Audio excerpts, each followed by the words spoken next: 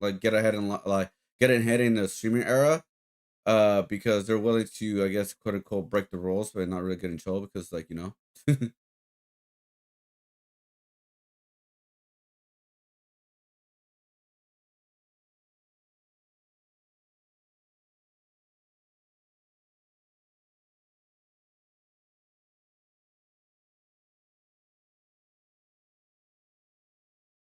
There you go. And there you go. All right, cool.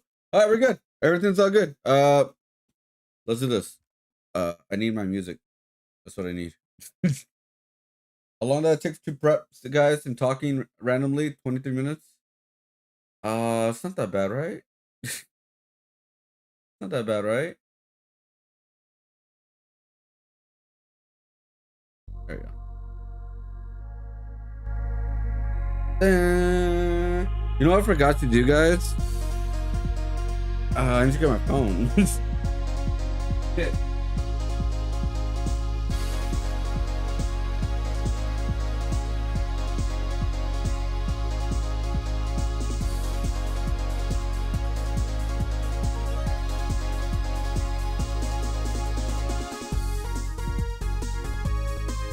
Huh.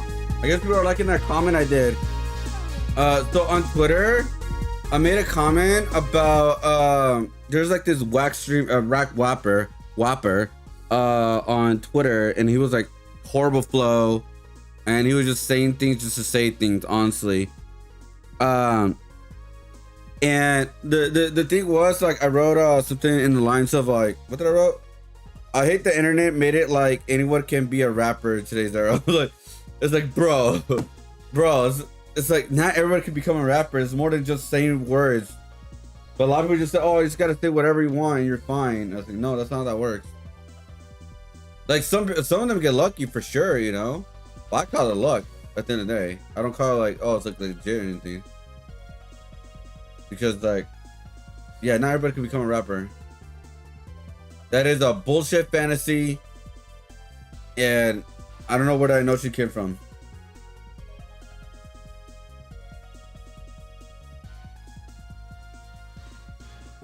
Let's see. Yeah, what we're gonna do, guys, we're gonna do a little sketch like for like the first hour, and after that we'll do the bingo, and then after that we'll watch some like or talk about the topics I've saved up today, or no, we're gonna talk some topics right now, and then we'll do bingo after an hour. There we go. That's how we're gonna do it. I'm just posting. I'm going live right now, guys. Let's see. Oh my god, Johnny, why would you delete everything? Well, I usually have this like ready to go off stream, guys. It's just that today it started late. I'm like, oh shit, I just gotta like get started, you know.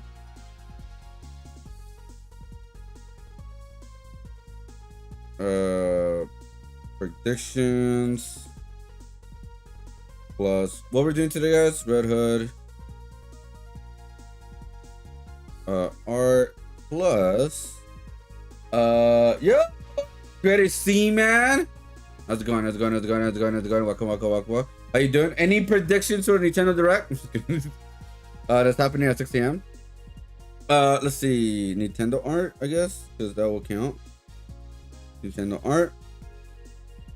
Which honestly, I think I know what I'm gonna do now that I think about it. I think we're gonna make it into digital art piece.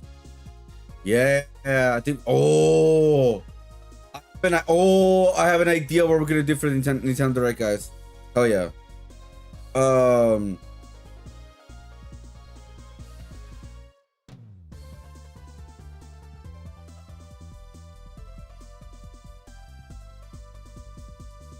What's going on? Did you ever watch The Simpsons with the ice police? I don't know who you are. We don't talk about anything politics, anything that's happening right now, social issues, anything like that on my stream, because we only focus on entertainment. That's the only thing that we do. Even like we don't go into that world. We only talk about entertainment and bullshit. You ever heard of song from Biggie Smalls, Party and Bullshit? Well, that's what we are in our stream, all right? We're party and bullshit, okay? We don't. That's all we are. That's all we're good for, all right? That's all I'm good for streams, all right? We don't talk about any of that stuff. If you want to talk about any of that stuff, go check out some political streamers. You know, there's a bunch of them. From the left, right, middle, down, circle, all over the place. You know what I'm saying? And that's not a knock on anybody, but it's just like I said, I'm a party and bullshitter streamer. Party and bullshit streamer, right? That's what we do here, all right? Yo, what up, Beverly Alive? Wait, Beverly Alive? You need to get yourself some one-ups?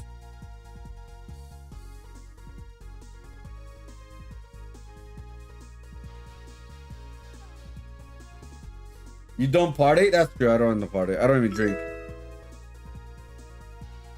Like, I don't even drink. I'm gonna be honest, guys. But yeah, I don't talk about any of that stuff. Guess it. I don't talk about any of that. If you guys don't know what I'm doing, I'm bullshitting again right now.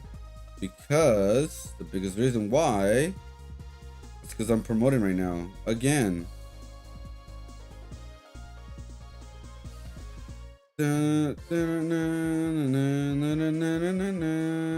Party and bullshit.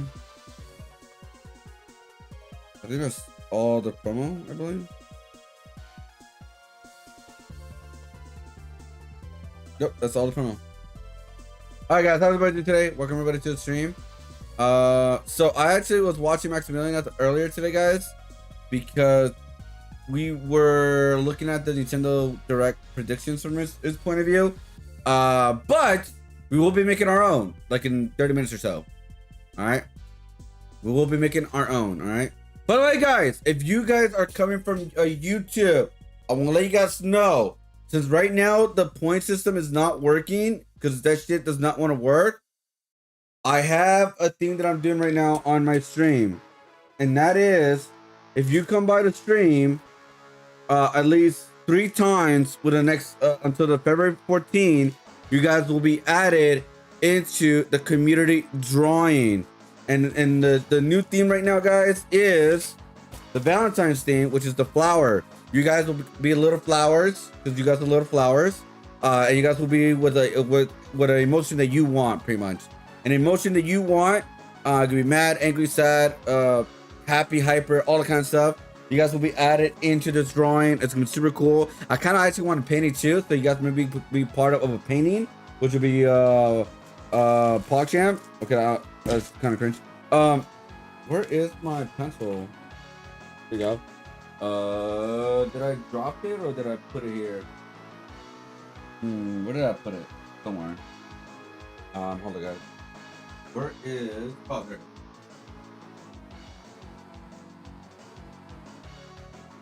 A bullshit? A bullshit? A bullshit? A bullshit? It's not bullshit. I have a list. I have a list. Which I'm missing one of my things, which is gonna annoy the hell out of me, but alright. I have a list. Look at this. I have a list going on right now. It's new. It just started yesterday, right? So all you gotta do is just show up on stream 3 times and you guys will be added into the community drawing. There you go. So I have the book right here, bitch. There's no bullshit here. Oh wait, actually there is. We're partying bullshit. Never mind. Never mind, guys. We're partying bullshit. La, la, la, la, la. Oh wait, guys. Around midnight, I will be posting my short, so I will be muted for like 10 minutes or so, because it's already done. I just have to add commentary and then upload it and that kind of thing. So, bro, what else is my pencil, man? It's like bothering the hell out of me, dude. Do you guys ever feel like anxiety happening when like you know you have something but you don't know where you put it, and it's kind of like giving you anxiety because like you just want to have it, you just want to know where it is so you feel completed and you feel lost in the world and you want to find. Hold up. Okay, guys, yeah, I feel lost in the world. I really do. All right, let's move on. Let's start working on this.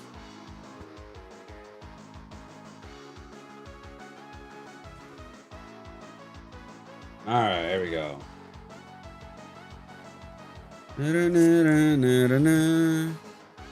Na, na, na, na, na, na, na, na, na, na. Do you ever want Jessica Jones going on a date with Green Power Ranger, my friend Tommy Oliver in a suit, helmet? That would be hilarious. Did you ask that question yesterday? Hold up. Are you an AI bot? Or are you the same person from yesterday?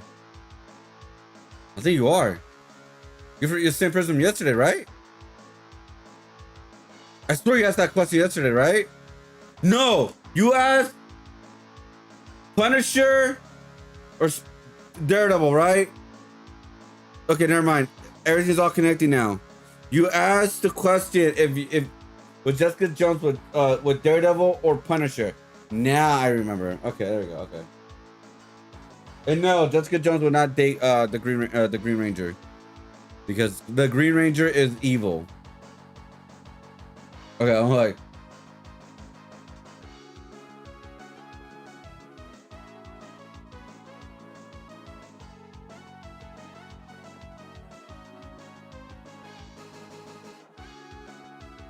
Remember, guys, the Green Ranger is evil.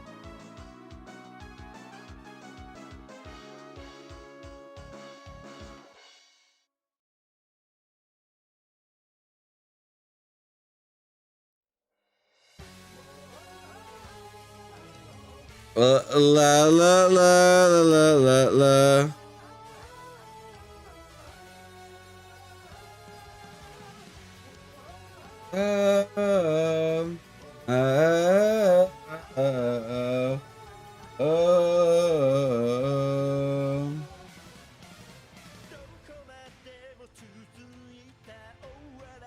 All right, so we want to like make the broad shoulders like from here, guys.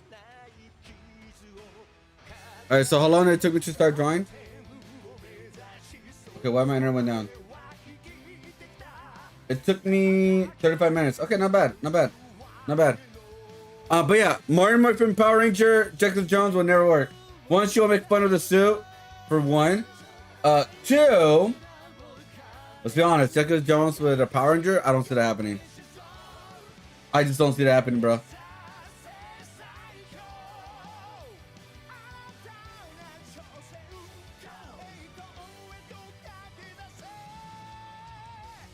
I'm looking at a reference for Red Hood right now, guys.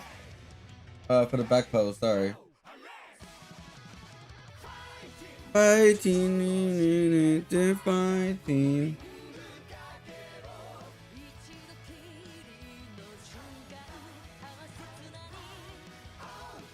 I think it's like my favorite like fighting game music of all time, guys. This music right here.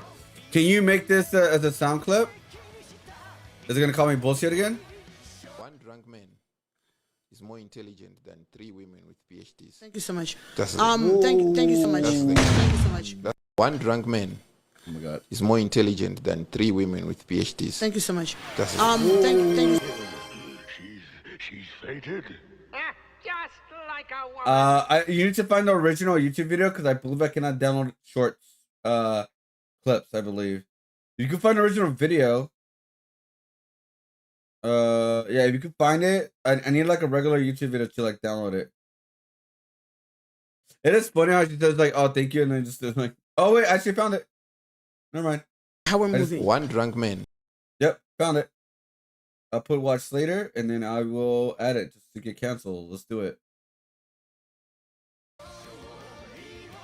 Found it.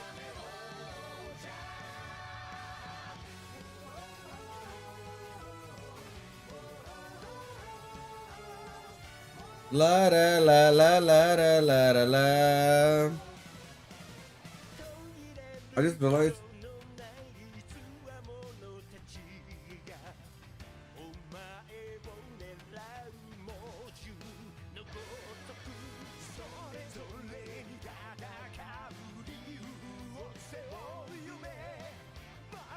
I swear I'm not doing this on purpose. I swear I'm not doing it, guys. I just remember things. I remember things like last minute, like I'm an idiot, man. I got like brain farted lately. I was charging my phone. What just happened? Oh, do I have Bluetooth on my phone right now on? Hold up.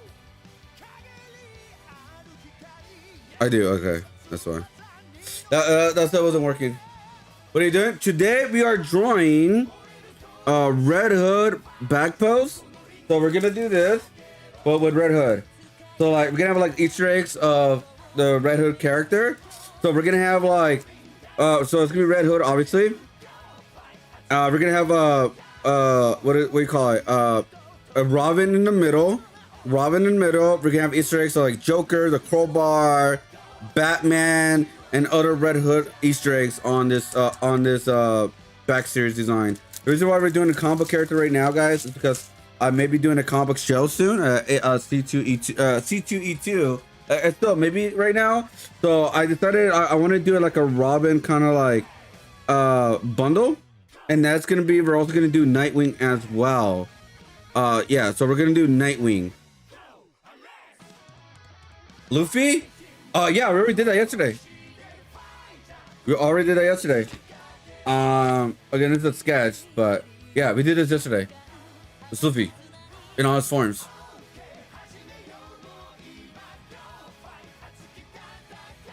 Yeah. Hold up. There you go. Yeah, we already did Luffy, which I'm gonna make this into a sticker. So what I'm gonna do it is I'm gonna raise this one. What I'm gonna do is I'm gonna take this one out too. I'm gonna move this up here, move that more up there, a little bit bigger. Move that like more like, yeah, I think it's the same spot. And then this one will be more of like either here or here. Like, I'll decide where I'm gonna put them to kind of like fit them together. And then on the top will be there, and it'll be like one whole sticker. But anyways, I'll show you another time though.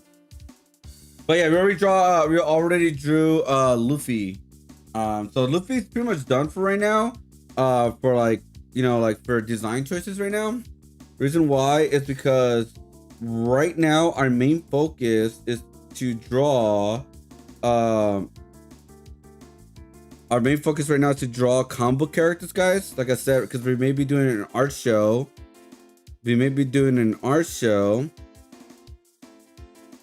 Like next month. So in the next, but it's like a comic book kind of show.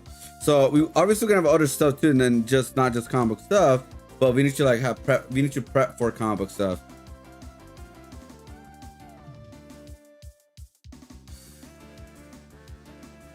Does Red Hood have a nose? It's like I just don't remember.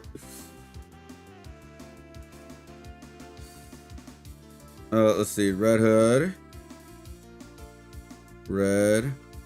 Hood back pose. I don't think he has a nose, right? I'm doing by the way, I'm doing Red Hood with the eyes, by the way, because I think that's just better. Okay, it's kind of like a nose, but not really.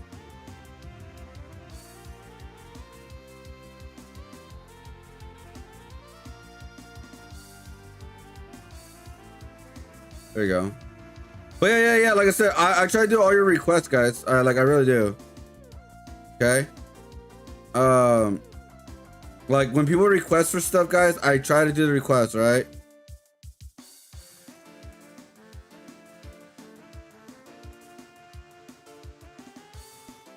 Okay. So it's kind of like a little like this. Not a nose per se, but yeah, it's kind of like that, and then we're just gonna draw like the beginning of it, kind of thing.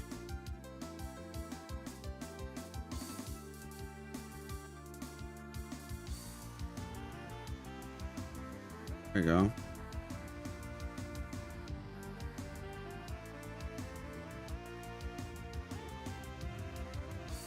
Just want to see like how kind of big we're gonna do it.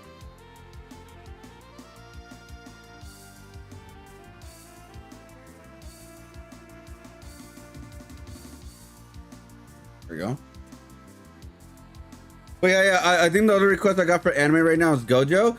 Okay, I'm gonna say, guys, what is it about anime right now that you guys don't want to talk about? Like, look into like U.S. properties, like for example, Marvel, DC, indie companies like for like Invisible or something like that. Instead, what is it about anime that makes you want to talk about more about anime stuff or look into more anime than the U.S. comic books? I'm just very curious because I get a lot of requests for like almost no comic characters. Do you know what kind of requests I get lately, guys? It's literally all anime. So yeah, I'm just like curious, you know. Hey, don't get me wrong, I'm a weeb too, but like, I mean, I don't know how much big of a weeb I am, but like overall, I'm just saying, like, I'm just curious. I'm just like, I'm just dead ass, just curious.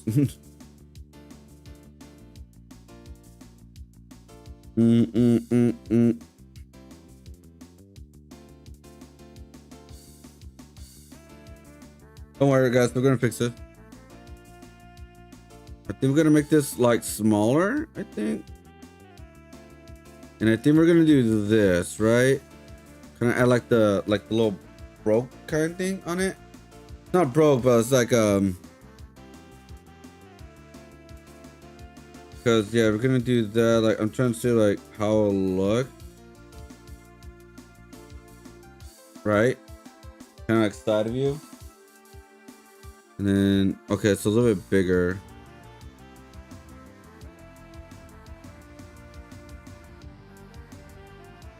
And then yeah, like fill up like that. Okay.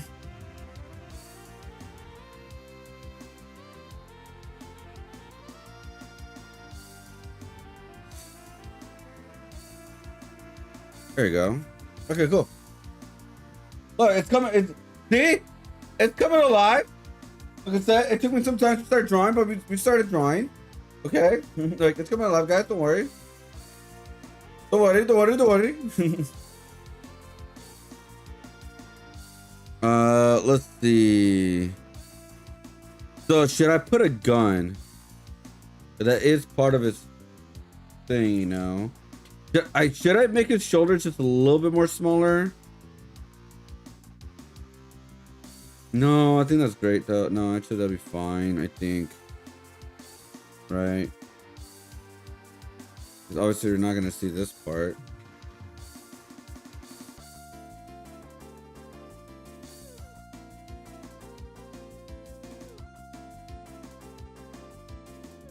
Right? I think the problem that I'm doing right now, guys, I feel I'm making these characters too big in the back. Because with the Naruto one, guys, you see how like I made the back post not as big, but like with Daredevil I did, and I believe Spider-Man also did too. Hold on, let's check out Spider-Man real quick.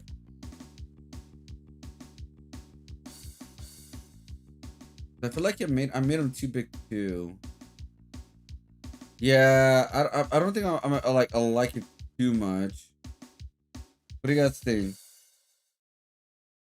Like I feel like I'm doing it too big. Maybe I should make them smaller, guys.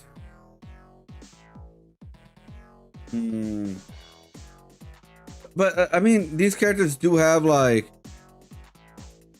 you know, broad shoulders. So I'm saying. What I could do is maybe just a wee bit smaller.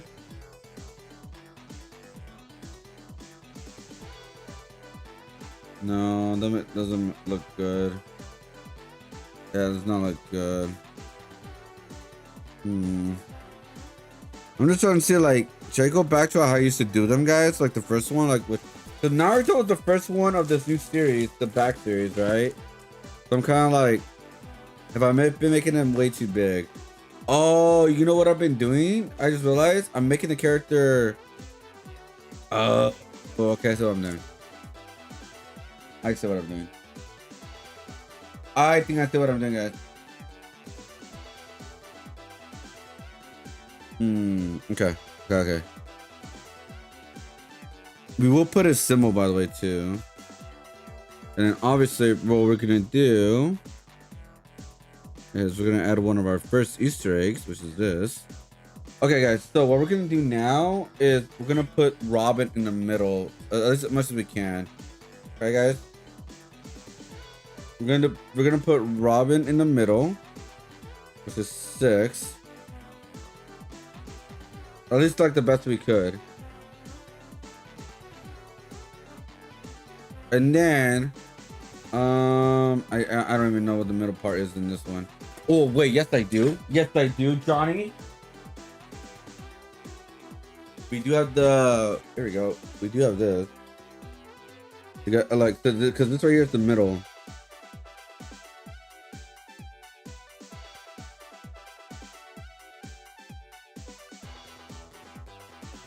All right. Well, there you go. All right, guys. We're getting somewhere, y'all.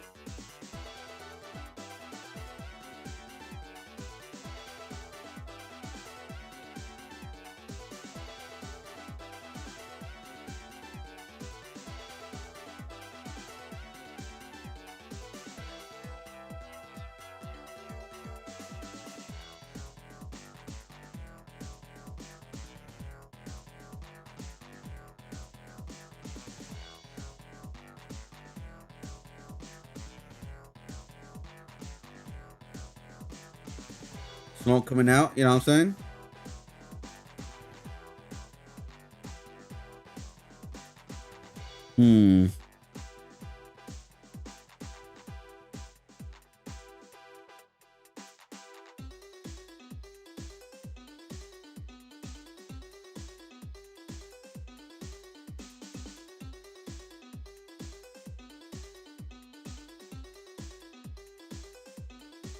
So we got a gun coming out. He has more guns than that, but you know. We may have the other one. Yo, what up? What up, JonnyboiG? How's it going? How's it going? How's it going? How's it going? Welcome, welcome, welcome. Right now we're driving with Red Hood.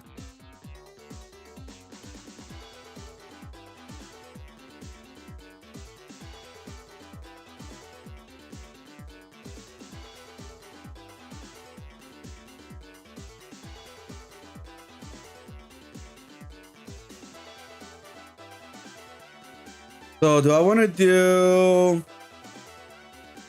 Do I want to do?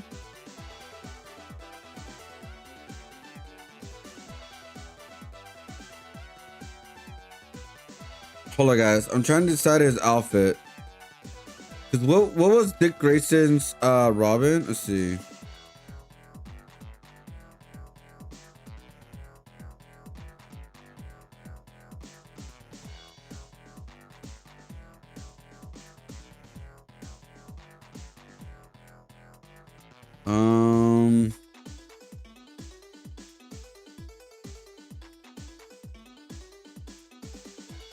Yeah, I'm trying to find like the difference between Dick Grayson and Jason Todd Robin.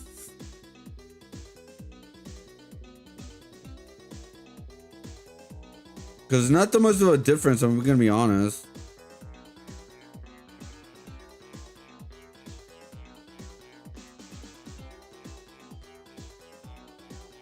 So I gotta find like the most different one, I guess. And I think the biggest different one is the full suit.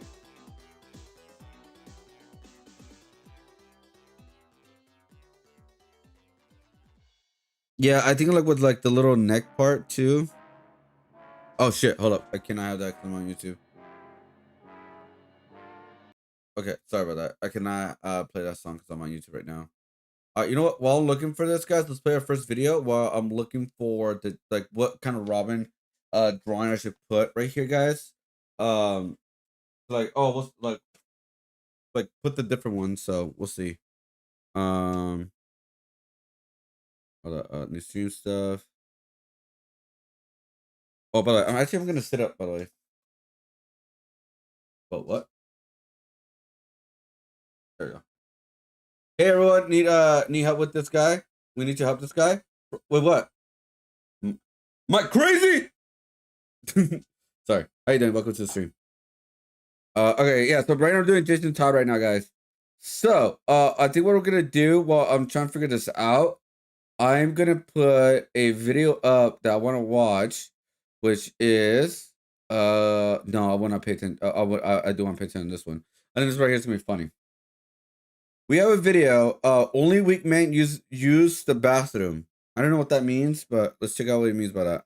I want to share some of his wisdom with you in case you happen to be some kind of weak simpleton out there that doesn't quite understand what it means to actually be a real man. Weak men run to the bathroom every 15, 20 minutes. They get a little nervous. They got to go take a crap. They got to go take a piss. And when you walk into a public restroom and you see a guy taking a crap, you know, that's embarrassing. I got to tell you, this is the most vulnerable position a man is ever going to be in. Taking a crap. Anyone can open the door, stab you in the neck with a knife. Think about that for a moment. Next time you go out there and start taking craps in public. There's a lot to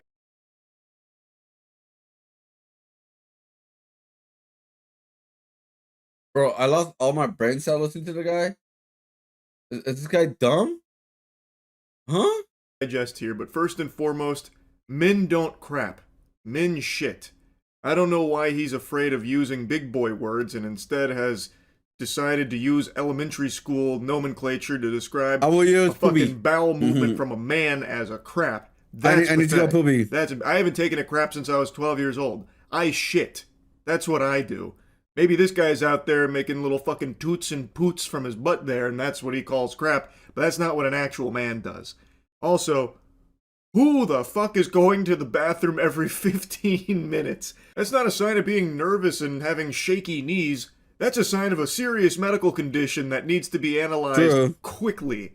Every 15 minutes excusing yourself to the toilet? What? Who does he hang around with?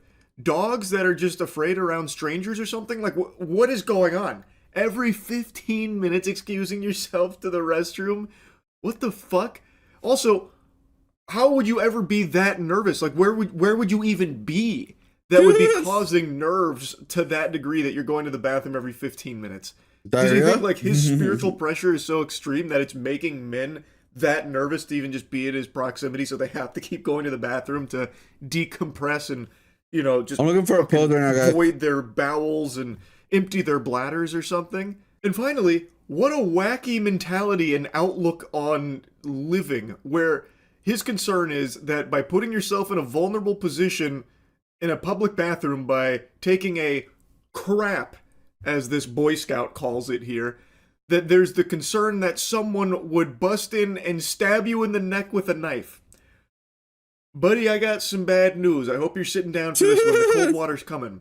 If someone is looking to attack you with a knife in the bathroom, when it doesn't matter if you're shitting or pissing in a urinal, you're in danger. Even if you were standing up and tinkling like a big man and some lunatic comes in there with a knife to stab you in the neck, you're still not really in the best position for this crazy surprise attack from this menace on the loose. It doesn't really change the scenario all that much if you are urinating or hitting that number 2 over there. If there is someone that just randomly comes in there with a knife to stab you in the neck. It must be miserable going through life with perpetual fear like that. Like, if at that point, just like, never bro, go to the bathroom in general. So am I gonna get stabbed while I'm taking this dumb at a McDonald's or what? that way you're never in a vulnerable Like, what the position. fuck? That would have been more alpha advice, by the way, if he's like, yeah, I had my asshole surgically removed so that way I'm never caught with my pants down on the porcelain throne. Now I just use this colostomy bag. Like, that would have been far harder. Like, yeah, butthole is a sign of weakness. It's a vulnerability in the masculine frame that can be exploited by bad actors, and also when you have to take a crap in public, well, then all of a sudden you've exposed yourself to potential knife attacks, which is why I had mine sewn shut. You have to consult with your wife about simple things in life. There's a big problem. If you have to consult your wife about certain business decisions, about certain things that you're going to do to better yourself, there's also a problem there. Your wife should be supporting you to become the best version of yourself, to be the best leader possible. And if she does not back that, there is a freaking problem. And that's on you. Brother, this ain't Weenie Hut Jr. Why are you saying freaking? This guy's supposed to be an alpha male.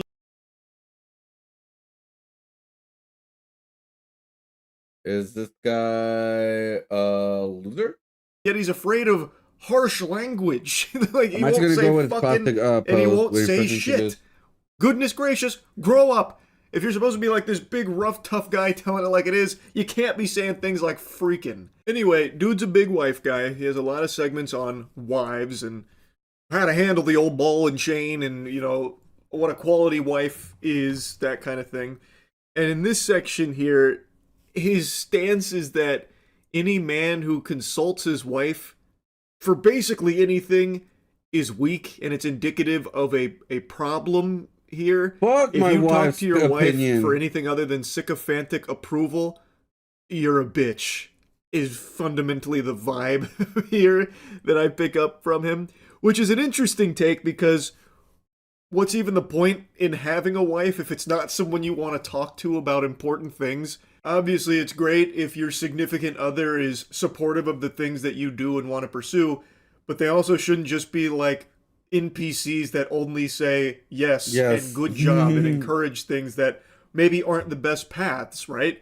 So like if you go to your wife and you start talking about this new career you found about pretending to be an alpha male online, parading around like you're the absolute ultimate of men, maybe she should opine saying, that's kind of cringe, maybe not the best idea. There's nothing wrong with that, and she's not a bad wife for not just sucking your dick on the whole thing. And there's nothing wrong with talking to your wife about things either. It's not weak to talk to your life partner. When I shake a hand, the first thing that I look at, and this is the truth, okay, if that fucker is wearing shorts and some fucking flip-flops, it's a preconceived idea that gets imprinted in my mind. He's gonna have a limp fucking handshake. I'm 100 out of 100 with that. Lord help us if this guy ever went to the beach, he'd blow a gasket. Everyone in flip-flops out there. Or if he ever came to Florida, I suppose. But one thing I always appreciate about alpha male gurus is they have to talk about literally every single aspect of just being alive, to the point where even taking a shit is beta and weak and there's a man way of shitting. Like, it can't just be obvious stuff about, you know, working out, that kind of thing. It has to be like, yeah, this is going to be a limp handshake for sure. I'm always paying attention to the dress, the wardrobe of every man I look at. And if they're wearing something that looks a little wacky, I know it's a limp handshake coming my way, and that makes me sick to my fucking stomach. Also, what I will say, though, is that he's changed his tone here, and now he's no longer saying freaking. This time, he went hog wild here. He was dropping F-bombs. But don't tell his wife. What? A warrior is the eye of the storm. He's the eye of the hurricane, right? Where everything around him could be spinning around, but he is standing still as a rock. He is grounded. His foundation unshakable. When you get to that level, you know what? This kind of brings to sentiment when the thing what I said on Twitter about rappers. I hate that the internet made people think that anybody could be a rapper. Now I want to say I hate the internet making everybody think they're actually a guru or a podcaster or whatever. Like, that's where I'm at right now with this shit, dude. Like, bro, just because you can say it does not mean like you should be saying it, man. You sound dumb. You sound really dumb. I don't know what the hell's going on. You can't poop. You can't talk to your wife. And if you have a disabled hand, F you, man. It is what it is. Like, things around you, let them move. But you stay strong, you stay firm, you stay focused. It's always this kind of shit that I think is so meaningless. If you want to be a gladiator, if you need to be a goddamn warrior, you need to remember, when it's all spinning, that's when you stand there unshitting and you are the rock. Like, come on, man. It's like it's made for actual 12-year-olds. What real men who actually are looking for advice could benefit from is actionable things. This is useless. This is just a bunch of empty platitudes. Who needs to hear like these words of affirmation daily? You are the warrior. It doesn't matter what's going on right now. You are the warrior. It's just, it's sad. And they all do the same shit. It's all from the same fucking script. And it's usually to hawk some bogus course for a bunch of money that you don't need, that won't help you in the first place. I think that you are a loser if your wife has to work to bring in money into your household so you can both survive. That is not the way of the warrior. That is not the way of a manly man. A masculine man provides and protects. His wife, if he's okay with it, sure, she can go out there and work and have a career. Spoken like a man who's completely detached from reality and oblivious to the cost of living for normal, average, everyday Americans. Calling them a loser, you're not a warrior if you can't provide for your wife off just your job alone.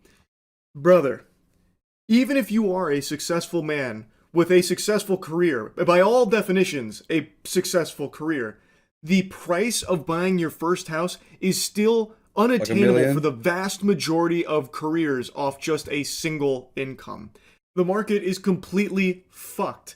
So, in most cases where someone's looking to settle down and start a family, I don't like to take both one art. the husband and wife are working in order to even have. I would say that's a good thing to have. It's never good to just do one style of art. It's always good to do multiple because it's always good in general, not just in art. It's just always good to get out of your comfort zone, and then you will like learn a lot of different things a lot quicker because you're doing different things all the time. Have a chance at affording that dream of buying a house. You're not a loser if you can't immediately buy your wife a house for you and her to live in and raise a family in off just your income alone. That rarely happens these days, and it's only been getting more and more uncommon it's getting more as worse things get too. more and more fucked with the pricing. The woman that you have in your arms says a lot about you. So if that woman is a smoke show, if that woman is a great-hearted woman, is a strong woman, is a woman who can carry herself with dignity, with decorum, with respect, and is a good mother and a good wife, congrats to you. This one I thought was actually just kind of sweet. He's like, look, if you have a good wife, good heart, respect, and congrats to you. But like, okay, hey. But also, who is this for? You know damn well the people watching this kind of content and desperately clinging to it don't have a wife. You're their wife. You're their substitute wife. So who are you congratulating? It's just kind of like a nothing burger statement, but it is kind of just a sweet message like, hey, you know, the woman that you're with, it's an important thing. You know, if she looks great, she's if it's coming from him, it's bullshit, guys. That's awesome. Yeehaw. And it's like, oh, okay, yeah, no, that makes sense. But yeah, anyway, I'll stop yapping about it. I think all of you have learned a valuable lesson about taking a shit in general. So yeah, that's really about it. So yeah. Hey guys, if you guys take a shit, you guys are a weak person. They should not be going to the bathroom. That's only for weak people, alright guys? Wood painting drawings, we will be doing rings soon. Who's we? Like you and a friend, a partner is helping you doing the art thing or what? What's going on? Wood painting is you mean like wood burning or you're actually painting on wood? Is that what you mean?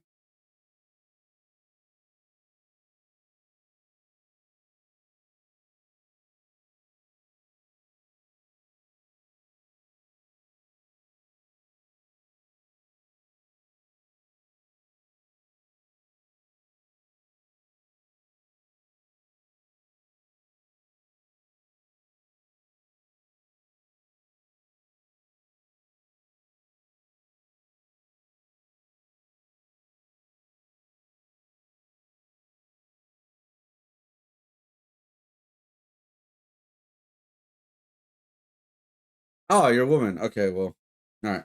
Well, all right.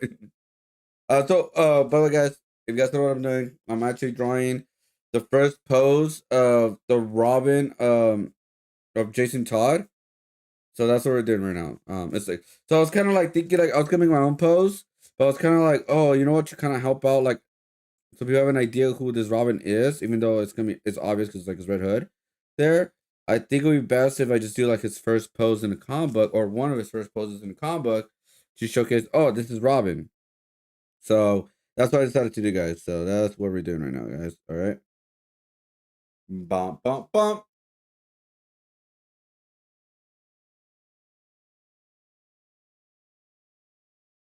Go.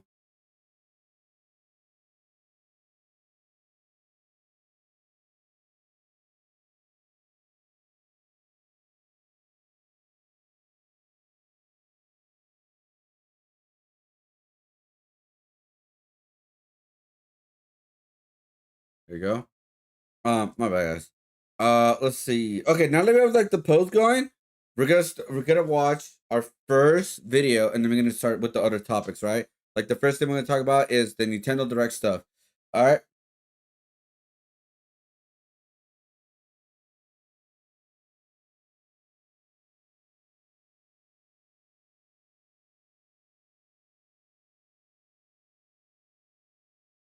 There you go.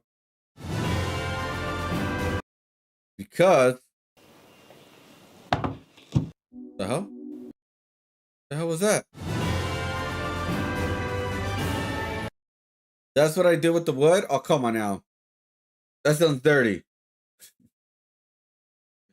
That sounds dirty. So, all right, guys, we're gonna watch our first video. Our first video, comic booky. We're gonna watch the next episode, which we watched about 2 weeks ago, about DCKO, which is like the comic book storyline that's going on right now with DC. It's pretty much if like what if all the DC characters were in a fighting game, but like in a comic book version, in order to attain the ultimate prize, which is the Apocalypse Heart.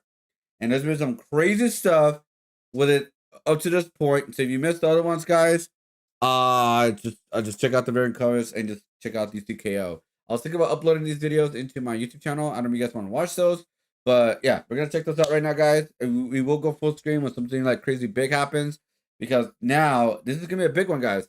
This is DCKO boss battle. Let's do this. What's up, my comic comrades? The wait is finally over. DCKO Boss Battle Issue 1 is finally here, and this issue is possibly the largest comic book IP crossover in history. I'm talking Mortal Kombat, Vampirella, Sabrina the Teenage Witch, Annabelle the Doll, Homelander, and more, all crossing over into the DC universe in this single issue and going up against DC characters with matchups like Homelander versus Superman. Not surprisingly, this was the biggest comic news to come out of New York Comic Con, where it was announced back in October. And now we finally get to see what happens when all of these outside IPs collide with the DC universe. So without spoiling anything, let's just get right into it. The issue starts off after the events of DCKO issue 3, and on the first page we see the World Forger and Gorilla Grodd. The World Forger says Earth, if it could be called that anymore. The Heart of Apocalypse is ravaging this land beyond comprehension, tearing at its soul, changing it into something hideous, something apocalyptic, and the only place that I, the World Forger, and my ally Gorilla Grodd could escape to.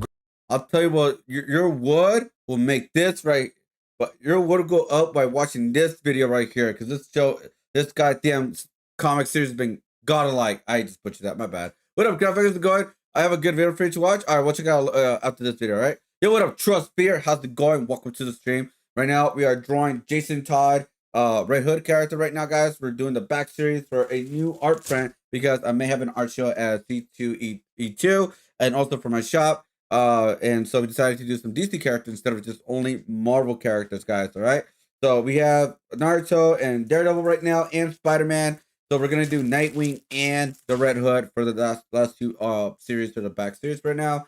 We'll do more characters later on, like video games and stuff like that. But yeah, that's what we're doing. And we're also doing the iconic pose for Robin right now. We're gonna add a lot more like Easter eggs, a lot of my own stuff onto this art piece. So yeah, that's what we're doing right now. And we're watching the next episode of the DCKO, aka the boss battle, which is the crossover, like you said earlier, with Homelander, Mortal Kombat, and an indie. I forgot the indie character, but yeah, a bunch of stuff like that. So welcome everybody to the stream. How you guys doing? But yeah, we will watch that after this video. All right. Grodd then says, the battle with Darkseid has left you hurt, World Forger. Maybe this is a sign. World Forger replies, of what, Grodd? That we should quit? Throw in with that madman? No, it would be better if this universe ends than letting him have his way. Grodd responds, that choice may be out of our hands. Look, as we see Darkseid and Booster Gold form, with absolute Batman, Superman, and Wonder Woman facing off against the main universe Superman, Wonder Woman, Joker, and Lex. As the World Forger uses his powers to freeze Darkseid and the Absolute Trinity, Wonder Woman looks at them saying they're frozen. The Joker replies, hilarious, quick, let's slice their throats before they start moving again. But the World Forger tells them, if you were to attempt to harm them, this blink of an eye would shut and the tournament would continue. Lex then says, let me guess, we would lose? World Forger replies, yes. These other versions of you were born, forged in the energy of an Omega universe. You don't have the power to fight them yet. So essentially, World Forger just straight up confirmed that the Absolute Trinity is more powerful than the main universe Trinity, because they were forged in Omega energy. But he does say you're not powerful enough to fight them yet. World Forger goes on to say here, yes, I can feel them, former combatants that have lost, but may yet be given a second chance to help us in our quest. So the Absolute Universe characters are stronger than the OG Trinity? Actually, that kind of does make sense if you think about it. Especially Batman. You see the monsters and the goddamn people and villains that freaking Batman had to fight? Motherfucker. Okay, let me show you guys something real quick. Let me show you guys how absolute Bane looks like. All right. Okay. Like, let me show you guys the difference from the regular Bane and then the absolute universe Bane. All right. I'm gonna go full screen on this. All right. I'm gonna give you guys full screen. Okay. Because now, if you really think about it, yeah. This is how big he is. By the way, that's how big this goddamn version of Bane is. All right. That ain't no small fry. Even though the other Bane in the regular normal universe is, you know, like big, he's not that big. Okay? He's never been that big. Okay? He's been very muscular, right? But he has never been that big. Let me see if I can find a good Bane. Like, so you guys can see like the size difference. Let's see. Bane comic. Right here. Let's see. I think it's like a good one right here, I think. So I want to see the side difference. Like, I want to see like the side difference from like Batman and Bane on this one too. That's what I'm trying to find right now. Bump a bump bump bump bump. You know what's crazy? I cannot find one. Well, I guess I'll go with this one. I guess kind of like give you an idea how it looks like. So here's how it looks like on this one. Right? He's pretty big. He's very muscular. Like, don't get me wrong, guys. Bane is a huge dude in a regular like DC universe, right? He is pretty freaking big. But to compare that with this Bane, bro, oh my god, dude, it's like no question. He's like double the size, dude. He's like double the size of the original Bane. So now, when you really think about it, that's just one of the like Batman characters. By the way, we're not talking about like the Wonder Woman or even like Superman villains. That's just one of the villains, guys. So really thinking about it, yeah, I can actually see how the absolute universe is actually stronger than the regular universe. As the World Forger brings back 4 combatants that were previously eliminated: Black Yo, what up, Lightning, cool man? Plastic Cool man, Man, how's it going? Batwoman, and Star Sapphire. The World Forger then says, as the only one that might be able to pierce the veil of the multiverse, I will attempt to reach out to the world beyond to bring new champions into these reality fissures. You all must enter the fissures, fight the champions. I will collect the Omega energy produced, and when my hammer is full, I could transfer the energy to the final 4 to finish this fight. Hurry, I will not be able to keep these rifts open for long. Now go. So essentially, the World Forger is sending these DC heroes to other realities to battle opponents from other worlds in the hopes of earning a win, and in doing so, gathering enough Omega energy to be able to combat the Absolute Trinity and Darkseid himself, which I would say is a really great start, but let's see how this idea plays out. But first, a while back, we told you guys about Fan Home's 1/8 scale 1966 Batmobile model. Well, I got the subscription myself and I started building it. And based on the first few boxes, this thing is gonna be a beast when it's done. Now, if you're a longtime member of the variant community, you already know we're I have to for all our sakes. On the next page, we then see Plastic Man and Black Lightning land in the Mortal Kombat universe. In the next page, all right, jumping back. Just a warning though, There you go. Okay, there you go. My bad. I skipped Again, just click our link in the description below. All right, jumping back to the issue, we next see Grodd tell World Forger, I know what it will cost to hold these fissures open. Do you have the strength? Forger replies, I have to, for all our sakes. On the next page, we then see Plastic Man and Black Lightning land in the Mortal Kombat universe in front of Shang Tsung and Sub-Zero. Shang Tsung then says to them, who dare interrupt this most sacred Mortal Kombat? For that, you must fight Sub-Zero. As Sub-Zero starts to generate an ice blast with Plastic Man and Black Lightning being very confused. We then see Wonder Woman has arrived in an arena all gladiator style as— Wait a minute, is Plastic Man weak against ice? Hold up.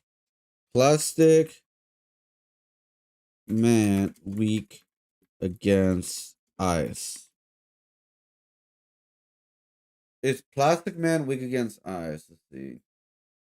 He's weak against extreme heat. I get that part, but is he weak against ice? Most significant physical vulnerability is indeed extreme or sudden temperature changes. Oh, okay. So yeah, I mean, technically, yeah, ice could actually slow him down. It could slow him down, guys. I am new to the art world, but I am so starting to get into it more and more. And I recently got a new art event. Nice. Congratulations on that. Now I want to start getting ready more. Yes, I'm starting to buy more artwork now. I love art. Well, there you go. What? The voice says, welcome fans and friends alike to a battle of the most dangerous women on the planet. At the far end of the Colosseum, we have the Princess of Themyscira, Wonder Woman. And on the other side, she with the blood red blades, the Scarlet Scourge, the Crimson She-Devil, Red Sonja. After this, we see the Joker arrive right in front of a creepy old house with him saying, well, what do we have here? Farmhouse? Walk around porch? Shiplap? I wonder what those Gotham house flippers would sell this for. Of course, we will never know after I murdered them for telling me to get rid of my sunroof. Joker then walks inside saying quaint, could use a bit more vandalism though, before a door slams behind him and he stumbles upon Annabelle the doll. As he looks at her saying, oh, Annabelle? What do we have here? A little doll? Won't this be fun? Oh, that's right, wait. they're putting freaking Joker up against The Joker is Annabelle? Are you kidding me, dude? I'm very curious about that one, guys. Like, that ass.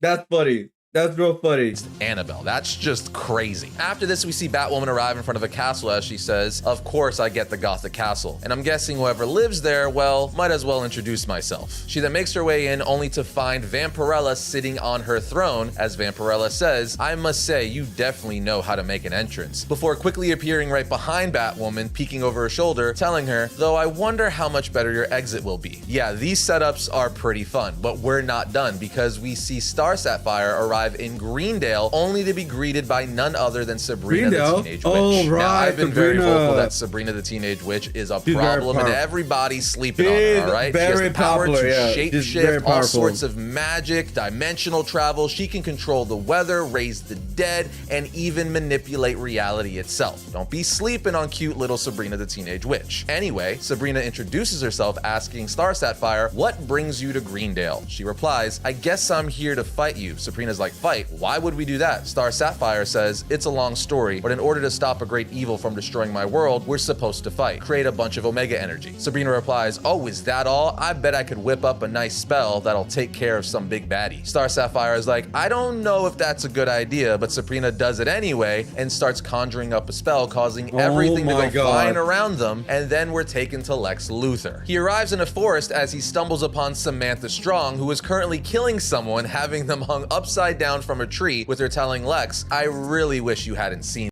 Right, yeah. So the bear, yeah, it's an indie comic that I didn't know about. I think it was released like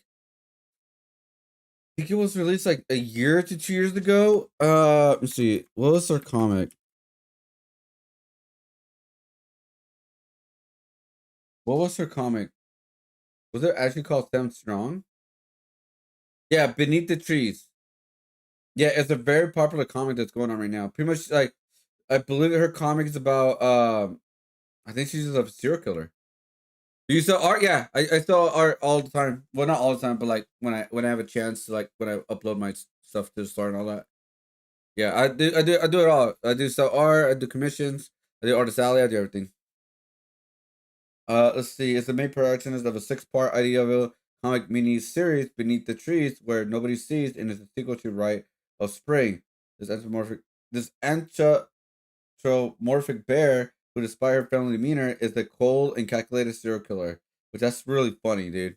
This. If you're not familiar with Samantha Strong, she's from the IDW comic series Beneath the Trees, where nobody sees. She's an anthropomorphic bear who looks friendly and nice, but is actually a psychopathic serial killer. And now since Lex saw her killing somebody, she's gonna try to kill Lex. And Samantha gets straight to work as she starts attacking Lex with a knife. As Lex dodges, saying a bear with a butcher knife, a bear, Lex dodges while she says, I'm not sure what you are, strange furless ape, but try to stay still, it will hurt less. As Lex says, I have to keep going, stay out of this furry miscreant's reach, as he crawls away in fear. Yeah, he's currently scared out of his mind from a talking cute bear who's apparently a serial killer. We are then taken to Superman, who we see is in the boys universe, as we see a vault building behind him as he's hovering in the air. He says to himself, strange, it doesn't look that different from Metropolis, as he hears people screaming, no, stop. Superman then flies down to the streets below saying, and just like in Metropolis, it seems like someone is in trouble. When he stands on the street, he asks, is there a problem here? Only to see Homelander standing there holding someone's arm that he just ripped off. Homelander then responds, a problem? Not when Homelander's on the scene, but I'm sorry, who the hell are you supposed to be? Yeah, it's finally happening, Superman versus Homelander, but let's be real, this battle should be Superman for the win easily. We're then taken back to Plastic Man and Black Lightning, who are currently fighting Sub-Zero. Sub-Zero is able to freeze Plastic Man and Black Lightning, but they break free with Plastic Man saying, I'm glad I was able to wrap us up before old Frost Freak here hit us with his magic snowballs. Black Lightning then says, I'm appreciative. Also, I never want to be that close to you again. Plastic Man says, that makes two of us. Now, can we finish this guy and save the world or what? As Black Lightning hits Sub-Zero with an electrical blast, and then Plastic Man makes a hammer out of his fist and smashes it into Sub-Zero's face. With that, they take round one, but Sub-Zero gets back up for round two as we see someone previously frozen behind them break free from the ice, and that someone is none other than Scorpion, as Scorpion throws his spear at them, while the caption says, test your might. Yeah, I love this. Plastic Man is all like, there are two? That's not fair. I mean, we're two, but still. As Scorpion is able to pierce his spear right through Black Lightning's shoulder, he then sets his eyes on Plastic Man, saying his iconic line, get over here. But it doesn't work. Plastic Man just uses his stretching ability to wrap up Scorpion while saying, now how about you get over here? Before throwing Scorpion into Sub-Zero with Black Lightning electrocuting both of them. Elsewhere, we see Wonder Woman going face to face with Red Sonja. Wonder Woman says, your abilities match even the greatest of my Amazon sisters, Red Sonja. She replies, you're a fine fighter yourself, princess, but to survive in the world of men, you'll need to be better. Wonder Woman then brings her sword up saying, I've survived worse than men, Crimson One. Then I will fight until my dying breath. But Red Sonja blocks Wonder Woman's strike with her shield as Wonder Woman says, yield. Red Sonja then backhands Wonder Woman with her shield saying, Red Sonja yields to no one. Sonja then charges towards Wonder Woman with her sword saying, prepare to die. As Wonder Woman says to herself, she's an incredible fighter, fury incarnate with the speed of a demon, but I am not without my abilities. As Wonder Woman blocks her attacks with her wristbands, causing a massive energy blast. We're then brought back to the battle most people want to see, Homelander and Superman. As Superman says, I'm sorry, but Homelander says, shh.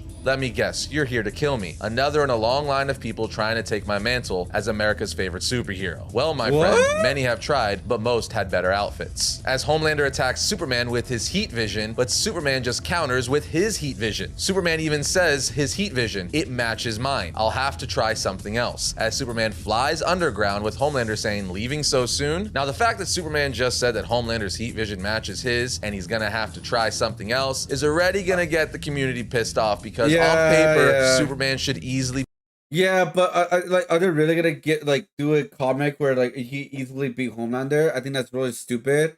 So them powering up Homelander I think is a great choice because I mean, I think that'll be a boring ass fucking comic if it's like, oh, he can just beat on one punch, you know? Be able to take out Homelander. This shouldn't really be much of a contest, but obviously to make a good story, they have to have Homelander put up a good fight. Anyway, Homelander then says to himself, I've never seen someone run away by going underground. What a piece of, but before he could finish his sentence, Superman flies out of the ground and uppercuts Homelander as Superman says, Superman doesn't run away. Homelander then gathers himself, wipes the blood from his mouth while saying, my turn. He then flies down to Superman, punch tackling him. We're then taken back to the World Forger who's holding his hammer while saying, the power from the battles is filling my hammer. I just can't hold, as he faints. Grodd then grabs him saying, World Forger, no. Without his control, the fissures are collapsing on each other. If they merge, the energy will collapse and Darkseid will win. From here, we're taken back to Joker who's having tea with Annabelle while saying to her, oh, Annabelle, you are a wicked one, aren't you? Why, your stories are almost as hilarious as my own, which really just makes me mad. As he smashes his teacup on the table, getting in her face saying, I'm the only one that's supposed to be funny around here. Yeah, this is pretty twisted yet funny because Joker's having an argument with a doll, an evil doll. But as Joker gets in Annabelle's face, Superman and Homelander come crashing through the roof. Joker then says, Tea Party Crashers.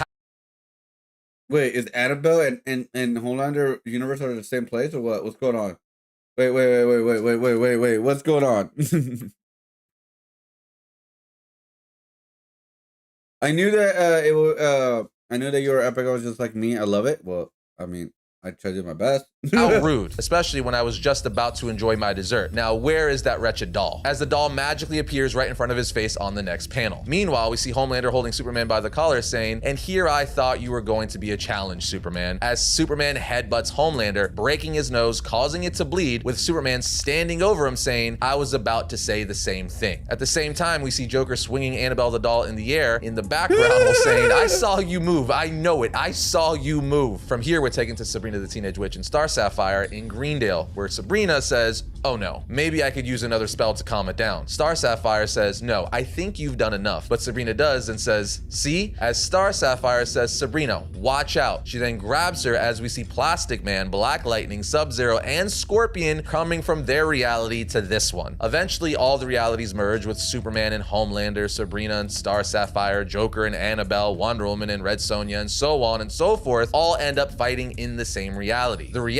Wonder Woman and Red Sonja are in, inside of the Coliseum. It's a pretty insane double-page spread as we're seeing all these different characters from different IPs fighting each other for the very first time. I mean, Scorpion is full-on doing his Hellfire Blast to Black Lightning. Superman is blasting Heat Vision at Homelander. It's just crazy. We're then taken back to the World Forger where he finally gets up and looks at the world literally being split open, saying, "I have failed." The realities are collapsing, folding in on each other until the universe dies. Without someone to wield a hammer and direct the Omega energy, we are lost. Grodd then tells, It would be kind of crazy if we get like what do you call it? A Marvel character in here somehow, some way. It'd be funny. him, "No, not yet. I can help you. We could reach out together, direct the Omega energy by connecting my mind with our champions." World Forger says, "You can't. Your powers aren't that." But Grodd interrupts saying, "Grab the hammer. Do what we came to do." So World Forger does exactly that, saying, "I could feel the energy. I need to give it to the Final Four. I need to do it now." At which point, the Omega energy he's gathered blasts through to where all these characters are fighting as the red energy starts hitting all the non-DC characters like Annabelle, Red Sonja, Sabrina, and so on. As the Joker says, "Oh, thank goodness, she almost had me there." The World Forger's narration says, "I could feel Grodd's pushing, reaching out to those inside the fissure. His power combined with my own, leeching the Omega energy from those we have stolen from their realities." Champions, heroes, villains, all with their own lives, their own stories, now in service of our own. Grodd and I send them back, though some resist, as we see Homelander and Superman fighting each other with Heat Vision, as Homelander has his hands around Superman's neck saying, "Not yet, not until the Boy Scout is dead and buried." Again, the fact that he's giving Superman this hard of a time is annoying, but you gotta make all the characters look good when I don't find that annoying. I don't know. Okay, bro, shut up. you're doing crossovers like this. But Homelander 2 gets struck with the red energy and gets taken away as the World Forger continues to say, "The others, though they fought on the side of humanity, have done their duty and now become Stone Sentinels, overseers of the last battle, and finally we can send the energy into our Final Four, giving them the power to fight Darkseid's champions." The World Forger then imbues Superman, Wonder Woman, Joker, and Lex with all the Omega energy they just collected. With the Final Four brought back to Earth, Lex Luthor asks, "Did it work?" The World Forger says, "It will have to. The others have been sent back to their own times, their own realities. And you now have enough power to fight Darkseid's champions." As Superman looks at Darkseid's champions, the Absolute Trinity, saying that it's time, let's finish this once and for all, as the four of them start charging the Absolute Trinity and Darkseid. And just like that, this leads us into DCKO issue 4. This was a very fun crossover, but Interesting. So the final bosses looks like it's gonna be the Absolute Universe because they're more powerful than the OG. Interesting. But they only have two of the Trinity, which is Superman and Wonder Woman. But they also have Joker and Lex Luthor. Interesting. The battle between the Final Four and Absolute Heroes continue in DCKO number 4. Wow. Okay, so I see what they did. So this issue was something like you don't have to read the issue if you don't want to. You can just go DCKO number 3 to 4 because it starts with like them fighting right away. You know what I mean? I will say definitely lackluster. Though we did see Wonder Woman fight Red Sonja and Superman. Yeah, this was not meant. This issue right here was kind of like a filler if you kind of think about it. Because it didn't really move the story forward in that much. It was just to gather energy. It was just like a little fun crossover. But yeah, that's why it wasn't number 4. It was DCKO boss battle. it wasn't DCKO. Yeah, like the next number. So yeah, so if you pick up this issue, guys, like DCKO number 3 to 4, I don't think you'll be lost at all. It's kind of very smart how they did it because yeah, the end of DC3 KO was just looking at the absolute universe, and that's how it ended. And now on the end of this one, they're about to fight. So it's like, okay, yeah. So this kind of was like a filler issue. Man fight Homelander, we didn't get a clear winner for any of them. And unfortunately, it seemed like the DC characters were being powered down for the sake of story, which from a writer's perspective makes sense, but for us fans, we know that Superman would mop the floor with Homelander, Wonder Woman with Red Sonja, and so on and so forth. I just hoped we could have got a little more fan service in that area. It would have given us fans a little more to talk about rather than just like, really? That's it. But ultimately, story always comes first, but that's just our take. What did you guys think? Did you like it? Did you dislike it? Did you think it was lackluster? Let us know your thoughts down in the comments. Other than that, we will see you next time when we talk about all things comics. I think it was like compared to the previous KO issues that we've been seeing lately, this was the weakest of all the issues so far. It's not bad. I think I think the pacing of the story was like, okay, I understand what they're doing. I understand why they power up certain characters to give them more of a fight. I didn't like how they like. The thing is, I wish they would have like done the DCKO boss battles 1 and 2 to kind of separate the two fights, I guess you could say, or like 2 fights for each issue. You know, like for example, Mortal Kombat versus DC, Joker versus Annabelle, and then Wonder Woman and Sabrina, and then the other issue would have been Superman and Homelander, and then Joker and Annabelle or something like that. I think that would have been a way better way to structure the story. That's just me though. I think that would be like way more. You can see more fights. You can see more of them like going more in depth into the fight scenes and all that. So I don't know. I think I would have been preferred to do that 1 and 2, but since they had to like tell everything all in one story, then yeah, I can see why that could have been like lackluster. Honestly.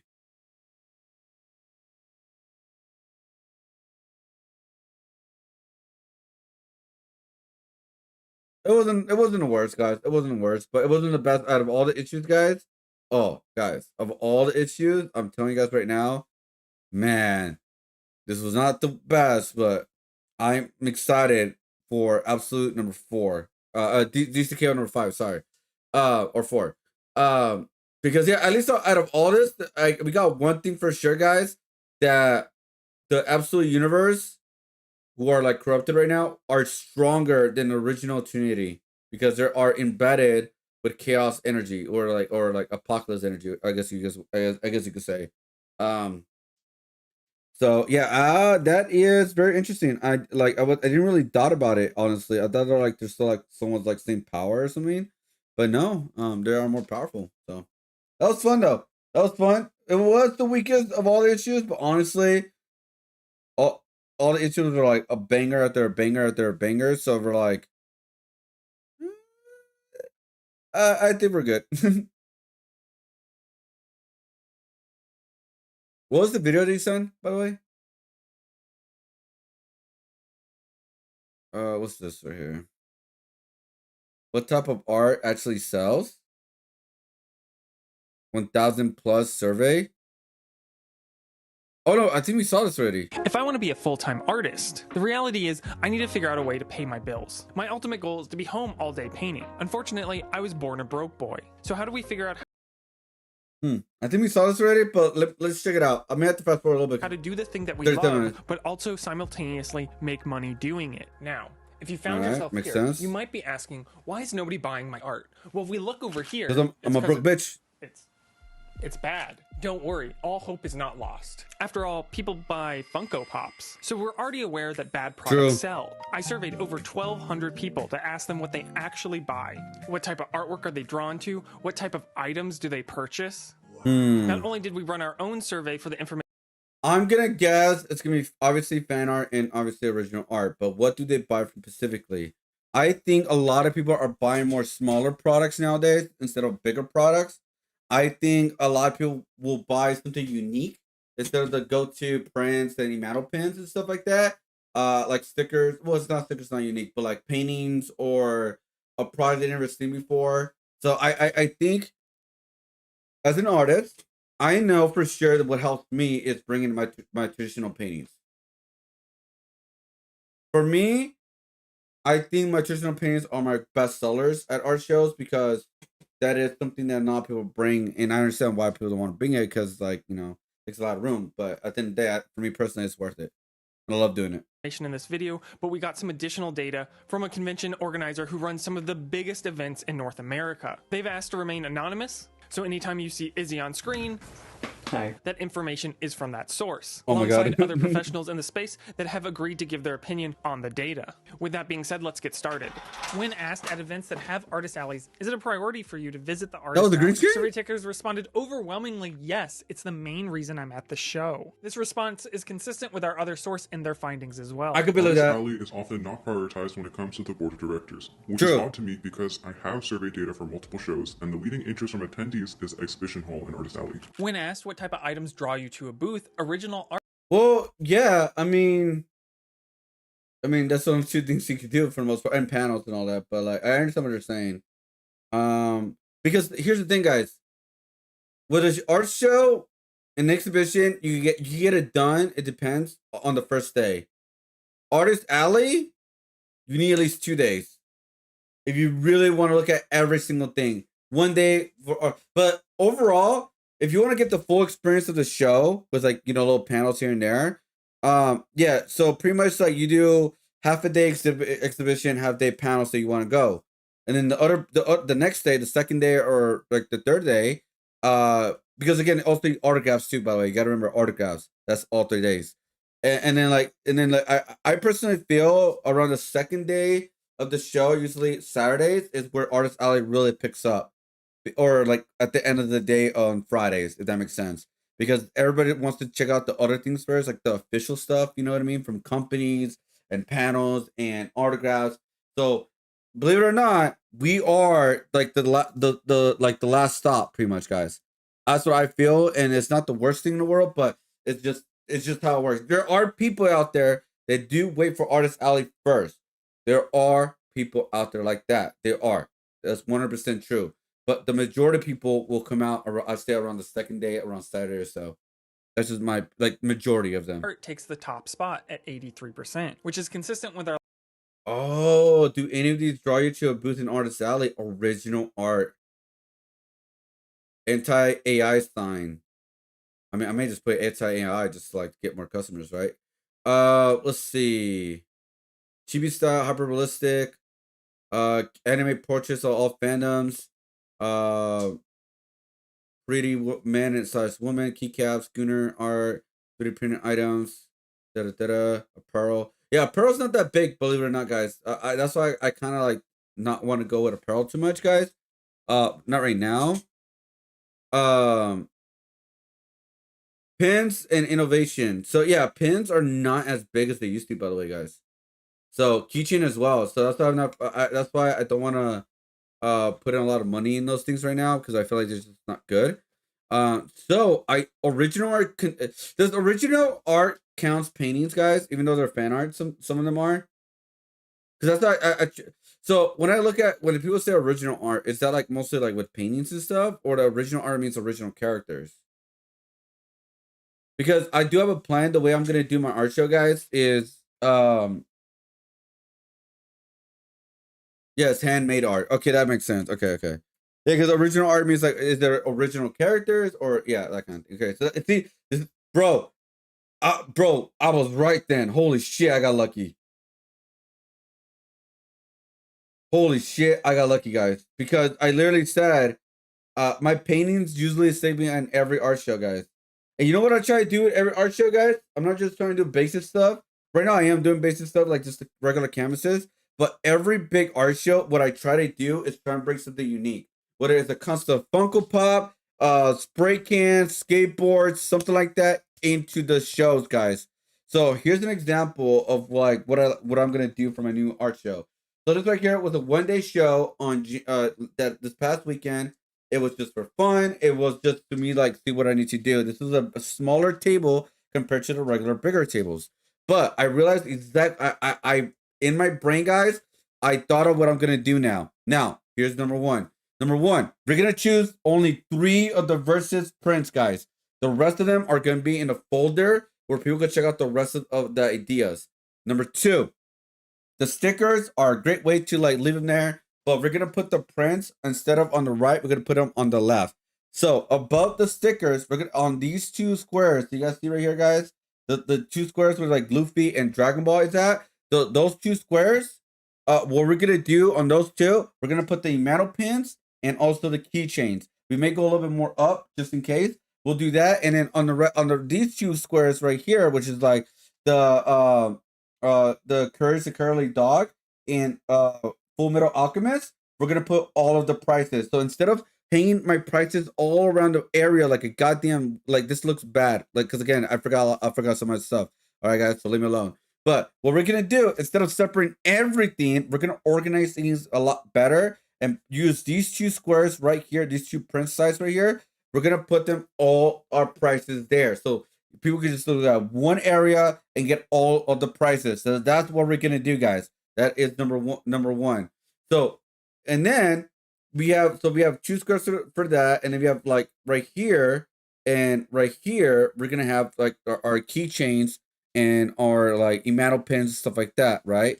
And so one thing I need to figure out how like tall do I want it, because this right here, guys, by having it this tall right here, guys, it actually helped me sew a lot more stuff faster. So the problem is right now, I'm trying to figure out what I need to do for these two slots right here. These blank spots right here, guys. That's what I need to figure out. So we will figure it out. So my plan also for the top three right here, guys, for the prints, which I think we'll also do another size. If you go to my Anime Expo size one, no, that was not it. This one right here. Like I said, this was like, guys, I'm learning how to fix my stuff, guys. So on this one, you can actually add two more on top. So we're gonna have like two more sizes. So what we're gonna do, we're gonna add our three back series that will like affix like, oh, this is new. We're gonna do three brand new versus series onto there, and then three of the back series there as well. So now you have that, and then we're gonna put a sign, which that's what I'm thinking about actually putting right here, guys, right here of some kind, because I feel like there is a way that you could like put like a what do you call it, like a platform of some kind. I actually saw that, guys. I put that in the Etsy, so like I may order that. And I was thinking about it putting like a folder and showcasing the rest of the Versus series designs, and so people could actually check those out. And oh yeah, actually I could put a little platform right there, but the problem is it's gonna take away one of my sticker stands. So we'll see. Like I said, I will figure it out, guys. I will figure it out because again, the stickers, I think I want this many stickers because stickers are one of my biggest sellers, guys. They are one of my biggest sellers of all time. Now, technically, I could push all these stickers and put them all the way to the side and have one little square to put like the folder, but we'll see. Like I said, I have to think about it. So and then what we're gonna do on the other side, we're gonna focus a lot of it on original artwork, guys. That's gonna be like the biggest goal is original artwork. Where I may even just move my what do you call it? My stickers, original stickers, into the other side, but I still want to keep them together. So again, I'm not fully decided how I'm gonna do it yet, guys. We're still gonna figure it out. But yeah, so what we're gonna do is on the other side, we're gonna have original designs, original paintings. Not original paintings. Well, we are, but we're gonna have like original artwork, original characters, and then on this side, we're gonna only have like maybe one or two paintings on one of these like panels and stuff. And so at the bottom, it's gonna have like a basket where people could just choose like little paintings. Like I want to get like a see-through one, where people could just like look through it like a vinyl, and they will be like fully packaged, with like their wrapping everything, like so people can see it through, and like this, right? Like I'm gonna package them like this, all nice and neat, and so people can just scroll like through like a vinyl. And if I do sell one of the ones they could showcase, because it's gonna have an arrow, more paintings on this, I'll just replace it and put that one up, and that's like my idea, pretty much. So that is my idea right now. It's not perfect right now, but I think we're in the right direction, guys. The problem is though, here's the problem, guys. I still don't know if people will buy my prints if they don't see this right here. So this is the biggest problem right here, guys. We do have bigger space for Anime Expo, by the way. That is the good news. But that's like for Anime Expo only. That's not for every single show. So that's what we have to figure out for the other shows, guys. It's my mini prints. My mini prints where people can just grab and get them. is a big seller. People just love grabbing things and just going with that. So I need to figure out a way to do that, and then above have like my mini. Oh, actually, we have enough room. Yeah, these 3 panels right here could be for paintings, but the problem is how where I'm gonna put my painting baskets and how am I gonna point it towards it. So there is a little bit of room right here, guys, on the side right here, right where the PayPal is. I could put an arrow, and that's on this arrow right here where the Mega Man is. That's where I could put the basket. That's where I could put it. See, there we go. That's exactly what we're gonna do. And like I said, we do have a plan, guys. We do have a plan. We will make it better. And but again, that's only for the big ones, guys. That's only for the big ones. So we will figure out. Like I said, I want to get better at doing art shows more than ever, guys. Push it forward, guys. All right, that's the biggest goal.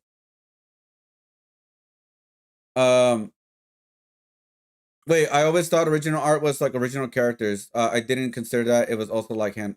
Yeah, it's also that's why I asked, because some people do consider it as like original art. People consider that as paintings and stuff. That's usually what people do. Like original paintings, original stuff you can just grab onto, instead of just like paper for the most part. Or even like, I mean, paper does count because drawings and stuff. But you get what I'm saying, like hand drawn stuff. Anyways, hey, I appreciate it, John. Thank you. These drawings are tough. I appreciate it. Thank you. Oh, sorry, Hank Quinn. Sorry, I didn't mean to ignore you. I apologize. Don't worry. I got you, bro. I got you. My sketch card sold best for me. They are small, easy to carry, and after purchasing, don't take much room. Exactly. That's why my painting, my 8x8 are great, because they're not that big for people to just take original art with them. Sorry, Henry. There you go. I had you another check. Sorry about that. I apologize. Sorry, we're just talking about some art stuff. Art sales is getting pricey. Booth renting and shopping. Yeah, that's why you have to figure out how to make. So right now, since spending is less, and also people are not willing to get big things right now. That's why I still bring my big paintings on local shows, because there's some of them will sell. Like I believe my Mega Man sold and my Proto Man sold. So I think it's always good just to bring them. Because you just never know. It's you just need one person obviously to purchase it. But yeah, like I said, we are gonna do some testing, guys. Some test booth testing. Like for example, for smaller tables and bigger tables. All right, guys, we're gonna do it for that, because we need to test them out. I do have the size for for both booths, like the smaller table and also the bigger table. So that's the good news, guys. We do have the both tables, so we could test it out on my room. We are gonna do that. I want to say in 3 weeks. On 3 weeks, we're gonna test our art booth for if you are gonna go towards C2E2. So I believe C2E2 art booth size is, let me see real quick. Give me 1 sec. Like I said, I do have a 6-inch table. But it's a little bit more wider than the original, so I cannot use all of it. Like I can't push it all. So I will have to check it on that and figure that out. Like I think I have to take out like 2 feet out. I think, because I think it's like super wide. So, but if it's close enough, guys, it's close enough. But let's see. So the booth size is an 8-feet table. That is okay. That's big. That is big, dude. Hold up. 1 8-foot table. Holy shit. By the way, guys, we are trying to save up money right now. For our Operation C2E2, guys. To do an artist alley show, first time ever at Chicago. If you guys want to help out with that, you guys can subscribe, become a member. You guys will also be added into the community drawing, but you can also do what Henry is doing. If you guys are on YouTube, you guys could check in. I'll add your name and I'll check in. All you gotta do is come to the stream at least 2 more times after today, to be added for free. Same thing with Twitch and Kick. You can use your points, XYCD on Kick to use your points, or on the regular Twitch point system they have on there. You could just reclaim it there. I will be opening my store later on this week, guys. Around Fridays, my goal is to open the store of all the things I have right now. For you guys, if you guys want to purchase some stuff, I am open for traditional commissions, guys. I may be doing a Hello Kitty painting of my like versus series, but as a painting. So keep a lookout for that, because we may also make that into an art print. We'll see. But yeah, like I said, I'm open for traditional commissions right now. digital commissions right now. I'm kind of booked right now, unless unless you guys are willing to wait. Then I will take on your digital commissions, because right now I have the Luffy commission, I have the emo commission, which I sent the invoice, by the way. I have a t-shirt commission, and also have like another like a money kind of design commission, which is gonna be a big one, because I still need, like, I finished all the sketches. I just need to go over them, all that kind of stuff. So I have like 4 designs right now. So yeah, like if you guys are willing to wait till like next month to finish it, I'll appreciate it. But you guys want to help out right now to raise up money for the art show, Operation Chicago, I will really appreciate it. But yeah, I'm open for commissions. I have not opened my commissions in a while. I'm finally doing them again. And I'm excited. We'll see. The goal right now is to save up to $900, because right now the art booth costs about $500 to get the booth, and around $400 to $500 for like the airplane ticket. As of right now, it could be lower, it could be higher. I don't know, but it's around that range. And then next month, I just have to save up for food, taxi money, aka Uber money, for like the airport to the hotel. That costs a lot of money. And so yeah, so I got Uber, food, and hotel money.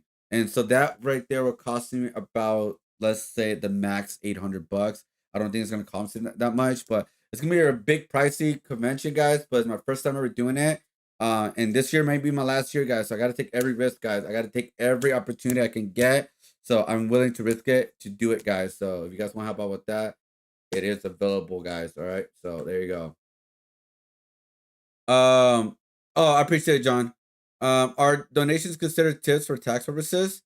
I believe so. If you make a certain amount of tips, then yeah, you will have to like let the tax people know about it. I believe so. I think you have to make a certain amount of tips, though.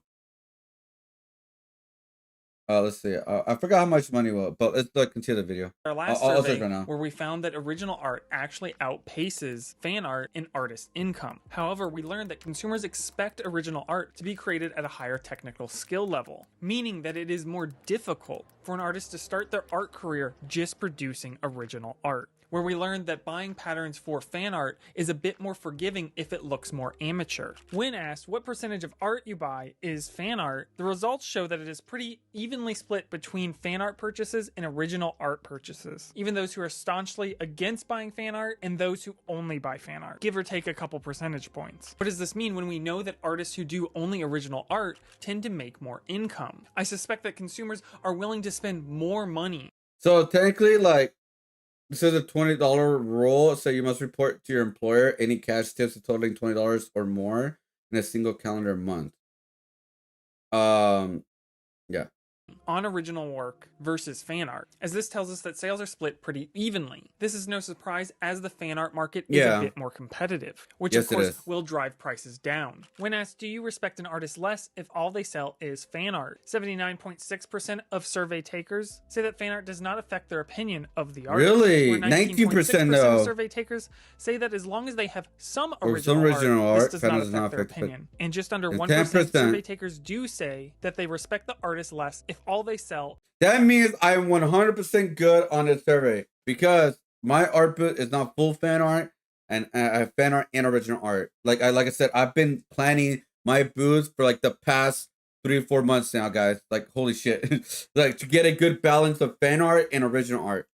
Is fan art, and I can say that this 1% is a pretty loud minority, at least online. A follow-up question was then asked: in your opinion, does an artist who only sells original work appear more professional? 32% of people answered yes. Really? I don't really like how it's become more of a business. Now, instead of a place where people share their passion, I'm glad there's more opportunity for people to sell their art as a career. But I know of people who sell certain fan art just because it's popular and it earns money, even if they don't partake in that particular game or show. And it makes me uncomfortable. It doesn't feel genuine. It makes me more inclined to avoid buying popular fan art because I don't even know if the person likes the series or if they're just trying to get rich. Hot take, I don't know. When asked what percentage of art you... I personally mostly just draw what I like. Majority of my stuff that you guys see, like art-wise, is majority that I like. That's why I'm not doing like Sailor Moon. That's why I don't do a lot of Jujutsu Kaisen, because even though I like it, but like I'm not gonna do a lot of it. But yeah, that's why a lot of my art stuff that you guys see that I draw and do, Um, I just do what I like mostly. Do I do some stuff like, for example, I may be doing a Hello Kitty versus series. Am I a fan of Hello Kitty? Not really, but it's an opportunity because I'm already making it. So it's like two stones kind of thing, right? One is sort of commission painting, and then I have the sketch design, so I might as well use that as an art print just to have it there, right? No, that's it. That right there will be like an exception. But majority of everything I create was what I like personally, right? That's usually what I do. It's mostly everything you guys see, what I draw, what I create, is what I like. And you guys see, like, a lot of it's inspired by fighting games, you know? So, like, do you sports team stuff for the local areas go to? Do sports team stuff? Or, I mean, that could be something I could do for, like, a sticker or something. Yeah, that'd be interesting. Told you it's a good video. It is a good video. Buy is not safe for work. The majority of survey takers state that they rarely or never purchase spicy material. However, just under 1% of survey takers say that they exclusively buy spicy material. Wow, when that's asked, crazy. do you respect an artist less if they sell not safe for work art? 90% of survey takers answered no. However, 9% said that they do respect the artist less. I should mention Damn. this topic was mentioned frequently within the write-ins. On the question, do you respect an artist less if they sell not safe for work art? I respect an artist more if they create not safe for work art, but there wasn't an option for that. Maybe that's less taboo to say in gay furry spaces than in like straight anime spaces or something. I can see more focus on purity when your peers are drawing asana pinups versus fat trans body boy, fat trans bunny bot, fat trans bunny boy potty. I don't know why this is so hard to say. Okay, one more try. When your peers are drawing sword art online pinups versus fat trans bunny boy body positivity. When asked, do you respect an artist less if they work digital? By the way, guys, one of my rules as an artist is that I don't draw anything political or social issues. The reason why is because I want my art to be enjoyed by everybody, and there's no like decision like, oh, this guy is this guy's for this guy for that. Like, I just believe in like more of a generalities, guys, and that's how I usually market myself. So if anybody cares, that's my usual direction of why my art is a certain way and why I don't make certain artwork for like specific months or LGBT, like specifically it says LGBT stuff personally, because I just want just general stuff, you know? That's the way I want to market myself. I want it for everybody, not for a specific thing, which I know artists do that. If they want to do that, obviously if they know their market, they know their market. I don't know my market, but I know that I just want to go more general. If that makes sense. Raider Nation? Oh, God. 2% of survey takers answered that they do respect an artist less than a traditional artist. When asked what type of products and merch do you typically buy, small prints take the win at 84.3%. In second, pins and charms. Surprisingly, oh, see, I'm telling you guys, that's why I need my small prints in the front. It's the best way of doing things. Sadly, I won't be able to do that in Chicago, so I have to figure out an alternative for that in Chicago. Which I think I have enough space to kind of showcase some small prints, but like, hey, all prints will have small versions, like kind of like make that available or something like that. Because obviously I cannot take the big thing with me because it's just taking a lot. It just takes too much room. beating out stickers by the slightest margins. In third place. Yes, so smart prints and stickers, like I said, those are my biggest sellers. To this day, small prints and stickers are my biggest sellers. Paintings and all that, like I said, there's still people are willing to buy because I don't sell them for a lot of money. It's like usually like 40 to 50 bucks max for the most part.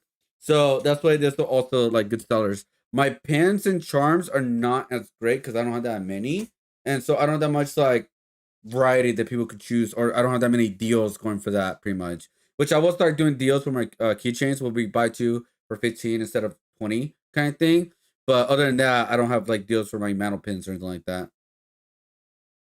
In fourth place, 50% of survey takers saying that they purchase large prints, which is making me rethink my whole business strategy, as a good chunk of my catalog is large prints. And although 50% isn't a bad number, it ain't 84%. Just because there's a high demand for these items doesn't mean the market is not oversaturated already. When asked what is the most important thing to you when deciding to buy a particular item, survey takers said that pricing was the most important thing at 81%.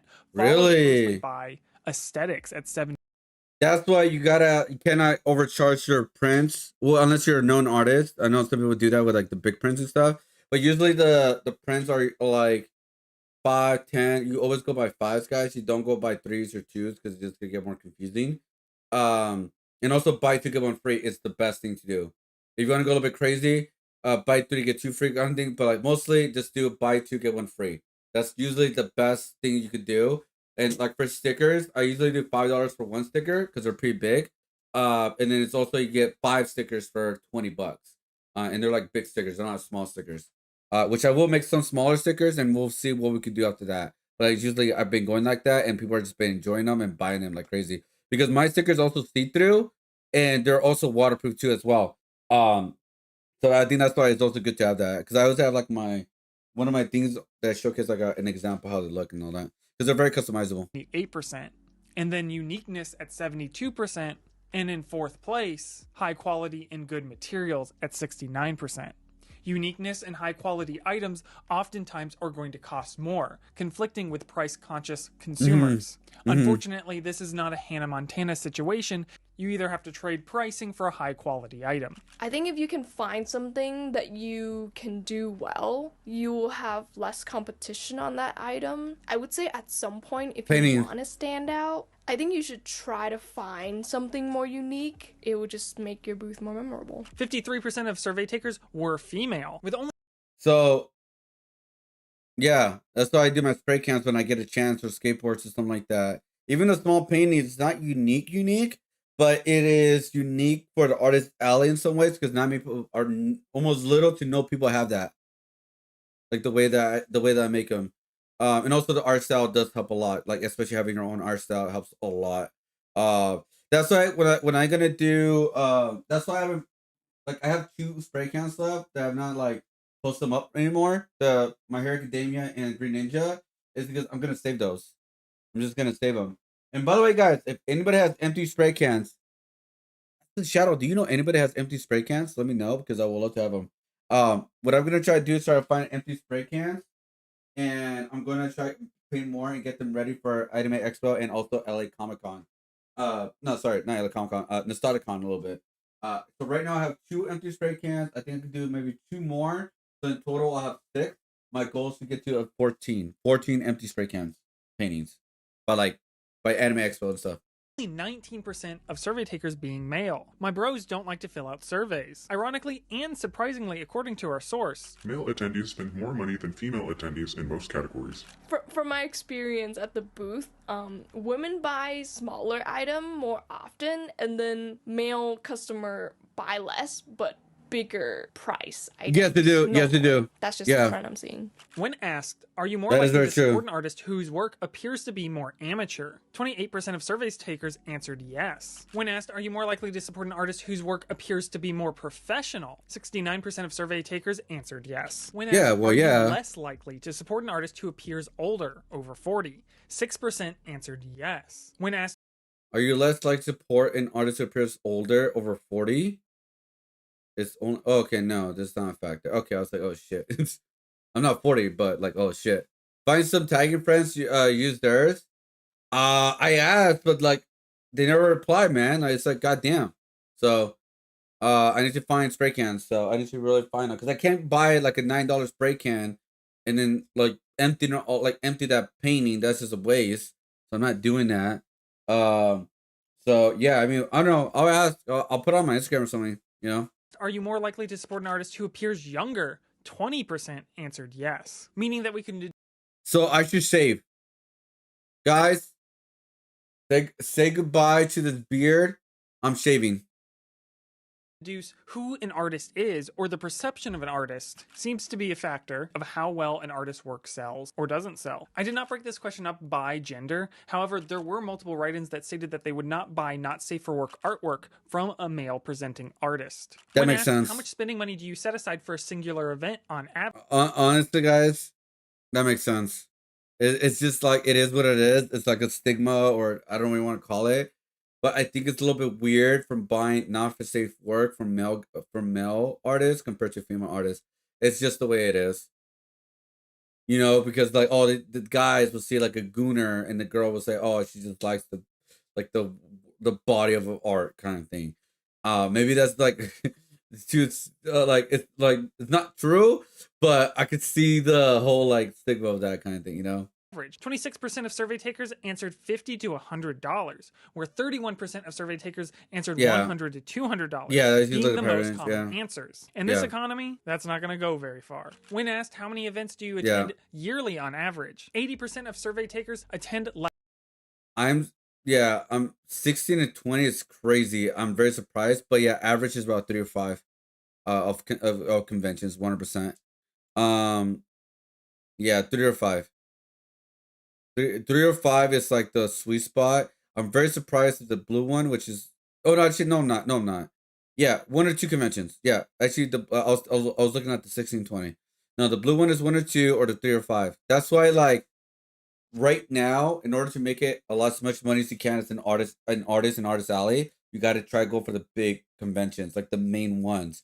Like for example, San Diego Comic Con is the main one. Anime Expo is a big main one. New York Comic Con is a big main one. I think C2E2 is another big main one. And there's a couple other ones too as well. I just can't think of the top of my head, but there's a lot of main ones, but throughout like the whole United States. But they're not. That's why a lot of the smaller art shows are not really worth it, because you're not gonna make as much money compared to the big art shows for obvious reasons. Nostalgicon, you could consider that one in like a mid show. It's not like the big show; it's the mid show.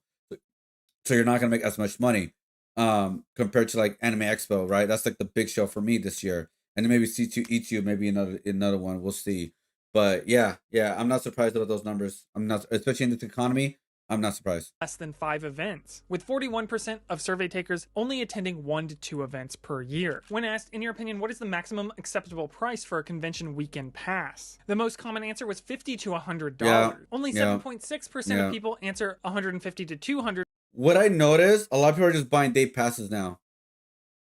What I've noticed for what people are doing now for conventions are just buying day passes. Which I think is more the actual average. Whether this is acceptable or not, in my experience, that is more the reality. I can say that a bunch of events have plateaued in terms of attendee numbers. It's either down across the board or it's stagnant. Some events have stopped publishing their numbers entirely. We are seeing badge prices for attendees going up every single year, but also... When I remember the very first con I did, I think it was 75 euros for a table. Yeah, now I feel at that same event, I think I pay like between 500 and 600 euros. It's gone up a lot in the last 10 years.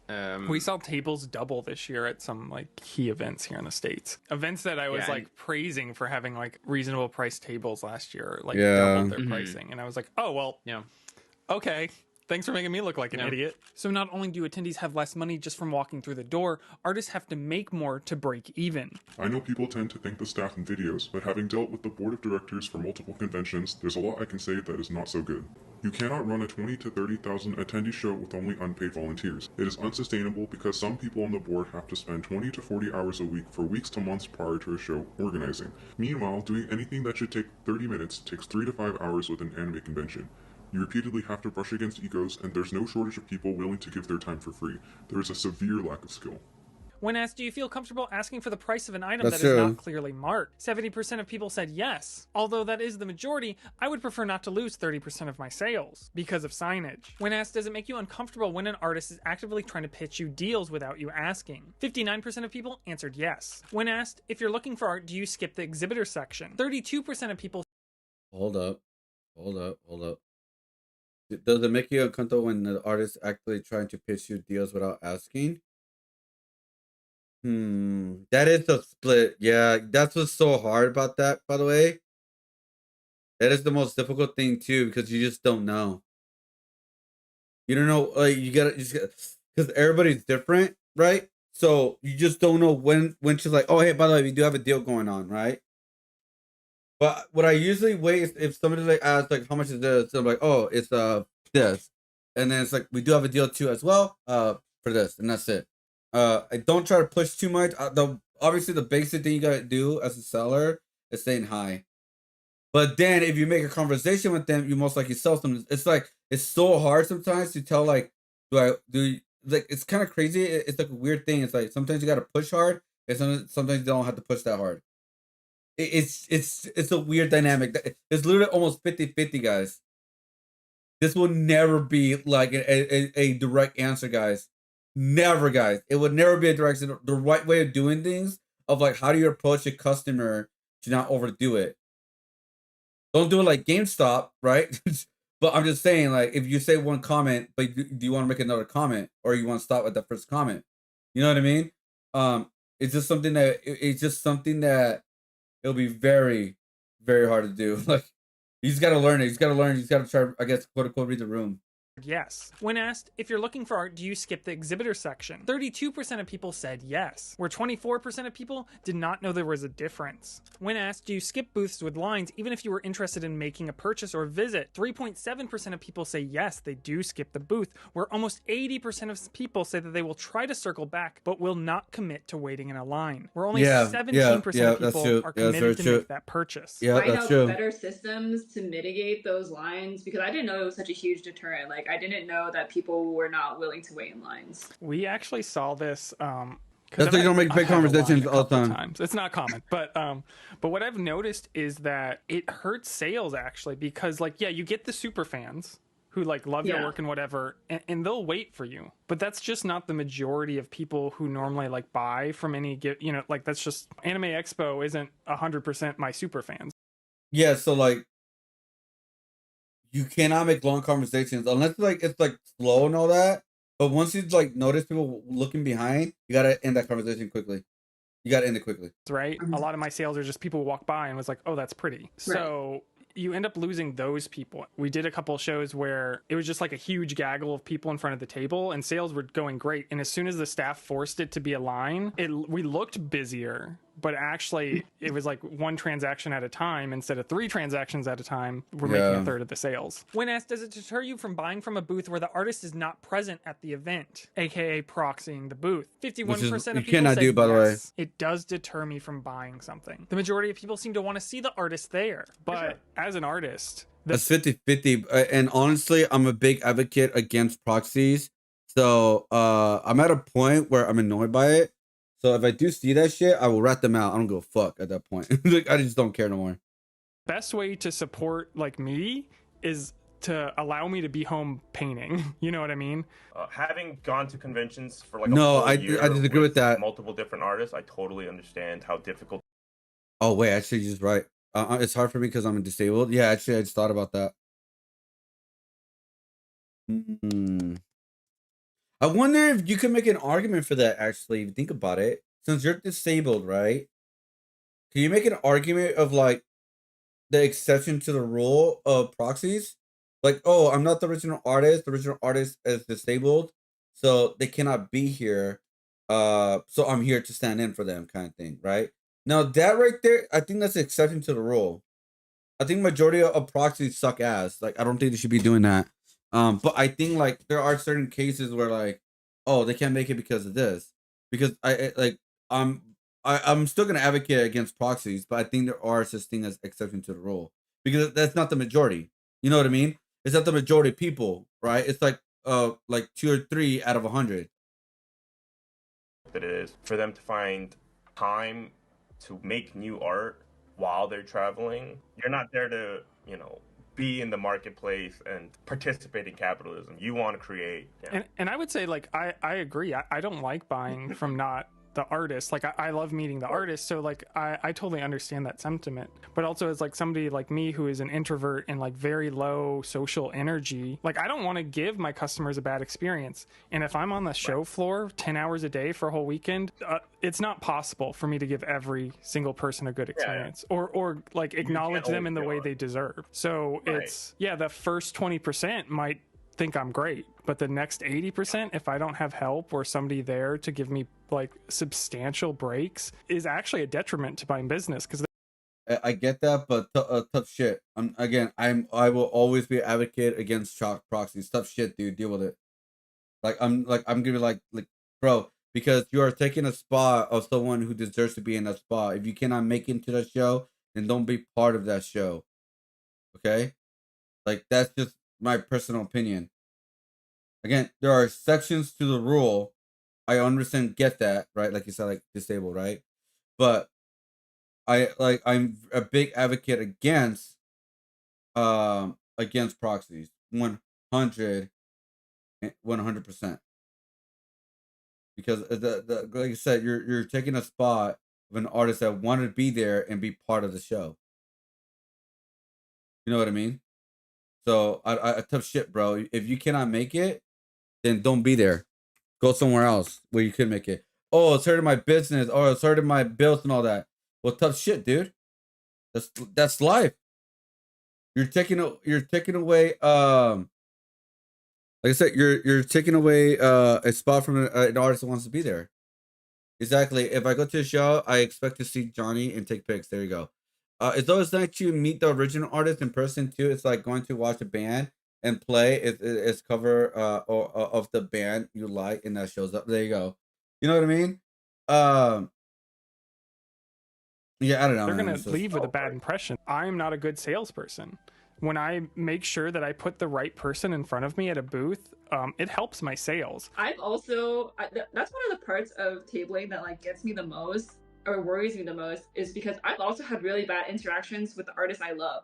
And I know it's not their fault. I know they were under pressure, and I know that they are thinking about 3 million different things going on at that moment in time. So now I don't fault them for it, but I've had bad interactions with artists I love while I was like buying from them or while I was trying to talk to them or something. So now I feel so subconscious about giving anyone that type of experience. Like I do try my best to give them the best experience because I know that will stick with them.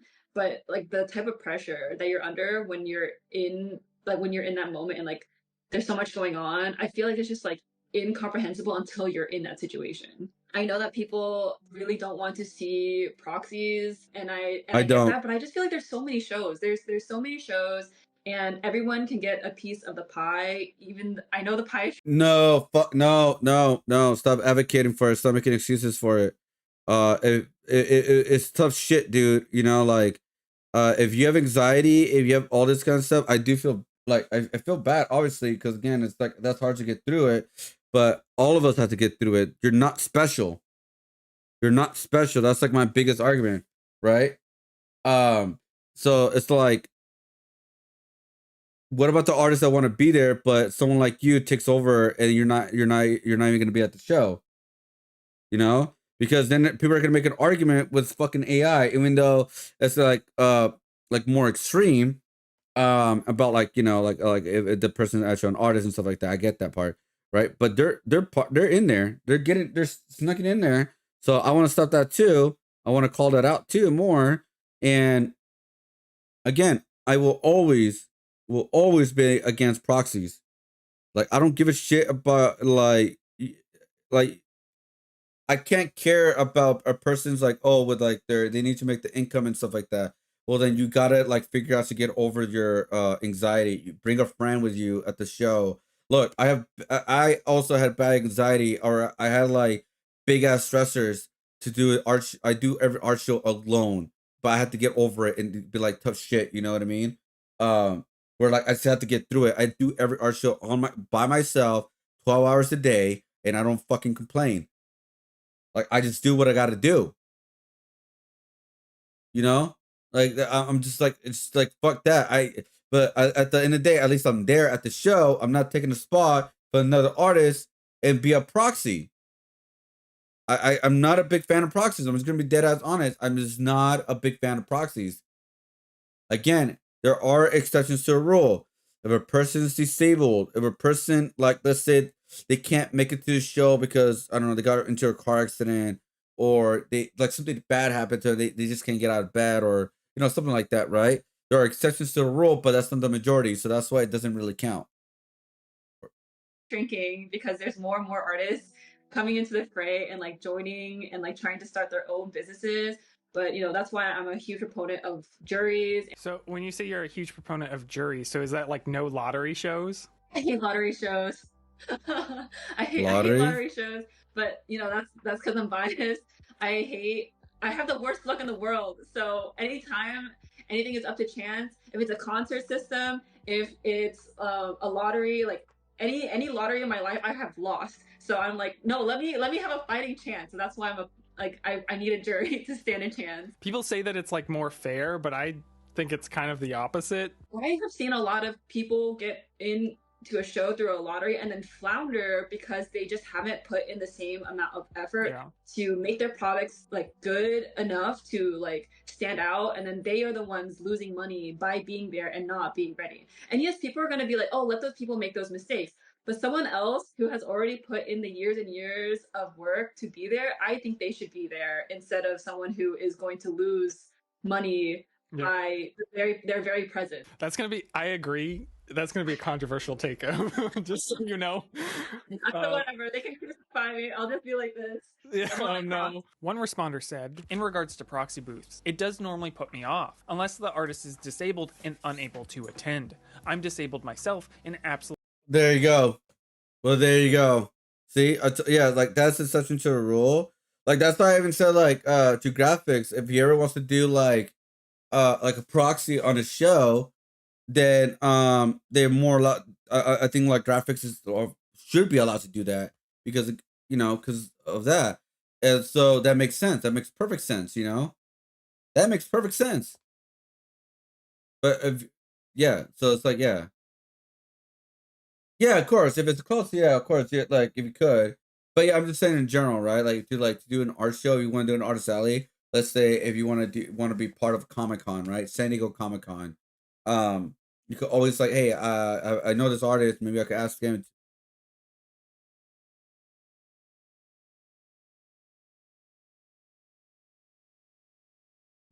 Sorry, I muted my mic. Again, it's like at least you could be part of the show with a proxy,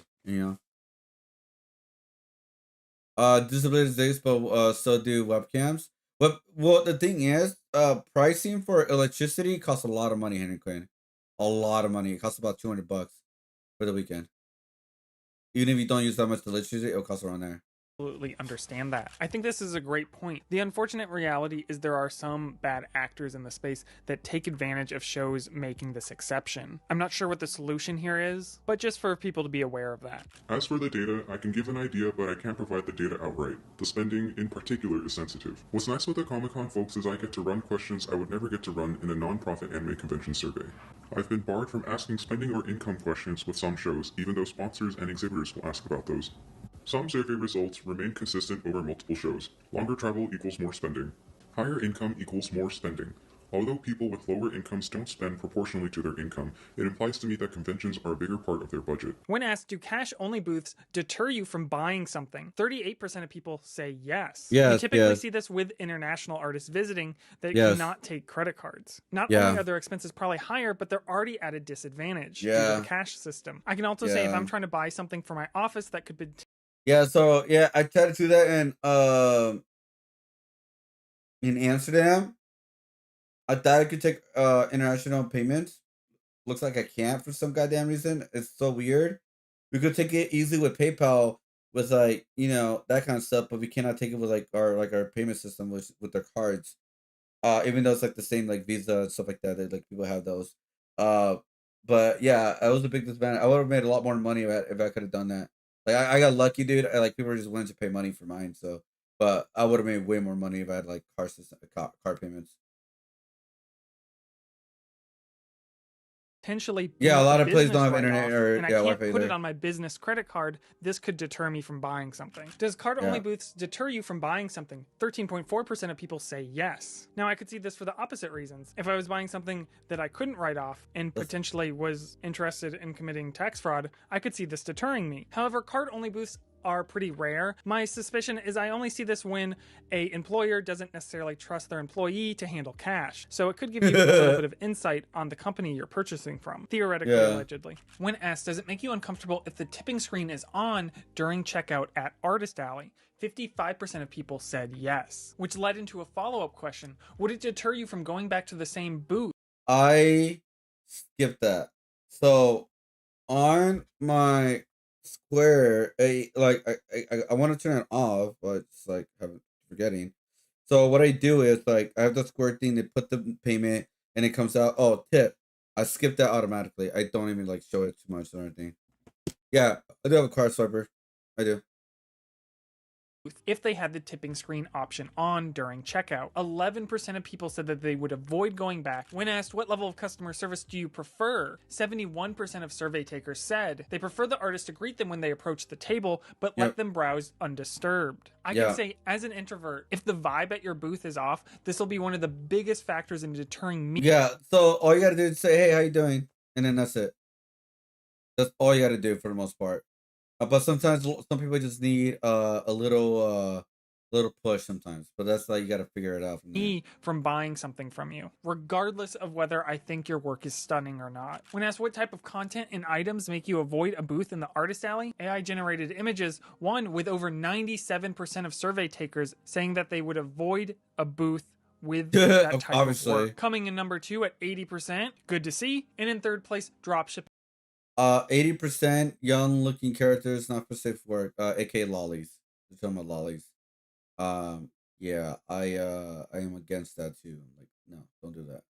Items, where a vast majority of the write-ins also mentioned I just say hi, how you doing? poorly produced merchandise, unoriginal 3D Because printed. sometimes saying let me know if you need, and let me know need anything, let me know. That even that saying that could also turn off a person to buy something from you because you're pushing too much.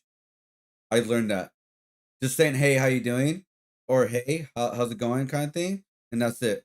That's where majority of like what I've learned to stop. Now, like, let me know if you need anything. Sometimes I do that, sometimes, but not all the time. You just got to figure out when to say that or not to say that. Like I said, it's all about just figuring out the energy or like that kind of thing. Items, etc. Also noting that stamp rallies are not as controversial as I once thought. Maybe it's just my personal disdain for it that I thought that this would be a bigger deterrent. I'm here to say I was wrong. A write-in that I wanted to mention. I think moderation and variety are important. Stuff like pride merch, fan art, and not safe for work won't make me think less of an artist. But I will skip the booth if that's the majority of the merch because I'm just not interested. Pride merch and fan art also tend to blend together and be pretty unoriginal and boring. If you've seen it once, you've probably seen it all. Outside of a few people who do bring genuinely new ideas to the table, but that's very rare. I value uniqueness highly. I want stuff I can't get anywhere else. I might never see again. That really reflects the artist's unique vision. That's the best stuff. I would somewhat agree with this. Pride is great and all, but because these items tend to be formulaic. No hate. I think astrology and zodiac themed products can also suffer from the same issue. This can also be applied to Anime of the Week type booths, which was mentioned.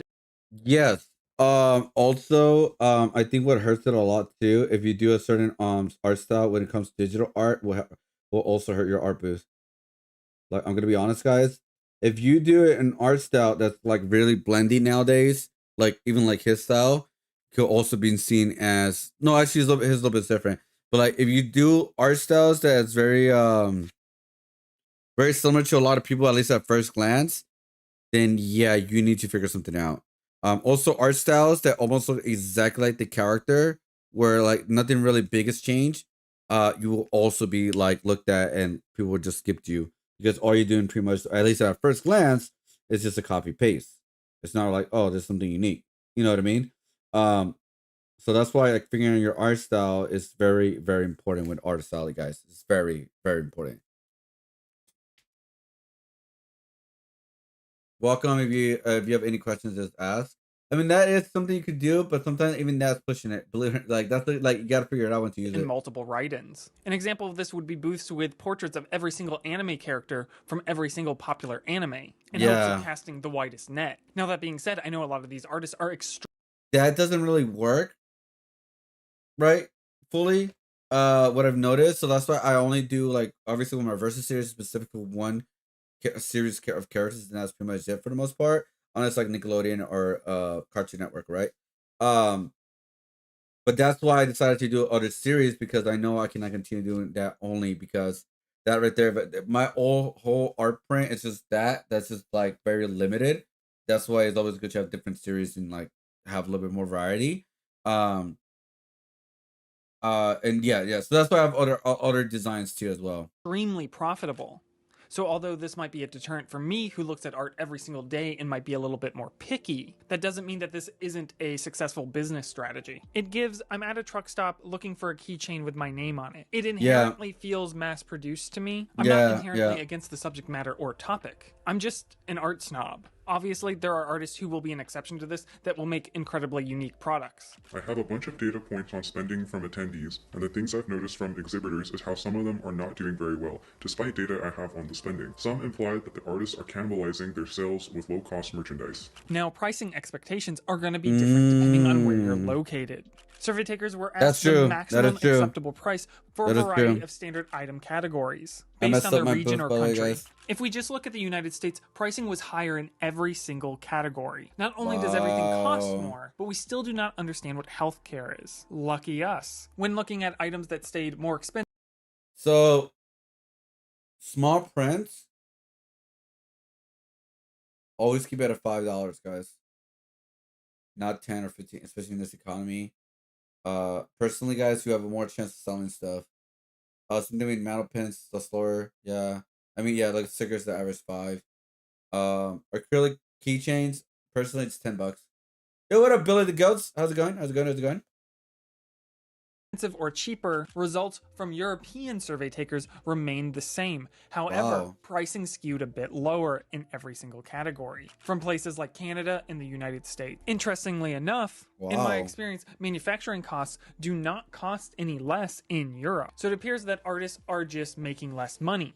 I mean, do you really need all that cash when you have healthcare? The possibilities that I'll never understand if I'm not paying thousands and thousands of dollars on. Is it so hard to be actually profitable? If I hear some of the numbers of like the American artists, I'm like, whoa, I need to move over there and do cons. There's also, it feels like there's a lot more cons. We surveyed the average of well, yeah, I mean, it's more expensive in US, man. And like their average income per show is like $3,000 or under, which isn't nothing. But when you take into account that US booth average price is like $600, and then if they're not local, like they're already at like a 50% profit before they even like calculate their manufacturing cost. In my perception, just like, yeah, we definitely have the con scene better, and the like consumerism here is like definitely more spendy, so you can sell things higher. But now with all the tariffs and also like just the cost of living here, it's just harder to start, I think. But it's easier to succeed. Attendees who state they're there for shopping tend to spend more money. Attendees who state they're there for guest celebrities tend to spend more money. Attendees who attend more days will spend more money. Similarly, if they state they partake in more activities, they also spend more money. The more activities attendees participate in, and the longer they stay at an event, the more they spend. That I'm super socially anxious, so anything that is like customer facing is like a nightmare for me, which is like super ironic because that's like the entire convention scene. But that's why, you know, that's what my assistant is for. Get people like complimenting me, I just like freeze, and it that's like such a terrible thing to complain about, but I love it. A part of me is super satisfied in that, and that's why I go to these things, is like to see, especially my readers. Like I love my readers, but there's that part of my brain where like my anxiety is just like activated, and I'm just like, oh my god, thank you, I don't know what to do. It kills. I think the big thing that helped me, by the way, is becoming a streamer. I think that's what helped me kind of like talk a little bit better, more easier. It's being a streamer, dude. I fell on stream. I farted on stream. I threw up on stream. I cried on stream. I did so many embarrassing things on stream, guys, that even if it's an awkward moment, I will make the best of it. Streaming helped me a lot. Because I'm like the most introverted person that most people will ever meet. I will be satisfied being alone and not talking to anybody for the rest of my life.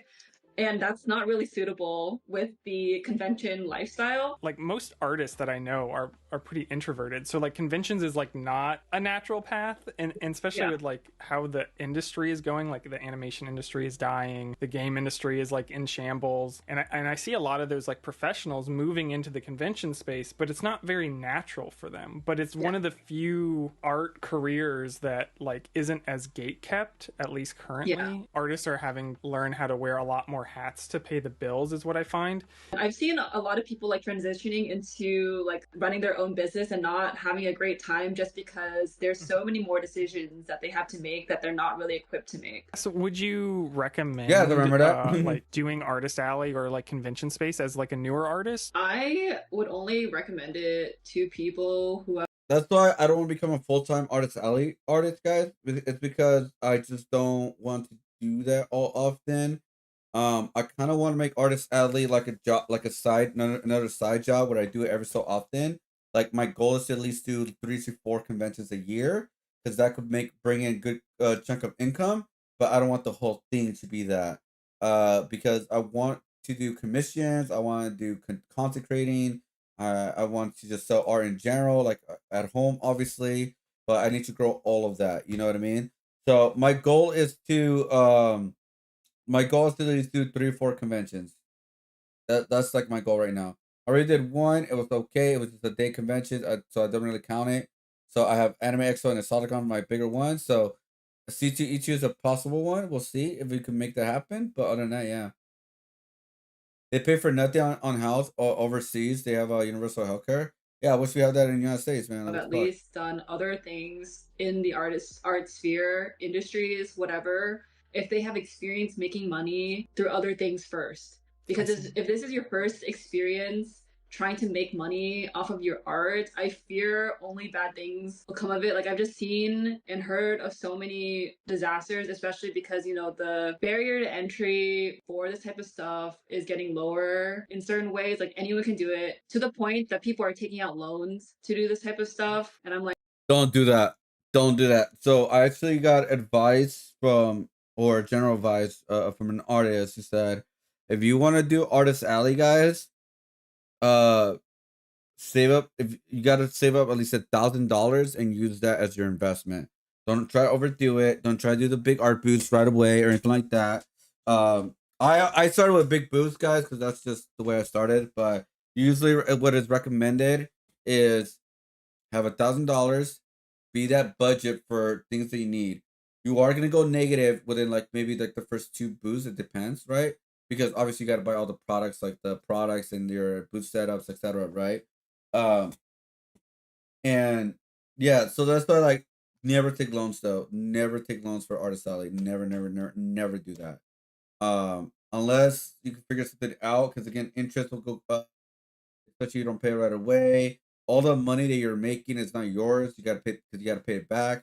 Um, it's not a good feeling. Because I remember I was in the beginning of this year on January, I was in debt, bro. Because I did took a loan for the car, and so I hated it because I was like I was making payments for my new PC setup, and I hated it, dude. Because every money that I was making, guys, everything that I was getting paid around January, none of it was for me because I paid everything off my debt. I'm debt free now. I paid everything off in a month, but like because I was just like I just want to get this over with. I want to get over it, but yeah, like having like loans and debt and all that is the worst feeling, man. It's just annoying. like don't do that if it's your first experience making money, because then I just see like incredible mistakes being made regarding like profit and cost, and I'm just like, Exactly. you can't be doing that. Like you have to do something else where your only cost is your time, you know, your Yeah. time and your experience. Once you have it under your belt, at least do an online store first. At least take that step. And then after that, try in-person tabling, just because there's so many moving pieces. Like I definitely would not have been able to. You if you can too, if you want to do a big Artist Alley, and one thing you could do is share a booth. Split the cost in half. Food isn't not food is half, but like gas or Ubers is half. A hotel could be half. Artist Alley booth could be half. If you could do that, then just do that. That is a big way to do big Artist Alleys at a less cost. Confidently do it myself if I didn't build up my experience of making money with art, period, before diving into that. I think that's the difference between now and when I started, unfortunately, because it was so cheap to like get a table at your local event. Yeah. And there was like no, like if you didn't make any money, it was like whatever, you're at like $200 at the most for everything. And now it's like some tables are like $600, $700, $800 even Yeah. for like normal 6-foot tables. So although it's not as gate kept as like needing to be hired by an art director, or like a lot more risks involved these days. So I definitely feel you there. No, there's no gatekeeper, but the ultimate gatekeeper is if people want to buy your art, right? So you have to establish desirability of your product in the first place, desirability of your art, And then only that, like, if you can, I guess, like, meet that gatekeeper, then you can, like, go on to the next level of spending all of that money to make money.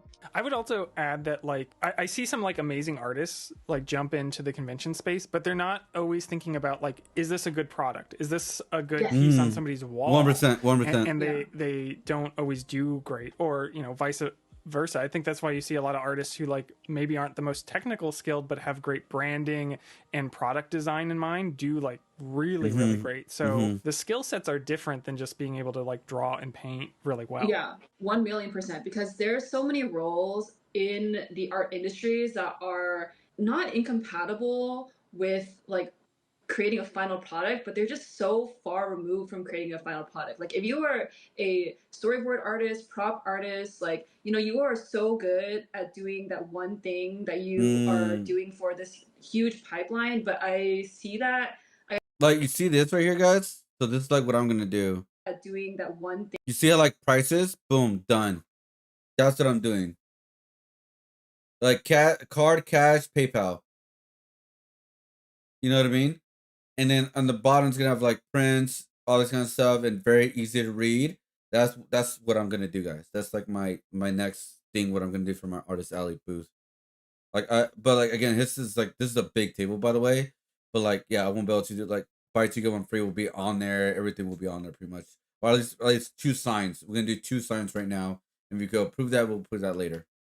Thing that you are doing for this huge pipeline, but I see some of those people like struggling to get to a commercialized viable final product, and because there's so many steps in between that separate your role in the pipeline and that final thing that you are selling to people. So it's obviously like not just those roles, it's just like thinking in a way that creates a final product that either looks good on someone's wall, looks good on someone's bag. You know, it's just a completely different skill set. Artists inherently don't have the skill set of like running a shop. Like they can't like sell and then move past it. Every sale is like a 20-minute process of what their process is, what their inspirations are. Where with like a proxy or an assistant, it's just like boom, boom, boom, here's your art, get out of my way, there's customers behind you.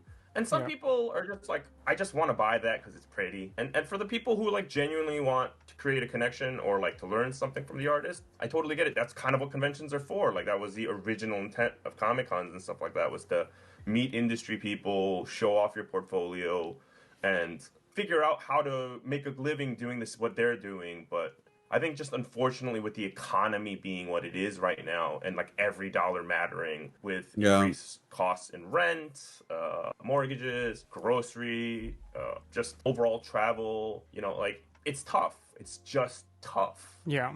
For everybody. I think that's a good point, and it reminds me because you helped me out at Lightbox this year, and like that audience is very much like they're students. They ask the artist a lot of questions, and like that's all I'm doing all day, and that's great. That's what I'm there.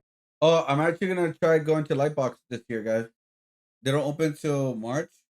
It's local. It's a local show, so it should be fine. For, but also like I have to make sure I can afford to be there. So with you being there, you handled the sales and any of the like, you know, what type of sizing's going on, what type of products going on, and all of that. And if you weren't there, I literally would have made no money. You know what I mean? And that's fine. Like that's not what the show is for. But like I have bills at the end of the day, so I have to think about that. With you being able to handle that end of the booth and the front end of the booth, I was able to handle the like the more social, the more student, the more educational aspect. I did not know that. Event. Artists are inherently viewed as like educators, whether they want to be or not. I think because artists spend majority of their time home alone, isolated from anything, they're really bad at just taking care of themselves in general. So it's like, it's always nice for them to have somebody that can just be like, you need to eat. I'm gonna do everything myself, guys. Or drink some water. And unfortunately, you know, not everyone can afford it. Not a lot of starting artists rely on their friends to do it for free. Don't feel bad about asking your friends for help.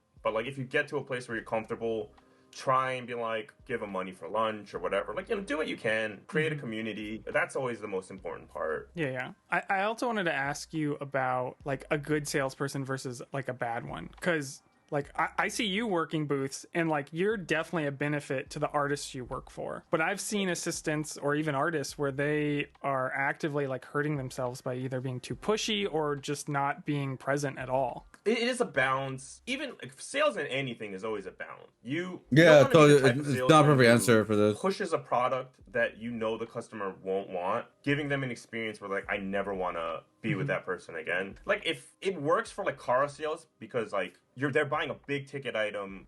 You know, once you sell them that car, you're not going to see them for like 5 to 10 years anyway. This is just like where I'm going to place car it. salesmen are very pushy, and that's why a lot of people have the impression of the pushy salesman. But like a good, salesperson, like Michael Scott from The Office is a perfect example. It's about personality. It's about being personable, getting to know your customers, what they want, why they're there. I think a lot of artists, because they spend so much time alone, they kind of forget how to socialize, so they lose that skill. Or sometimes they're just too worried about, I'm here, I'm not going to have another show for like 2-3 months, I have to pay my bills. Mm-hmm. And I think it helps that I'm a little detached.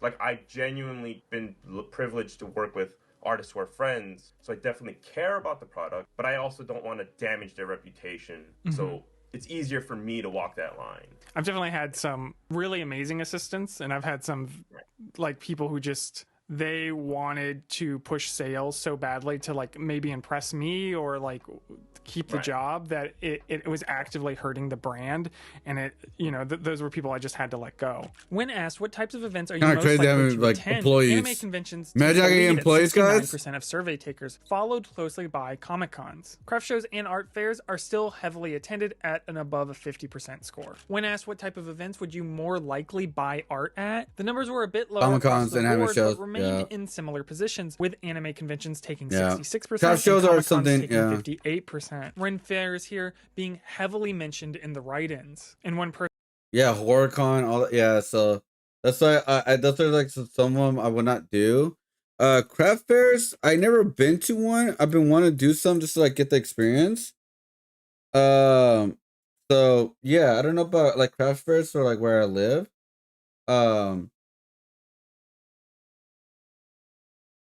Just to test them out. I mean, some of them have been successful, some of them have not been successful. But yeah, I mean, I don't know.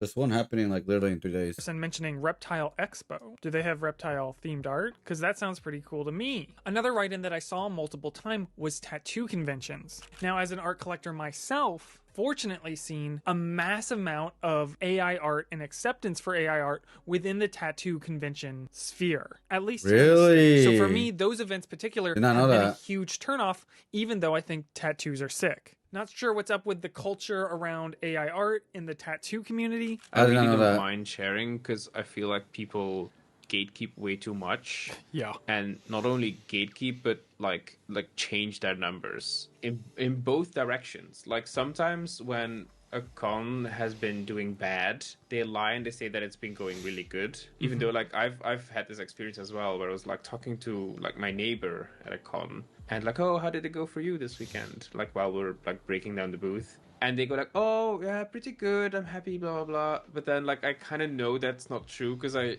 heard them, like, complain about it the whole weekend long. It's almost as if they connected, like, I don't know, like their self-worth or something to how well they did.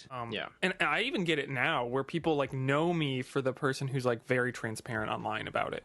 And they'll come up and they'll be like, oh, how's the show? And I'll give them a real answer. And then they'll be like, oh, yeah, it's good. And I'm like, no, it's not. I know it's not. Yeah. It goes into the other direction as well. I have done that before, sadly, that I've done pretty well at a certain convention and I'm like pretty happy about it, but then somebody comes over and they're all like down and like, oh, this is like for me it was like horrible, blah, blah, blah. I didn't even make my table back. And then I feel like I felt so like I didn't want to say that, oh, for me it went amazing. I did that. I'm like, oh, for me, I did it. I used to, oh, for me, it was all right. You know, I did good. I got what I reached my goal, but not like an asshole kind of way. Because I also like remind people like this is just a day event. It's not meant to make a lot of money. Just get things going again, and like hopefully get like some like promotion for your stuff and stuff like that. So that's how I kind of went about things. Because again, I get I tell my I just got lucky, man. Like, and one of my things like I keep saying is like my pain needs to save my ass, guys. And then I was like, yeah, I could have been better. Like, and I shouldn't have done that. I should have just been honest, but like not be too like. I try to give things in context too, because like if you are like one of the top 10% of artists in a hall, typically you will do well regardless of how bad the event is. Typically, I mean, there's like it can be like just nobody showed up, and then like it's not possible. Even if like the economy's bad, or if like a lot of people didn't show up, like they're gonna gravitate towards some of the like stronger talent in a room. And depending on the demographic, that could change who that is for that event. You know what I mean? Like people might gravitate towards like cutesy art or like more realistic stuff or whatever, depending on the event. So oftentimes, like, yeah, I can go to a really badly organized event that's like, you know, like the attendance is bad and everything's super like it just should be a bad show, and I do well. Or vice versa, I can go to a show that's organized really well and the talent in the room is just so strong that, like, you know, you can do extremely well at a bad event and you can do extremely poorly at a good event. That's how everything's a risk. Every show's a risk about and what people are interested in that region. So I used to do webtoons, and that was like a much more demanding like week to week thing, and I had like no time for anything else. And the problem. So that's the reason why every time I do an Artist Alley show, guys, I specifically be like, okay, guys, so I have all this time me doing like commissions and I do this and that, but I still have time to create new art for specific shows. So okay, so C2E2, what is that about? Oh, it's comic books. Okay, cool. So I should focus more on comic books, things that I like, because I'm a nerd. I like all this. I love anime. I love video games. I love comics. So I'm a perfect person for this kind of shit. You know what I mean?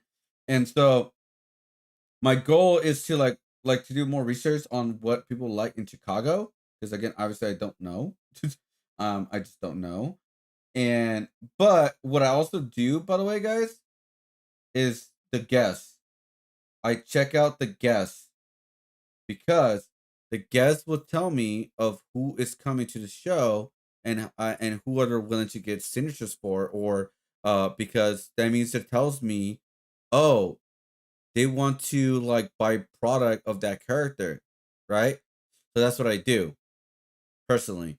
So it's like, oh, they do for like, I don't know, the artist, he's gonna be an artist alley too, but like, oh, he did Batman, Star Wars, and Daredevil. All right, cool. People are gonna like Daredevil stuff, right? It's guest of honor kind of thing, right? Like the guest of honor is gonna be Elizabeth Olsen, which is gonna cost a lot of fucking money, by the way. Holy shit. But yeah, autographs are $210, which is fucking insane, by the way. But yeah, you get the idea. So it's like, that's what Nostalgicon, by the way, guys. When Nostalgicon's gonna happen, I'm gonna specifically make like more prints around shows around that that I personally like, and paintings as well. But some paintings will be an exception where like I don't even like the show, but I'll do a painting because, you know, the person signing it is gonna be there. That makes sense. With webtoons is that my audience is completely digital, so even though like I had a certain amount of readership, I didn't know who those people were and I never saw them, so it was like not a tangible thing for me. So I started tabling and going to artist alleys to meet my fans and then sell my merchandise for my series, and I wanted to like connect with them more. So my first convention was Anime Expo, the first Anime Expo after the pandemic in like 2021. That's a crazy one to start with.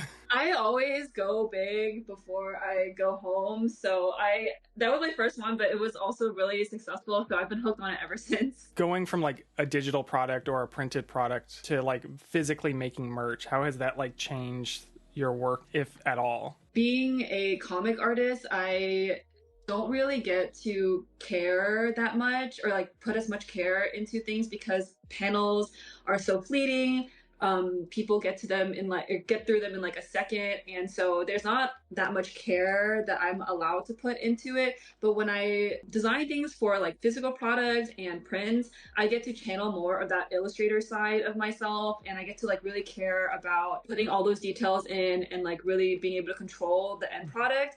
Because I have always been like a little crafter, especially when I was a kid. Like I've always wanted to be able to give something to people that have and they're able to touch it. So I think that just like activates a part of my brain that's like so much more fun than like tossing out panels and panels and panels into like this internet web void. Cons was like my plan B to get into like I wanted to do like game development or like concept art or Yeah. whatever, and I couldn't get Yeah. hired originally. So I was like, oh, okay, I'll do conventions to like pay the bills, and then by the time I was getting those job offers, conventions like just paid so much more than like those projects did, and I was like, oh well. Yeah, right. Like conventions right now are definitely like what are paying my bills, but IP work, like the stuff that I do for my own comics, that's the stuff that like satisfies my creative spirit. And then I think conventions and getting product into people's hands satisfies like a more whimsical aspect of that nature where I just want to make people happy. But my core focus at the end of the day is like getting my IP, my ideas, my world out there, and that's why I basically subsidize my comic making with conventions right now. Full survey results are in the description down That's what I'm below. doing half. Oh, perfect. But yeah, that's what that's what I'm doing, like the half, because my world, my think of universe is a big focus this year, guys. It's gonna be an extremely big focus. That's why I got like my arcade marquee artwork, which I'm gonna work on tomorrow. That's gonna be my big focus, right? It's like like the artwork that right there is gonna be a focus to create. Artists like community drawings, guys, is another big focus. Why? Because it allows me to do other things outside of my realm of my original art. They could like be beneficial for like people being a part of the drawing, and also that people enjoy it for conventions, or if I do stickers or prints with them, paintings, all that. It's a way for me to explore and do different things a way that I usually do for my original art and instead of my fan art. So like I said, like I said, I've been like searching and practicing for the past 2 years to find a balance with everything, with original art, fan art, and yeah, original art, fan art, and also like original art with other things away from what I usually do with like my think of universe pretty much.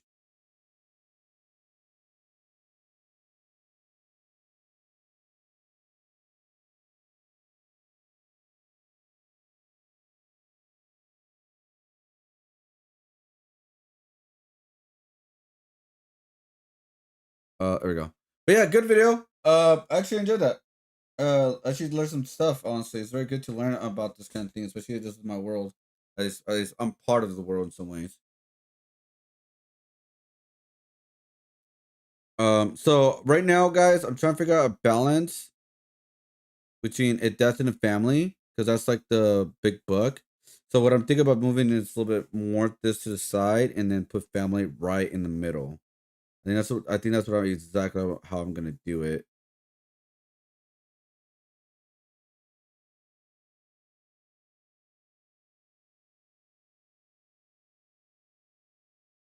Like that, and then like that. So again, this is just a sketch idea. Like what I'm gonna move it like more into the middle and all that. Um. So yeah, what do you guys think so far, guys? What do you guys think of the Red Hood design? I feel like a lot is missing. Let me hide this, by the way. So here, okay. So here's what we have so far. I'm gonna do the same thing we did with like the Spider-Man thing, which was we like this is a design choice later on.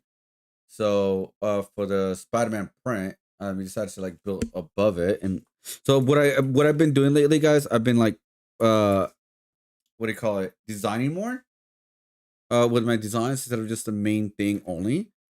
So with the Spider-Man, oh, hold up, here we go. With the Spider-Man print, I put right here his first appearance, right? I put Amazing Fantasy number 15, August 1962, and with a great power comes a great responsibility, right? That was like the design that I did. It was nothing too crazy. It was just like a basic idea right now. And so that's what I'm doing with this one, is showcasing when he died, not when he first appeared, but when he died. Which is Batman number 426 to 429. I will design it better. Obviously, like I have like the Spider-Man one. And then I'm gonna do the year of when he died, because that's a big because it's not about Jason Todd's first appearance, it's about Jason Todd's death. That's where it's like, okay, uh that's where it's like the big moment when he comes, like, you know, becomes Red Hood pretty much, you know. So yes, it happened in 1988. I don't know the year though. When was the year? I mean the month, sorry.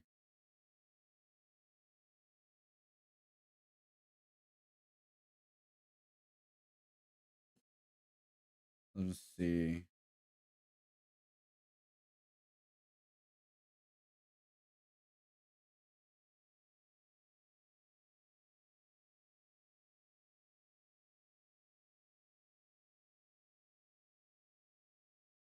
Let me see. Death in the Family happened in October. So be like Ox 18 1988. That is his death, pretty much. Which is perfect because actually kind of like, it's kind of like a square too. All right, guys. So what do you guys think? Is there more we could add on to this design?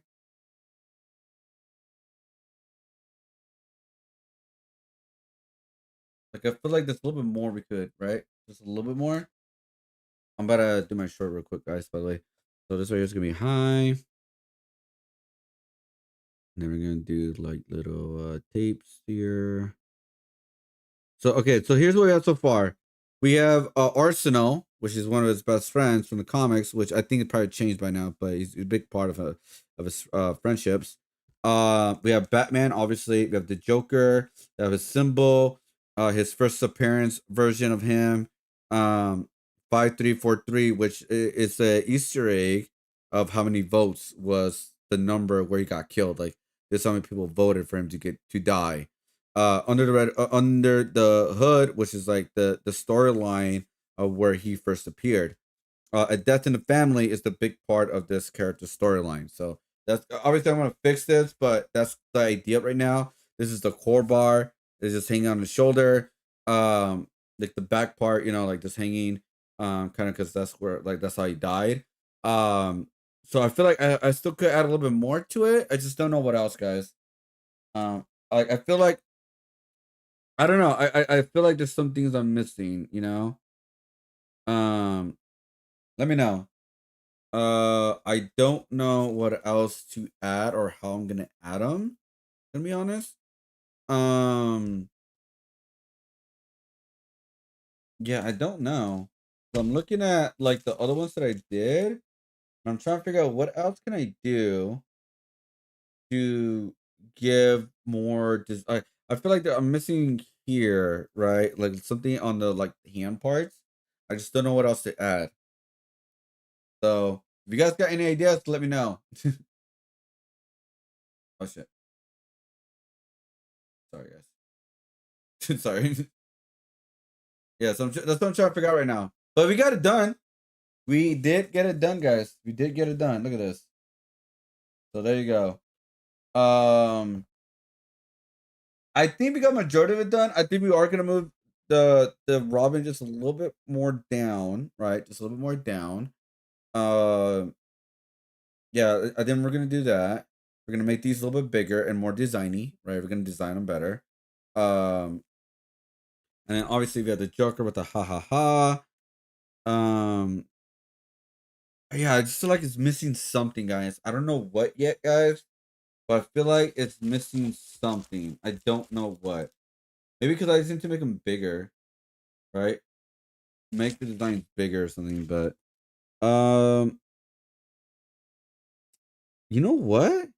Let's test something out. I'm gonna break my rule, and put another note.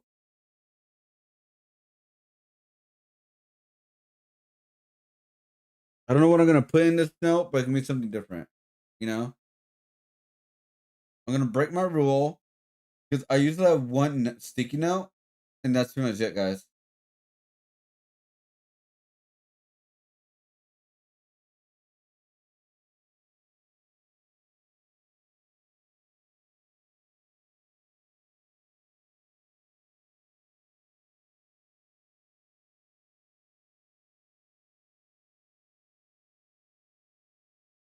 Let me see.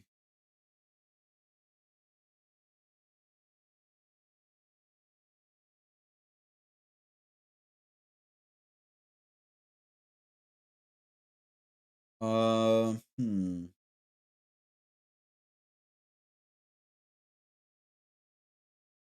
I think what I'm gonna do. Let's do this one actually.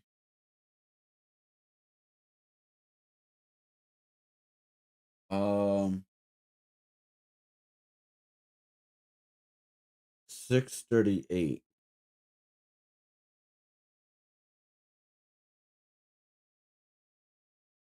638 is where he was first introduced as Red Hood. I think that we're gonna do it like that. Yeah, there we go. 638 was his first introduced. Let's see.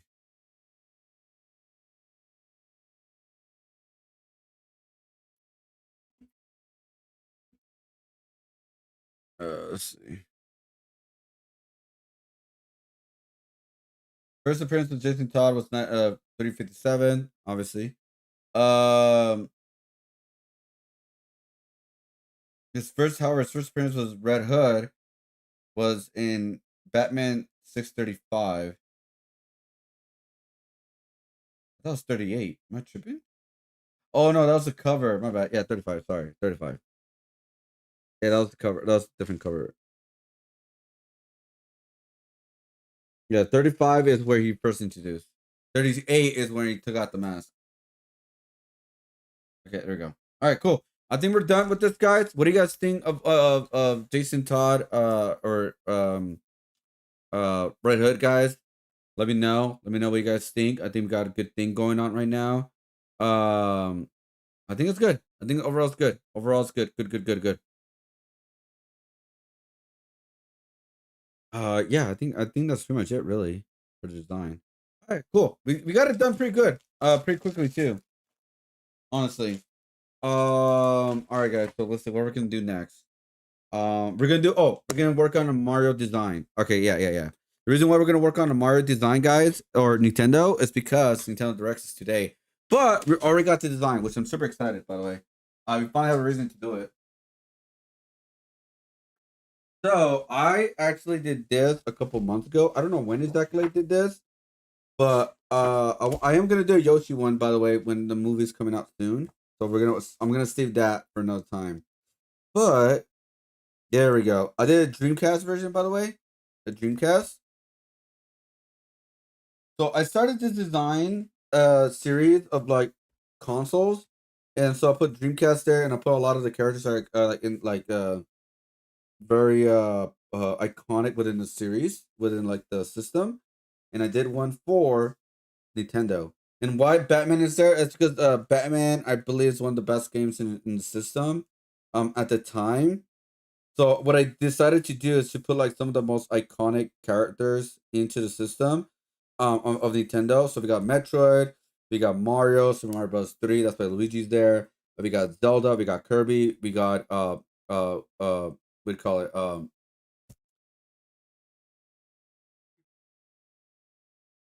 Oh my god, the boxing character. Oh, I forgot his name, guys. Oh my god, I'm a fake fan.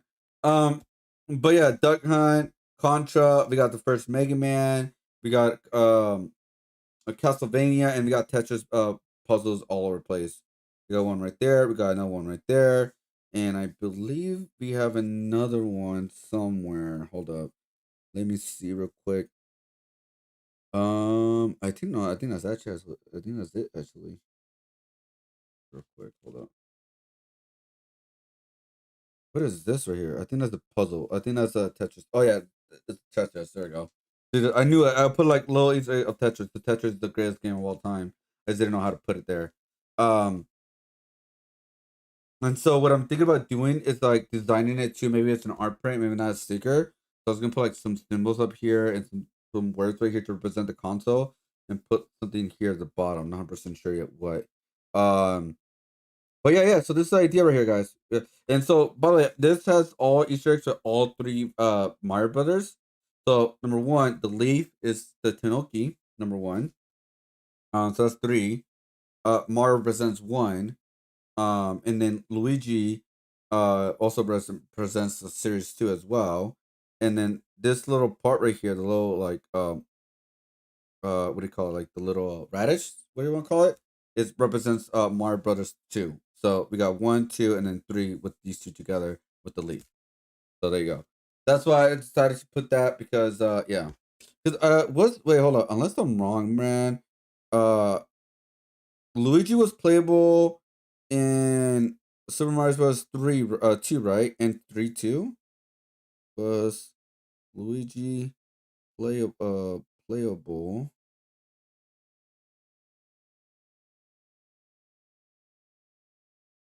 in Super. I know he was playable in the first one. Bros 2. Yes. Was he playable in the third one? Yes, he was. Okay.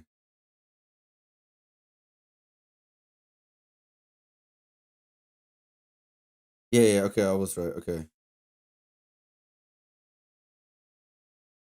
Yeah, yeah. Okay, okay. Yeah, I was right. Okay. Yeah. So there you go. All right, guys. So let's do this. We're gonna start working on this, guys, because for Nintendo Direct. So that's what also we're gonna start talking about, guys. The Nintendo Direct. I said I was gonna talk about it in an hour. It's been 3 hours. My bad, y'all. So let's take a picture of this. And yeah, let me know what you guys think of the design. Again, this is just a basic design right now, guys. I'm thinking about doing a like more fulfilling design around it. But we're gonna do that later. So let me do this. Make sure I got the lines because that'll help me indicate how to put this straight. There you go. All right, cool.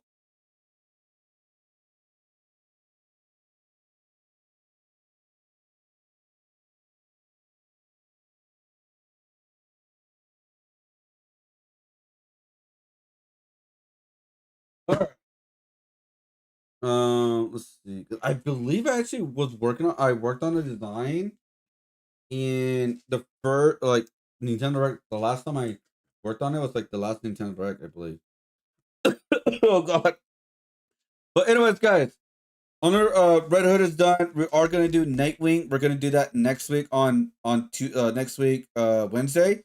So I'm gonna have a whole schedule. We're gonna do this whole month, guys, to finish a lot of these designs. Luckily, I make my own prints, so we don't have to really worry about them to like finish them this month. So the one thing that we do gotta finish this month though is the sticker design. So that's what we're gonna work on next week, guys. So next week we're gonna finish Nightwing sketch / stickers. And then we're gonna do and then we're also gonna work on original designs and sticker designs. Like that's gonna be our main thing right for next week. Tomorrow, I think what we're gonna do tomorrow. Oh wait, no, actually, I think tomorrow we're gonna work on. We're not gonna work on Nightwing. I think tomorrow we're gonna work on sticker designs, guys, because next week we gotta start working on X-Men '97, the Versus series. Reason why is because there's so many characters, guys. It's gonna take me some time in order to finish it, so at least need to get started. Let me show you guys. Yeah, here it is. 'Cause I still need to do 2 more characters, by the way, but it's a full page. It's like the most full page of all. And so I still need to add Juleby and Nightcrawler to finish this like whole like series, and I have to separate them, make them smaller, and like fix it, all that kind of stuff. So, like I said, it's got to do a lot on that. But yeah, anyways, sorry guys. Let's get started on the digital art piece for Nintendo. Well, I'm also gonna go mute for like a minute or so, or actually, I'm gonna say 3 minutes because I gotta upload a short right now, guys, which I made Spider-Man in my own art style. Would I show you guys on stream? No, because you gotta check out the short for that. All right. By the way, the short is 2 versions of it. The first hour is gonna be a minute version. The second hour is gonna be a 10-second version where it's just like super fast. So just so you guys know.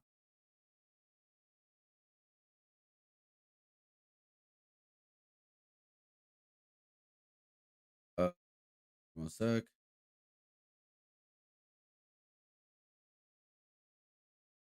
All right, save image.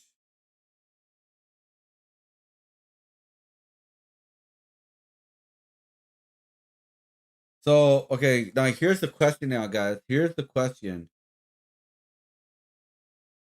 Should I stay awake for 6 hours until Nintendo Direct, guys? It could be the most disappointing show or the most hypest show ever.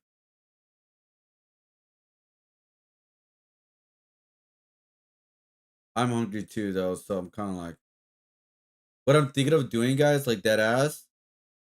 Let's work on Nintendo for like the next 2 hours or something like that. End stream, and I'll come back stream around like 5 o'clock, an hour before, to work on the Nintendo design, and it's not like the really big design.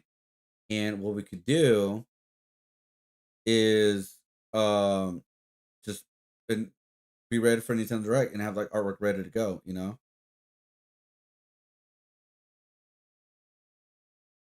I'm thinking of doing that. Yeah, let's do that. I think that'd be the plan, guys. All right, let's do that. All right. Let me move this over here. Right here, guys. Hold up.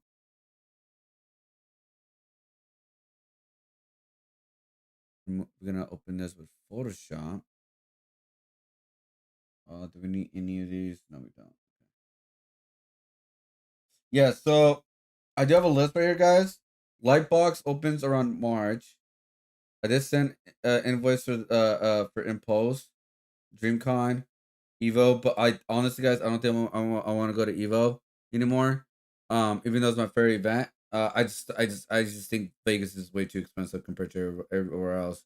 You'd be surprised how much money they're asking, man, for like hotels and stuff. Well, I don't think people would be surprised, but I'm like, I don't think I could justify that. Looking back graphics. um, let's see. I also sent Anime Expo's confirmed, Nostalgicon's confirmed. I finished Pasadena. Emerald Comic Con, I don't think it's gonna happen, guys. But if somehow I get out of the wait list, I'll tell you guys something for sure, guys. If I somehow get out the wait list, I will cancel C2E2 because Emerald Comic Con will be more profitable and more easier for me because I have someone that lives close by there. So that's why like the cost could be cheaper, saved and all that, like hotel and stuff. So that's why I'll willing to do this one compared to C2E2. But anyways, yeah. So right now I don't know what's gonna happen yet. July could be a very busy month, by the way, because I have Anime Expo and possibly DreamCon in Texas. That is a possibility. That is a possibility. And so the one that I do want to do, guys, is like obviously other than Anime Expo and Nostalgicon, I may just do LA Comic Con. That's a chance, but I want to do New York Comic Con instead. Because April goes around. Apps goes around April, so yeah, I may just do that. And obviously TwitchCon and end up doing TwitchCon. The reason why is because I still enjoy TwitchCon. Every time I go there, I have a great time. Obviously, that's not everybody's experience, but not the whole con. So hopefully they fix things. Happens every year. Something always happens, guys. So, anyways, all right, let's get started on our work. Sorry, I get distracted easily. You guys distract me, distractors. Just kidding. All right. Let me exit that. Let me exit that. I cannot play that song because it's copyrighted. So I'm gonna let a cut video play, guys, because I'm gonna do my short real quick. Because I didn't have time to like upload it. So that is what I'm gonna do. Oh, by the way, do they have their fans up or lower? By the way, I want to see if I messed up my flow. No, okay. Okay, so their fans are the same as me. Okay. I could put more fans at the bottom on my PC. Like I actually found some.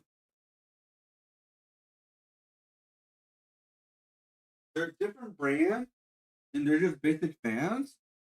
But I'm like, if I could just use it, might as well. I mean, they're not like fans of like technology has not gotten like crazy. I'm just not sure if I could use different fans of like the same brand. So I'm meant you can check.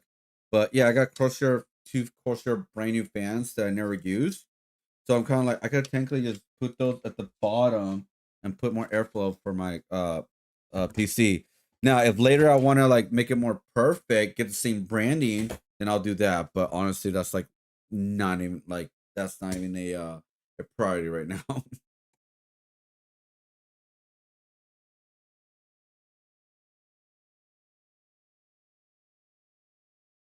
Let's see.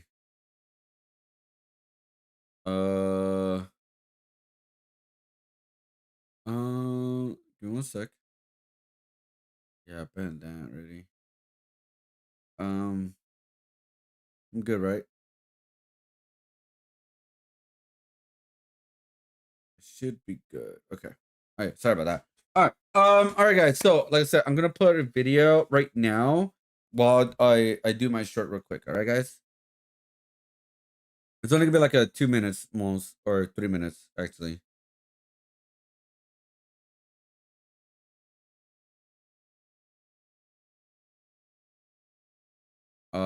I do have bonus content, I believe, right? Yeah. An HBO documentary release. I really gotta clean up my stuff, man. Honestly. Let's see.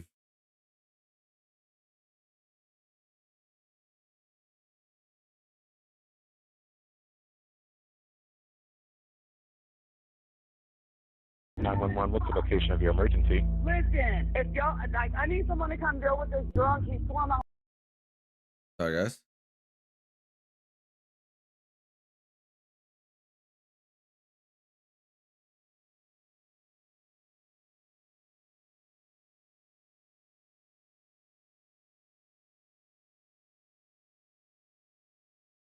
All right, here we go. Sexual predator gets caught in the act. Oh God.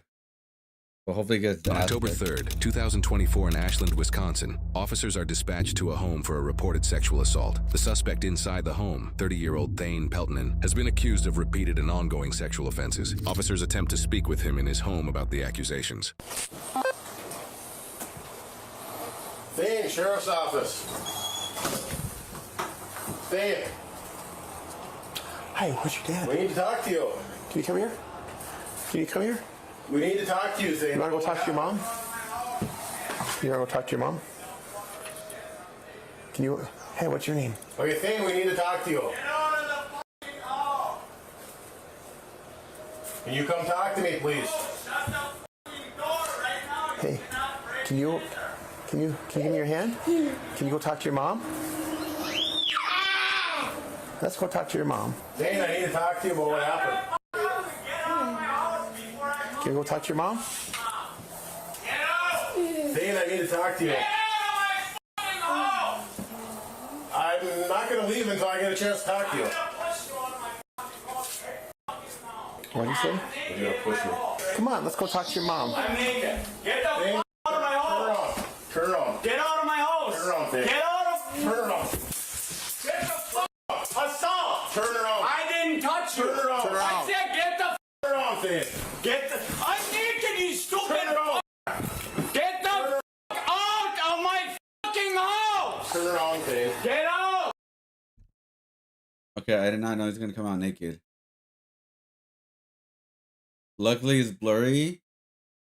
It's on YouTube, so it should be fine. I just did not expect that. My bad, guys. I'm uploading it short right now. That's why I'm quiet right now. I apologize. Kamala Harris is gonna come. Get the. You ain't touching me. You ain't. Get the. You ain't fucking doing. Knock it off. Drop it. You will be tased.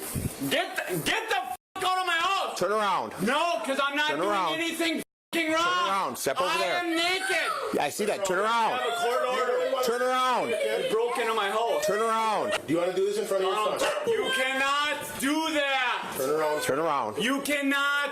Well, we have special circumstances right now. You cannot break it. Turn around. He's going to step forward and grab your arm. If you do anything, I'm going to tase you. Don't touch me. I'm going to tase you. Don't touch me. You have to have a court order. Turn around. Megan, call my dad right now. 676. 673. Go ahead and step it up. Turn around. Turn around. Go ahead and turn around. You don't have a court. I am naked. I see that. That's assault. Turn around. Turn around. Turn around. Turn around. 673. There's a of police officer in my house. You cannot come in my house without a court order. We just came in to talk to you. We need to make sure that. And he's grabbing me right away. Okay. How do you think I feel if I'm naked? He's grabbing me in my own house. We asked you to come to the door. All right. You do not have a court order. You cannot come in my house without permission. Okay. Broken entered. Will you let the kids go to their mom? No. Okay. You broke into my. We did not break into your house. You're thinking about it, aren't you? Nope. You can't. Damn, in front of the kids too? God damn, dude. They're fighting with a naked guy, guys.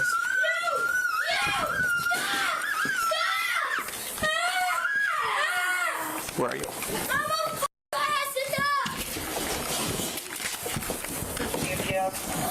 I'm naked! Naked! Naked! Yes. Naked! You have no right to do that. Nope.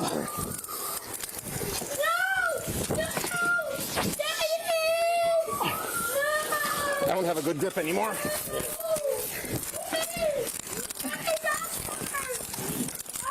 Man, stop resisting. Stop. Please, stop help me. 600 free. Step it up. You're choking me. Stop resisting, Finn. Stop. You're a weak Turn around. little man, are you? You beat your wife. Your wife beat. Go my arm. You failed the psych exam. Go my arm. You did. You failed the psych exam. Let's go. No. You just punched me. You elbowed me in the it's face. assault. You elbowed me in the face. They're punching me. Get mom. Let go of me. Nope. Let go of me. Go. You can't do that. What a loser, man. Spray him. No. What a fucking loser. Ow. Megan, they're punching me. You choked my partner. Megan.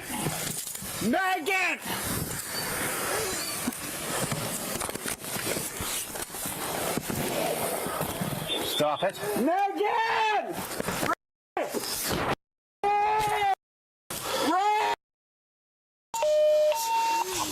Megan! Hey! 650, 409 North Main Street. Stop, please! Megan! Apologies, here's Collins City. Please, 409 North Main. Megan! We're about with a kid though. Megan! Get off my back! You touch me like that. I got one arm, I guess. I got one Let arm. me get up! I'm fucking naked, you racist! You quit! You fucking me! Nobody's Relax. Stop resisting. 676. One subject in the back room. We still need assistance. Stop kicking me. Stop! You're kicking. Megan! Thane, you need to cooperate right now. Stop kicking, Thane. Bro, they're still fighting I'm him? kicking my partner. Holy shit. They're fighting against the naked guy. Megan!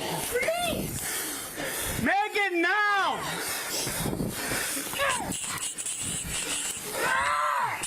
Megan! Stop, please! You're going to jail. I got dirt on you. You smoke weed at home, don't you?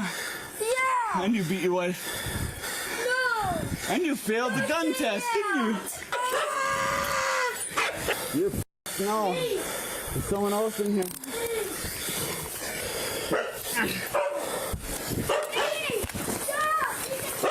Oh my god. What's going on? Stop resisting. Bro, he won't stop. Alright guys, don't on my short. He won't stop. Stop resisting.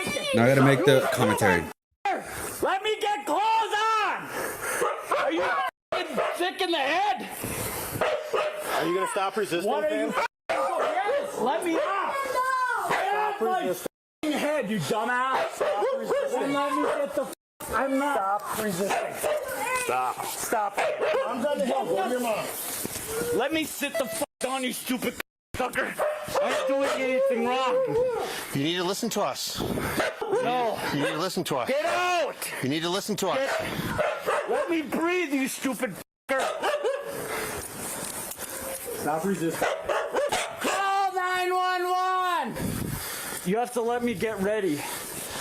You cannot arrest me. Dan, stop. Stop. Take a breath. You need to relax and do as you're told. Are you fucking stupid? Do you know who you're arresting? I'm the president, you fucking idiots. Pick me up. They're hurting me. I'm naked. Just catch your breath. No, I don't need a breath, you fucking retarded narcissist. Go shoot someone else in your fucking target practice. Or just go grab a blanket or something. You fat f***er. Thane, relax. Then get the All right, guys. Sorry about that. We're good.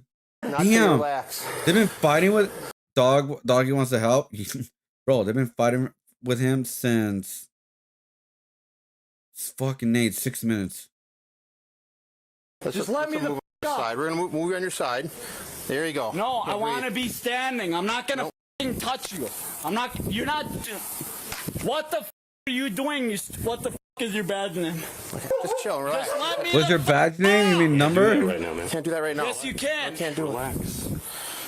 Okay, just get my gloves on. Okay, we're gonna have you stand up. You want to help, Doggy? Yeah, no shit. Are you stupid? Stand up. Put your feet under you. Let me under your power. stand, you idiot.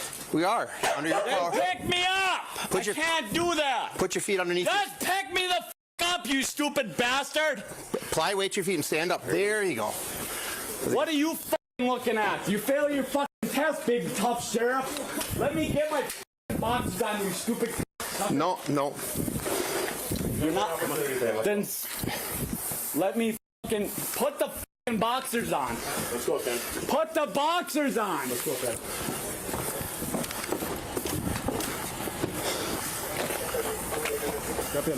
Let me get some box. We got the You blanket. cannot put me in here naked. Yeah, that's why we grabbed the blanket for you. What are you doing, McGuire?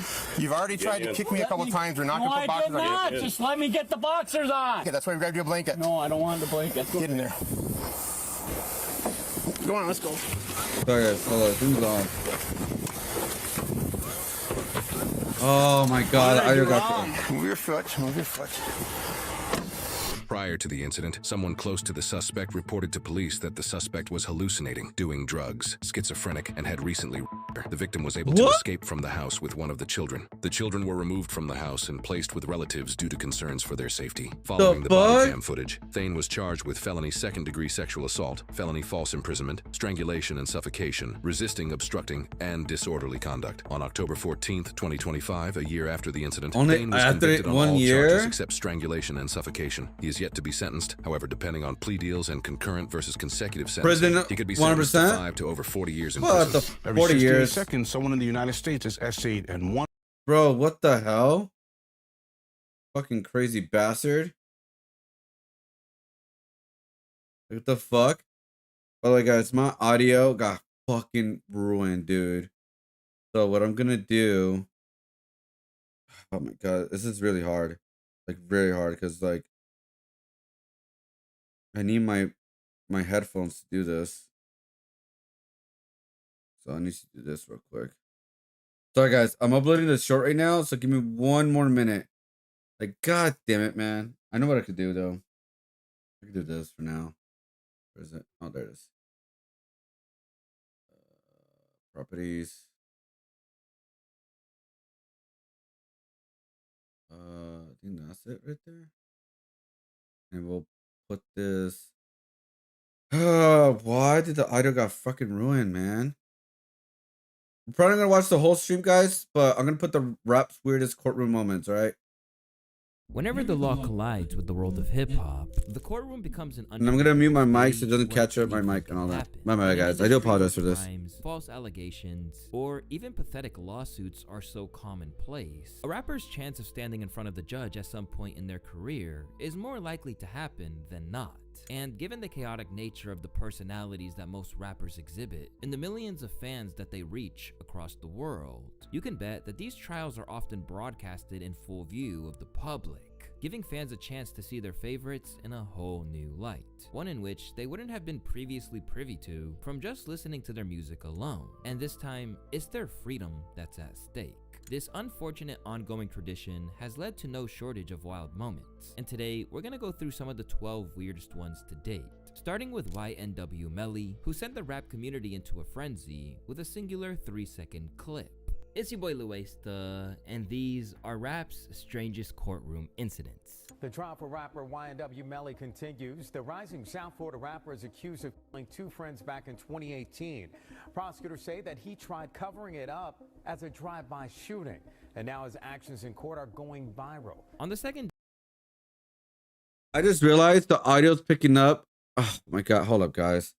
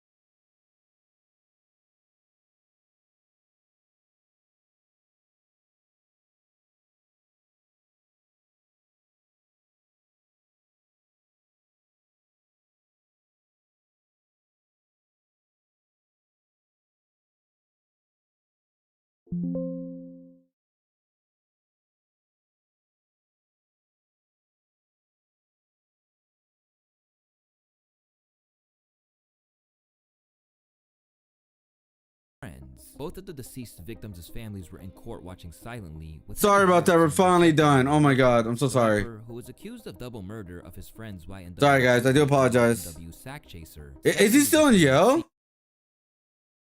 Wait, is YNW still in cell, by the way? I forgot his name. You just said it, but I forgot his name. Appearing at times somber, but also with an unsettling amount of composure. Before the trial started, Melly bowed his head in prayer. He then closed his eyes and whispered softly to himself as the courtroom watched. But what really got people talking was when he did something that the court cameras had never caught him doing before. Melly looked up from his prayer and raised his hands to his mouth and blew a kiss in the direction of the victims' families. Really? Really?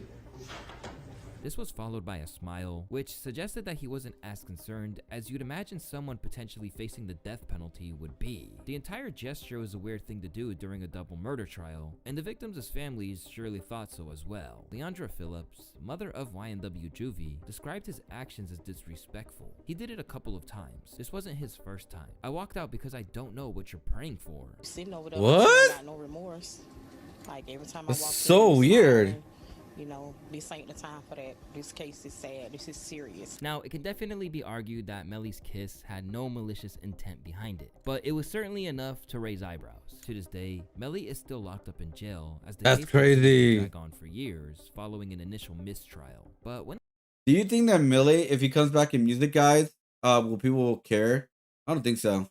I think his time has passed already. His style is just like, we're moving on. the killer of the late great XXXTentacion went viral for pulling the exact same stunt during trial, it's safe to say that it didn't for the online world at all. While the judge read the guilty verdict for the men, Buenas, yo, what up, my boys going? Of one of the most influential rappers out of Florida, one moment in Oh, give me one particular sec. stood out above everything that surfaced. Michael Boatwright, who is one of the 4 men involved, and the one prosecutors say actually pulled the trigger, smugly blew a kiss at the camera before being cuffed and sentenced to life in prison without the possibility of parole. All right, Dave, when you stood there and fired that weapon, you didn't just end one life. You effectively ended 5 lives, including your own. You will spend the rest of your life in prison. From here, you will go and be placed in a cell that has a stainless steel slab that's attached to the wall. That's your bed. And next to it is a stainless steel sink and a stainless steel toilet. That's the furniture that you have in that cell. You'll spend every hour and every day and every week and every year of your life in that cell. Why is there a squeaky noise every time I record my voice? And you'll have passed on. In the aftermath, people had no remorse for them, believing that this tough guy posturing was just an attempt to hide the regret as squandering their own time on the planet. Don't let their fake smiles fool you. These dudes are punching the air right now, wishing that Oh, guys, I'm a moron. I didn't mute the oh, okay, I see. Hold up. What up, guys? I'm drawing Spider-Man. I'm following John Ham. I'm full body character, my own design, my own. I'm a fucking moron. Okay, guys. So what was going on? I didn't mute the what do you call it? The time lapse part. So I was making a weird squeaky noise, like annoying voice, noise. So I was like, what is going on? All right, we're good, guys. How are you doing, Hellboy? Welcome to the stream. We just got done doing Red Hood on stream not that long ago, which is right here. And I've been busy like for the past freaking 10 minutes now because my dumbass. We just got done doing this right here. Let me show you. Let me show you guys if you guys are stopping by. Wait, hold up. There it is. And do this. So here we go. So yeah, we just got done doing Red Hood for my back series. We are gonna do Nightwing 2 as well. So hola, ¿cómo estás, Hellboy? Está bueno. Somos el Red Hood del Batman. El hijo del Batman. No, es que no es el hijo, es Jason. But yeah, es que apenas acabamos este día o algo bien rápido. Ahorita vamos a hacer algo de Nintendo, que es un show de Nintendo va a pensar a las 6. So I'm doing Nintendo characters right now, guys, because the show of Nintendo Direct is happening today at 6 a.m. And right now it's just uploading. It's short, so I do apologize for that. I usually don't do them on stream, but I forgot to do it like, you know, yesterday, and yeah, it was just all bad. So let's just begin the art. Finally, how you guys doing?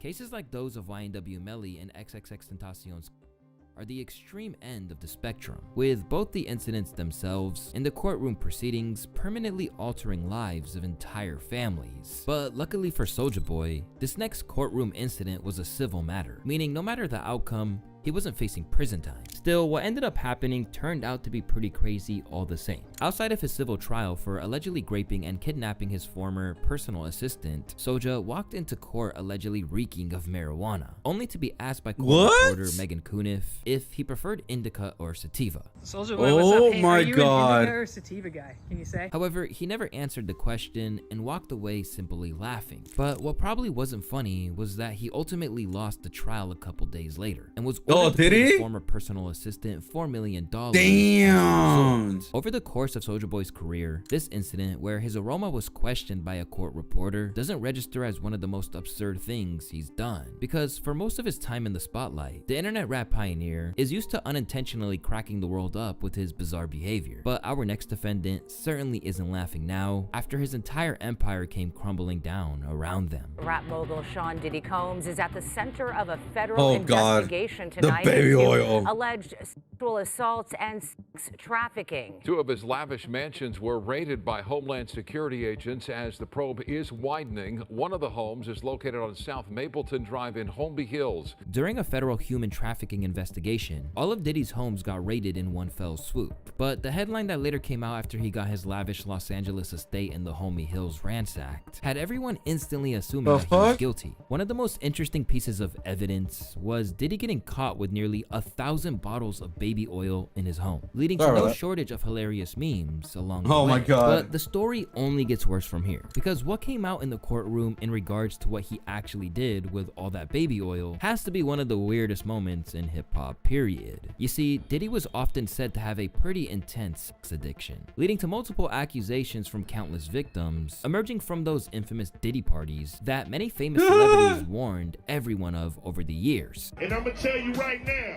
me and Dub C ain't never been to a Diddy party, motherfucker. That's why I'm going to parties. You can hug me from the front and the back at the same time. P. Diddy be wanting the body, and you gotta tell him no. You got to tell him no. And in court, it was exposed that he likes to call his late night hotel escapades with whatever girlfriend he has at the time offs. According to the prosecutors, a freak-off refers to parties where he watched his own girlfriends have with a male escort. Fucking weird, man. Enjoyed himself in the corner, and apparently every time he organized these escapades, Let's be everyone a there cut. was covered in baby oil. This trial wasn't filmed, but just think about Diddy having to sit in court, watching his now pregnant ex-girlfriend recount of all the dirtiest secrets with his family watching in the gallery. The disgust experienced by the people in that courtroom can be felt from the headlines alone. Another weird moment that happened in this same courtroom was when a fellow rapper unexpectedly came in to testify against him. Kid Cudi. Kid Cudi took the stand, claiming that Puff had his car blown up as revenge for him daring to date his ex-girlfriend, Cassie Ventura. Cudi said that back in 2012, someone had cut open the top of his car and threw in a Molotov cocktail, leaving the car burnt beyond repair. But when Cudi confronted the Bad Boy CEO later about the car, Diddy just gave him a cold stare and said, "I don't know what you're talking about." In that courtroom, he made Diddy sound like a literal supervillain. Cudi, are you happy that you finally told your truth? How are you feeling after the testimony? As the evidence stacked up, Diddy would be sentenced to 2 counts of transportation to engage in prostitution in July of 2025. And while this was one of the lesser charges he was facing, you can only hope that the victims took some form of solace from the fact that he will spend upwards of 4 years in jail. Even if that That's not a long exactly time, by the lengthy way. stint that his actions Yeah, truly it's not a long meant. time, though. But you know who actually got the comeuppance they deserved? The 2 off-duty cops that tried to shoot Tupac. Because back in 1993, a confrontation arose between Tupac Shakur and 2 off-duty police officers in Atlanta took place after Pac saw the cops harassing a black man. The officers, who were intoxicated and not immediately identifiable as police, pulled a gun on Tupac, prompting him to shoot in self-defense. It was later revealed that these officers had stolen their from a police evidence locker and initially lied about the incident. Regardless of the fact, Tupac was charged with aggravated assault and still had to go to court. What? However, Tupac entered the Forgot about courthouse that. not as a man defeated, but an unshaken individual ready to take on his enemies. He walked in with purpose, and when his eyes met those of the injured man, he did not look away. Tupac knew that he was in the right and wanted those cops to know exactly how he was feeling.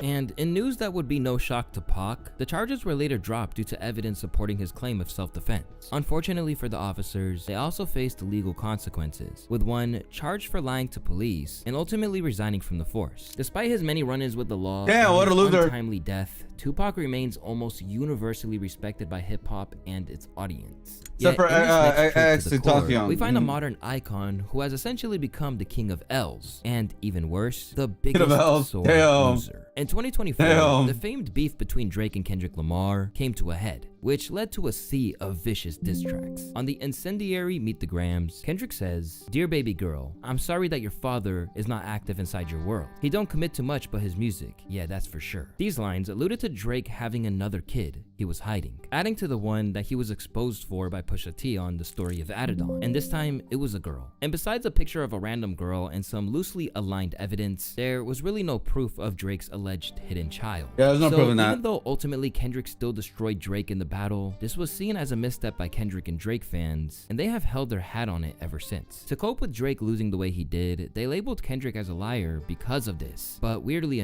But it's like, how many times Drake lied on his raps? enough, fast forward a year later in 2025, a courtroom artist standing outside spotted Drake apparently leaving a family courtroom. Drake, famous singer.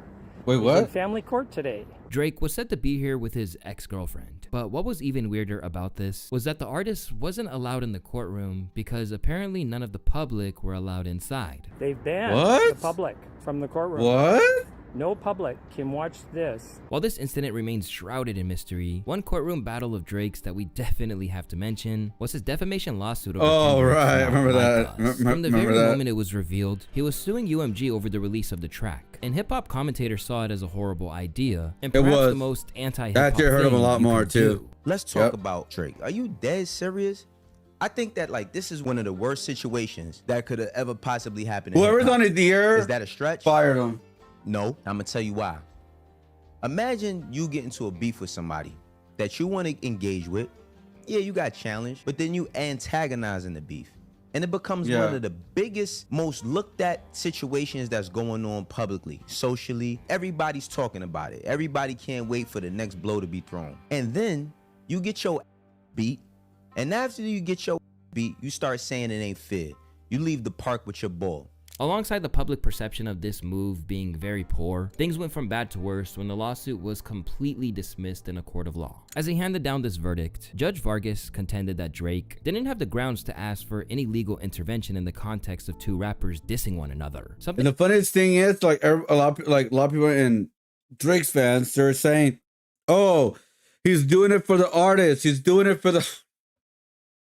Which people on his team could have probably told him and saved him all the time and embarrassment. Although the accusation that the plaintiff is a pedophile is certainly a serious one, the broader context of a heated rap battle, with incendiary language and offensive accusations hurled by both participants, would not incline the reasonable listener to believe that Not Like Us imparts verifiable facts about the plaintiff. While his spokesperson has indicated that they will be taking it to Court of Appeals, Drake is already going to be preoccupied fighting another battle in civil court after a massive lawsuit was filed over his ties. Oh, the gambling guys.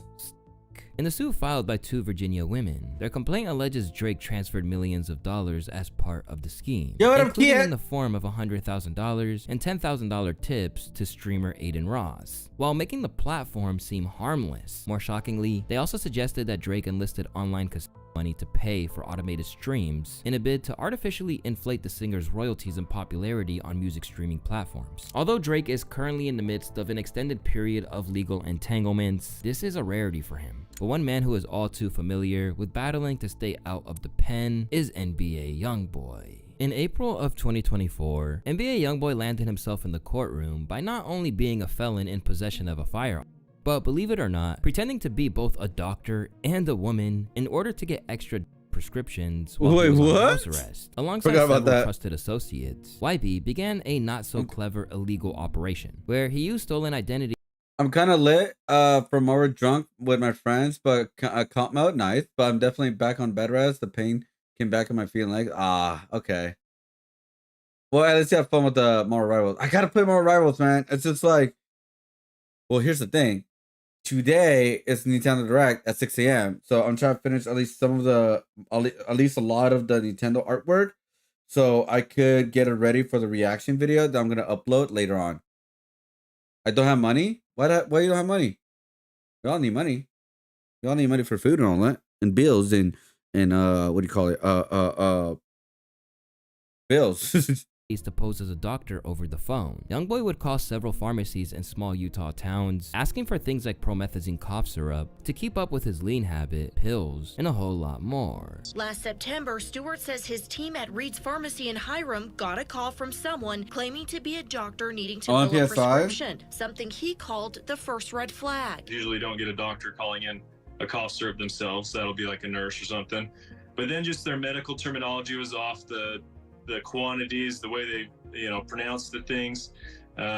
Everything was suspicious. Like Stewart's case, arrest documents reveal multiple other pharmacies across Utah were targeted too. According to investigators, callers linked to YoungBoy would call in prescriptions using the name of a real doctor in Provo in some cases, but giving fake patient information. Individuals would then pick up the order from pharmacies, mainly promethazine and codeine. When he was pretending to be a doctor, he often used the same names of elderly patients by forging dates of birth and medical details. However, as stupid and weird as all of this sounds, the fraud actually worked for months. Prescriptions passed from pharmacy counters to YoungBoy's crew, sometimes picked up in his own vehicle by friends and family. That's cool. He remained on house arrest. Generally, it worked all the way until the feds caught notice of YB's. I was gonna say it's gonna be a bad time to buy PS5, but actually no, because the PS6 has been delayed, so never mind. I can still bed rest on my PC with my stool. Well, there you go. Operation and raided his house. Rapper NBA YoungBoy was arrested this week at his Mill Creek home in what the Cache County Sheriff's Office is calling an ongoing investigation into criminal conduct. Throughout this raid of YoungBoy's mansion, the police ended up finding a 9mm semi-automatic pistol, in his bedroom alongside Ooh, prescriptions, with a including gun? promethazine with codeine. Lastly, the raid uncovered the evidence linking YB and his associates to a scheme where they impersonated a physician to call in fraudulent prescriptions to multiple pharmacies. But the legally sanctioned home invasion also exposed just how bold the operation had become. Because when one pharmacy grew suspicious and told YB to call the sheriff's office to prove his identity, he actually did it. A deputy reported that during the investigation, I was contacted by dispatch and informed of a Gwendolyn Cox needing to speak with me. The CCSO investigator stated, I contacted Gwendolyn at the phone number that she provided dispatch. During my conversation with Gwendolyn, she gave me the last name of White when asked for the spelling of her name. Gwendolyn only gave me her birth month and date and could not provide her age to me. So in a case like this, where there was an abundance of information against him, there was no way YB was taking it to trial. Really? Instead, That's he took a stupid? plea deal, accepting the charge of 2 counts of third-degree felony identity fraud, 2 counts of third-degree felony forgery, and 6 counts of misdemeanor. Also, bro, my Discord ratted out someone who hacked my Crunchyroll. You have a Crunchyroll still? I thought that company was going down. Is Crunchyroll like the place to watch anime still? Because it used to be Funimation. You guys remember Funimation?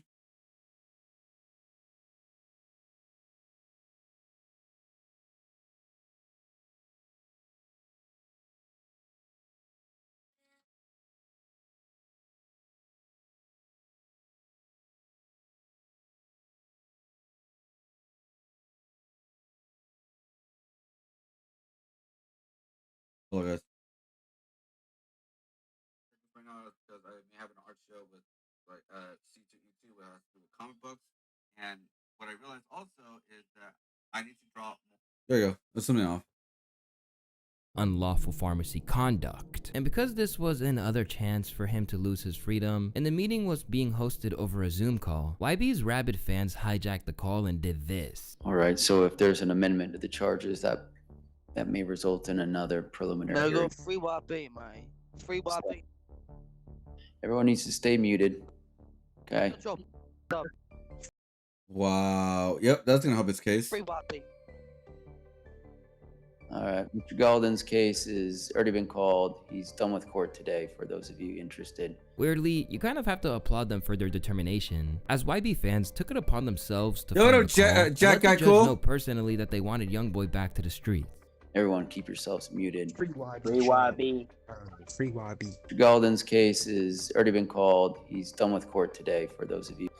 Yes, Your Honor. If the information is amended, we would immediately request a preliminary hearing. The entire courtroom seemed weirded out by the situation, and even the judge was thrown off a bit. However, unfortunately for those fans at the time, YB was not freed, and ultimately received a 23-month prison sentence for the charge, and a concurrent sentence with the fines for the prescription fraud case. Yeah, those guys However, are dumb. this latest prison They're not stint helping this certainly guy. didn't kill his buzz, or diminish his audience's love for him. After I being thought it released was. in March 2025, YB embarked on his first tour in years, spawning chaotic Damn. scenes which proved just how frenzied his presence made his audience, and scaring anyone who didn't know what they were looking at. I'm gonna be honest, guys. NBA, whatever his name is, he's one of the worst rappers out there. He sucks ass, dude. He really does suck.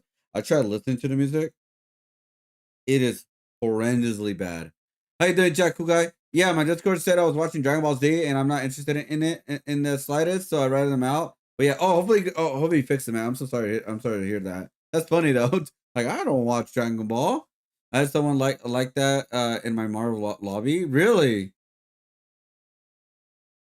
Shit. Oh my god. But yeah, I mean, I'm gonna be honest, guys. He has one, like, the music's garbage, man. It really is. I don't know what people see in it.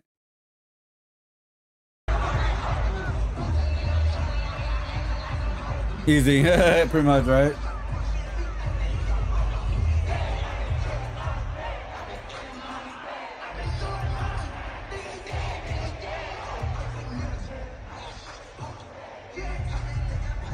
At the moment, YoungBoy is probably the Louisiana rapper who most regularly finds himself having to fend off trouble with the law. But when it comes to sidestepping what the authorities are trying to do, he could learn a thing or two from the legendary Wheezy F Baby. Because back in 2012, during a deposition that Lil Wayne gave over a lawsuit he filed against Quincy Jones III and his 2009 documentary The Carter, Tunechi gave the most weirdly hilarious performance when he answered each of the attorney's questions by not really answering them at all. Is that an interview that you actually gave with Katie Couric? Is that an interview that I actually gave with Katie Couric? Yeah. What's your name again? Hey, well, that's not the question. What's his name? Pete Ross. Huh? Pete Ross. Pete Ross, Yeah. That's a stupid ass question. You just saw me on there giving an interview with her. Okay. So that was. But did you they had to perform confirm at it, you the dumbass. Virgin Mobile Music Fest. To be honest, I love Wayne. I mean, I'm gonna be honest, man. Lil Wayne has become a big pussy because number one, like, you know what's crazy? The Kendrick and Drake beat affected him too, even though he was not a part of it. How? Because Kendrick got the Super Bowl show, and Lil Wayne couldn't start complaining because he wanted to be a part of it or he wanted to showcase it. But his show sucks ass because he cannot remember his lyrics, which is kind of fine because you can just have like a teleprompter. But his shows are not as good because he doesn't put any energy to them anymore. And then he released the latest Carter album, and that shit was god awful garbage. Like, I don't know what happened, Wayne, man. I really don't, dude. He hang out too much with Drake, man. Yeah, yes, it hasn't come out with anything good. I mean, old Wayne. Oh yeah, of course, yeah. Like old Wayne, yeah, of course. Like, Lil Wayne clearly wasn't in the mood to deal with this and treated the interviewer with utter contempt. However, the funniest part is, in the next question, you actually realize that the judge is sitting in the room with them, letting Wayne do whatever he wants. Isn't it something that you would remember if your album, The Carter 3, was the biggest selling album of the year in 2008? Isn't it something that I would remember that? Yes. Isn't that a personal opinion type question? Because I would be actually answering the question to, isn't it something? That's my question. Isn't it something? That you would remember. Isn't it something? That's the question I have to answer, Your Honor. Go ahead. Isn't it something? You could do the best trying to answer it. Yeah, it's something out of your ass. That's my answer. Yeah, it is something out of your ass. This tough day at the office got so bad to the point where Wayne started answering the attorney's questions before he even asked them. Well, how much longer is this line of questioning going to go on? Not much longer. All right. dumbass. I don't know. Didn't you win? I don't know. The award for Best Rap Album of the Year in I don't know. 2008 for The Carter 3? I don't know. Mr. Carter, you have to wait until the attorney is finished asking the question, please. I'm sorry, that's my psychic. I'm sorry. But while this was a legendary performance, Lil Wayne isn't the only rapper that has had some interesting deposition What a moments, dumbass. to say the least. None other than Kanye West has had Oh his fair God, not share, Kanye. too. In 2020, Ye faced a deposition in regards to a lawsuit where he was accused of stealing technology to advance his brand Yeezy. And from the outset, Kanye was acting exactly how you would expect him to act. Mr. West, would you raise your right hand? Do you solemnly state, under penalty of perjury, that the evidence you shall give in this matter will be the truth, the whole truth, and nothing but the truth? Yes. The whole thing kicks off with Kanye sitting in front of his webcam, phone firmly in his hand, straying from every legal expectation. Rooted in I see ignorance? that you're looking down at probably a device. Are you on your phone? Yes. Okay. So I'm going to ask as a ground rule that you not be on your phone during the exam. Can we agree to that? Well, is that legally what it should be? I'm not going to advise you as to the law. That's why your lawyers are here. But that is my ground rule for the deposition, consistent with California law, that you need to be present, focused on the examination, and not on a device. Due to my mental geniusness, in order to focus on this bullshit, I need to be on a phone. Counsel, do you want to speak to your client before we continue? When asked, Kanye refused to put his phone down and didn't give the whole thing any kind of respect. And from there, things No, it's not only got Offset? weird. Oh, he's on Everyone in drugs. that call should have known what type of deposition they were about to have when Kanye pulled up wearing a hat labeled "Rooted in Ignorance," because suddenly he then produced a shimmering silver mask decorated with the face of Jesus Christ and pulled it down over his face. Okay, Mr. West, why have you donned a mask to start this deposition? Because you don't have the right to see my face. And is it your intention to wear that mask for the entire duration of your examination? Perhaps. And as the lawyer kept asking Kanye basic questions, the disdain he was showing only increased. The deposition from, where is that room? I'm not gonna tell you. You're never gonna see me again. Madam Court Reporter, same thing, mark the transcript. And who is in the room with you, if anyone? No one's in this actual room with me. Okay, and what other things do you have in the room besides the phone that you've identified? Are you stupid? I'm not gonna tell you other things. I don't have the time to be talking about. I got a chair in the room. You are talking to the richest black person in the history of America. Because Kanye continued to act this irate for the entirety of the deposition, one of the attorneys on the call officially had enough. And for the lawyers on... Oh my God. Bro, like, what is he paying his lawyers? Because, like, shouldn't the lawyer be talking for him?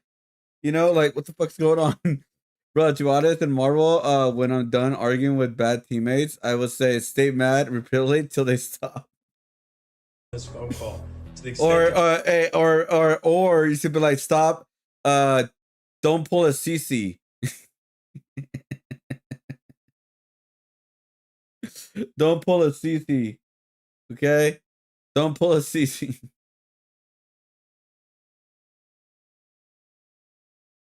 your client continues to waste my 7 hours of allotted time, we will require him to come back and give his deposition again.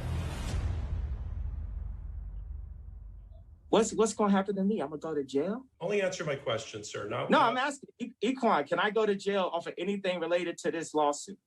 You're not here to ask questions, sir. You're here to answer. What you mean I can't ask my lawyer a question? You crazy? No, you can You don't know who you're talking to. I'm not some slave of yours, boy. If you would What like... you mean I can't ask my lawyer a question? That's the dumbest. Are you crazy? You just told me I can't ask my lawyer a question. Mr. West.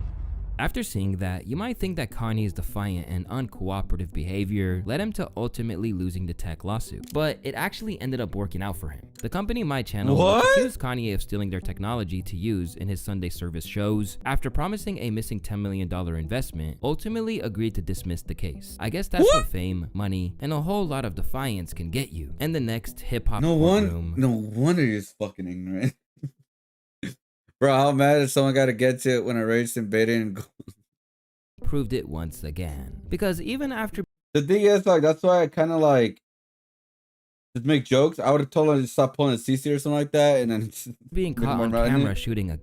A$AP Rocky still got off scot-free. In early 2025, Oh, I think A$AP Rocky is 100% guilty. He got effing lucky, dude. He is... That's why he was so nervous. He was 100% guilty, guys. Let's be honest. A$AP Rocky did shoot the gun, but they didn't have enough hardcore evidence in order to convict him. That's why he was literally he was so nervous at the courtroom. Bro. Kanye F over my friend and his city by not paying for the stuff he took, and he said put him into my tab and never paid. Oh my god. God damn it, Kanye, man.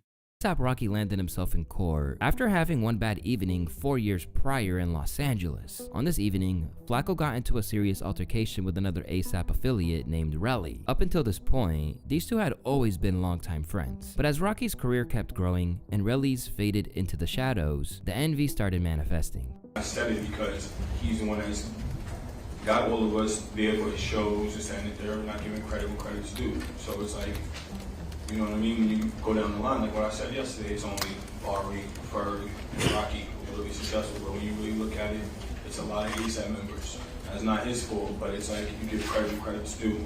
Essentially, Relly was mad at Rocky for only helping a couple of members out of his crew get money and notoriety, while others like ASAP Ills and ASAP 12e were still struggling. For example, he called Ills a crackhead and declared that 12e was still living in the projects. So to settle this brewing issue, the two later met up in Hollywood outside of a hotel Relly was staying at. For Relly, the purpose of this meeting was to try and squash some of the tension between him and the superstar ally. But for Flacco, this meeting was to get Relly to shut up and stop complaining once and for all. Therefore, when they met up outside the hotel and Relly noticed 12e and Ills had came along with, a war of words ensued. Things quickly turned physical, with Rocky eventually grabbing Relly and pulling out a ASAP Ills quickly broke up the two and calmed the situation down, prompting Rocky to begin walking away. I believe you said yesterday at the end that you were trying to verbally express how you feel. Is that is that what you're saying? Yeah, because I felt like I'm never going to see Rocky again due to the circumstances, so I'm just going to let him know how I feel.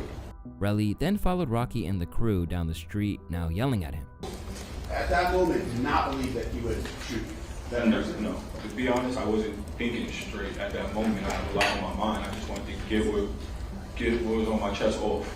But as they got to the end of the street and Relly had finally caught up with Rocky, things went from bad to worse for everyone involved. On that evening, ASAP Rocky allegedly fired at Relly, grazing his hand in the process, which is exactly why he later had to sit in court and listen to Relly snitch on him from the witness stand. But through it all, Rocky stayed silent. Up until 12e got on the stand, the veteran ASAP mob member began telling his side of how the story went down that evening, claiming the Rocky pulled out was actually fake. So based on this new information, the prosecutor pulled up photos of ASAP Rocky's piece and asked 12e if he had ever seen real inside the house. But once they reached the photo of Rocky's bedroom, the prosecutor suddenly threw 12e a curveball, asking what the label AUG meant on an object sitting at the foot of the bed. Yet before 12e could answer, Rocky, who has insisted it must always remain a mystery since he launched the company, yelled at him not to. I've seen the bed before, but I can't really tell. Because it also, like, you never been to Rocky crib. He be having like some cool looking couches that look futuristic. So I have not been there. Yeah, so that's what I'm saying. I'm not too sure. Okay. When you look at it right now, I wonder what the sticker is. From what you can tell, what does AWGE mean? Oh. Huh? Oh. What does that mean? Does that mean something? Mean oh. And sure enough, 12e did exactly that, heeding the rules seen on the label site. What's that term from?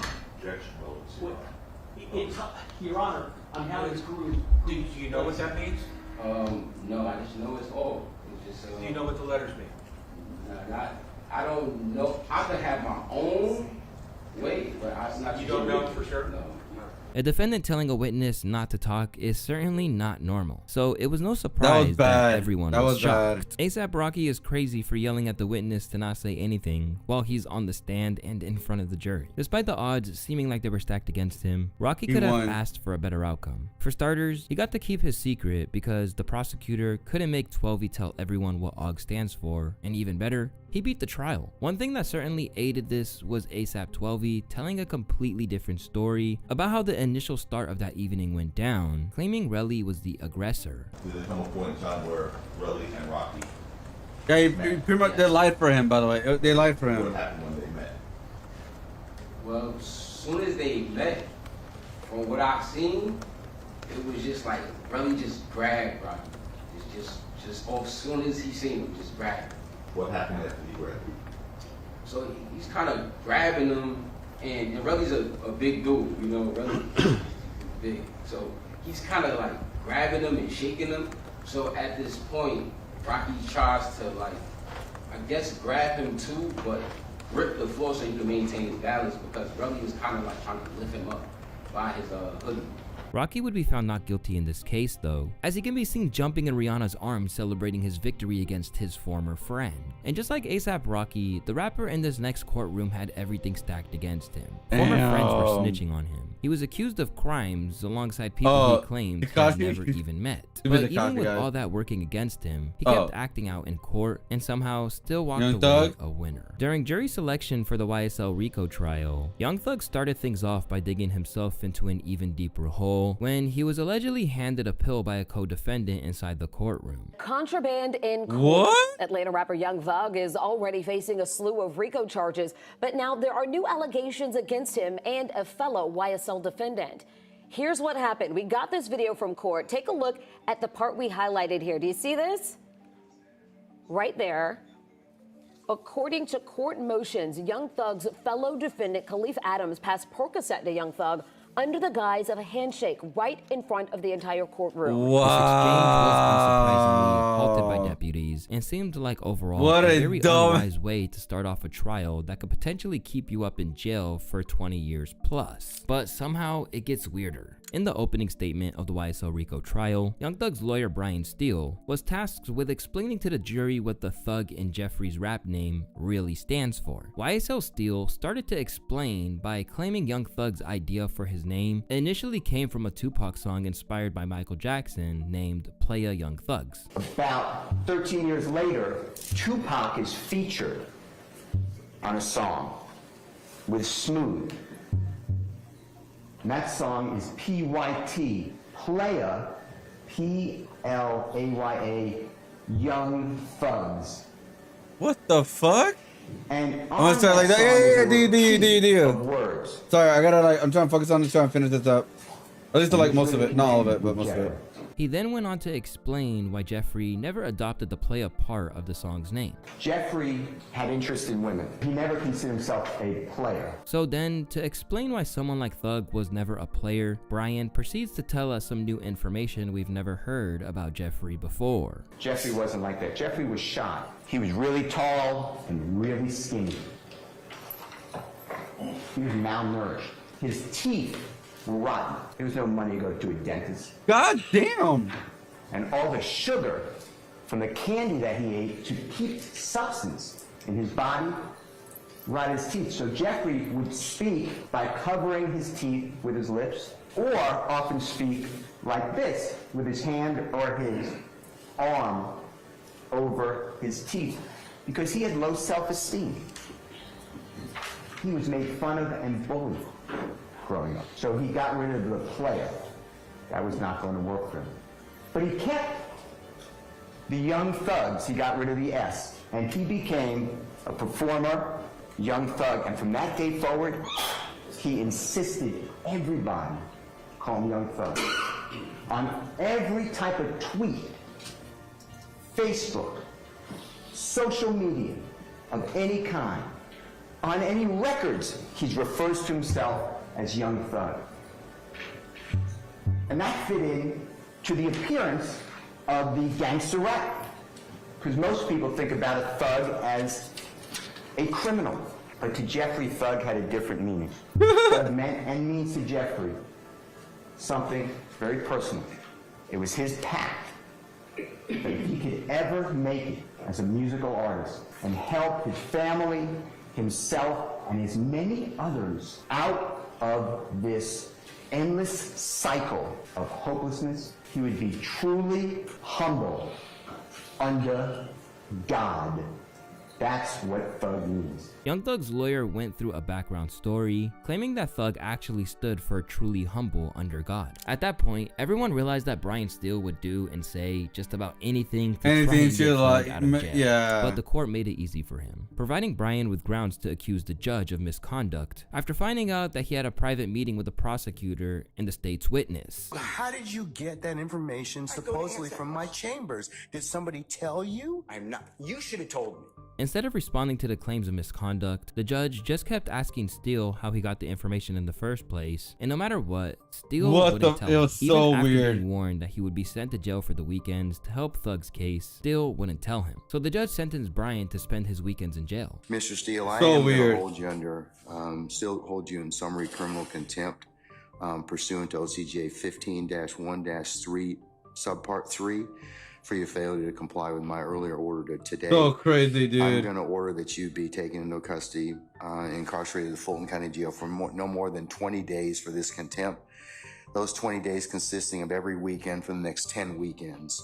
And you'll be reporting to 901 Wright Street Northwest, Atlanta, Georgia, 30318 at 7 p.m. on Fridays. You'll be released on 7 p.m. on Sundays. But instead of continuing to plead his case or asking him to rethink his decision, Brian asked this. Can I ask you a question? Sure. I'm going to file a notice of appeal, but for whatever reason that doesn't take, and you don't give a bond, then I'd ask that I can be with Mr. Williams and we work on our case all weekend, for all those weekends. Otherwise, I can't prepare. I speak with Mr. Williams all the time. That's up to you, and sir. I will, sir. If that comes to pass, you have my support. I will talk with our sheriff, and we may be able to make that work. Okay. What? That's so weird, he was bro. willing It's to go to crazy. jail with Thug if that's what it took to prove his innocence. Brian's still all-star performance for the rest of the trial got Thug to the point where he could take a plea deal where he got to come home instantly with 15 years of probation. However, he didn't exactly pull off a masterclass in keeping a low profile or even retaining his reputation once he was freed. Following the Kid Cudi testimony at the Diddy trial that we mentioned earlier, most of the people online were just in shock that Cudi's car was genuinely blown up and it wasn't just a conspiracy or a joke. However, some individuals were calling Cudi a snitch for testifying against Diddy, including Young Thug tweeting out, "Damn, Cudi a rat, LOL." But as it turned out, this was gonna age like milk. Just a couple of months later, Thug would find himself in the same position he put Cudi in, because after was seeing it as a rat too. Online from his time in jail around 2015, in the video, Young Thug is seen voluntarily meeting with detectives about the shooting of Lil Wayne's tour bus. While talking to them, he name-dropped Pee Wee Roscoe, a YSL affiliate who was later found guilty and sentenced to 20 years. Thug also offered detectives his phone number to continue communication, which many on social media interpreted as cooperation or snitching. Mr. Williams, you did. Whatever. You were wonderful today. Listen, Yes, sir. promises, make promises. Just we'll keep promises. Whatever you anytime you ever think you want to know anything, tell me.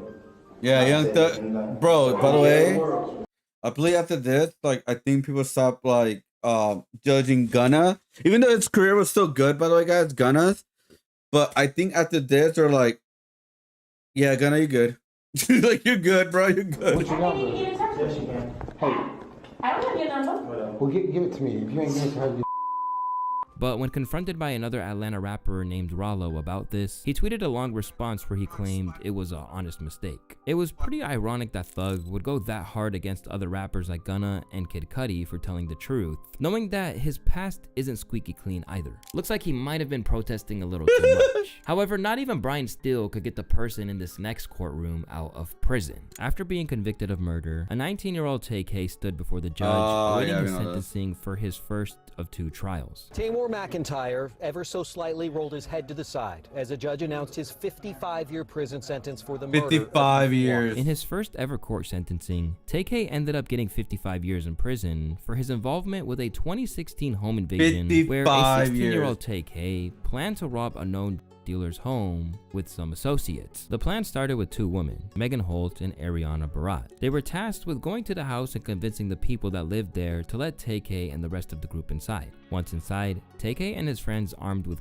would search for money to steal, though things spiraled out of control quick. Instead of talking their way inside, the group forced their way in. Shots were fired, chaos ensued, and Ethan Walker was shot and from his injuries. Though TK maintains he didn't fire off the fatal shot, he was still deeply involved. Through a lengthy interrogation, he admitted his role in searching for money inside the home that night. This video from almost 3 years ago shows a 16-year-old Tamor McIntyre in a small room with police, uncomfortable, wiping his eyes at times, and finally admitting to investigators he played a role in a home invasion and murder in Mansfield. Because he was only 16, TK was placed in juvenile detention and later released on house arrest with an ankle monitor. Yet, rather than feeling blessed to be home, he cut off his ankle monitor in March of 2017 and fled, sparking a manhunt that would last several months. Because while evading the police, TK spent his time making songs bragging about it, and one of them happened to be on his breakout track, The Race, in which he not only taunted the police throughout his lyrics, but literally posed with his own wanted poster. While on the run, TK didn't stop being a menace either. During another attempted robbery gone wrong, TK fatally shot Mark Anthony Saldivar in San Antonio, Texas, outside of a Chick-fil-A. Once he was captured in New Jersey and brought before the judge, prosecutors cited his actions as brazen and self-incriminating. They even played the track in court as literal evidence of intent of a lack of remorse, saying that it clearly blurred the line between art and confession.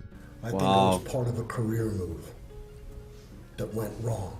As he awaited his sentencing for his second murder, thoughts of how he could have done things differently was the only thing that raced through his mind. But it was all for nothing when he was sentenced to freaking moron, dude. Moron. Laura has informed me there was a buzz and that the jury has reached a verdict. Are both parties prepared to receive the verdict from the jurors? Yes, yes, Your Honor. All right, let's bring them in. All rise to the jury. All right, ladies and gentlemen, it's the court's understanding that you've reached a verdict. Is that correct? Yes. And is that verdict unanimous? Yes. All right, Deputy Laura.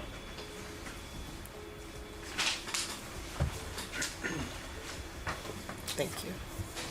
With regards to the sentence of 80 years in the prison and no fine, if this is your verdict, I need you to answer yes. Does everyone understand? Yes. Is this your verdict? Is this your verdict? Yes. Is this your verdict? Hopefully that was worth it, bro. Now you will always be in prison. You will never see a light of day. You will die. Is he dying in prison? No, he's actually gonna get out when he's very old. Though. Yes. Is this your verdict? Yes. Is this your verdict? Yes.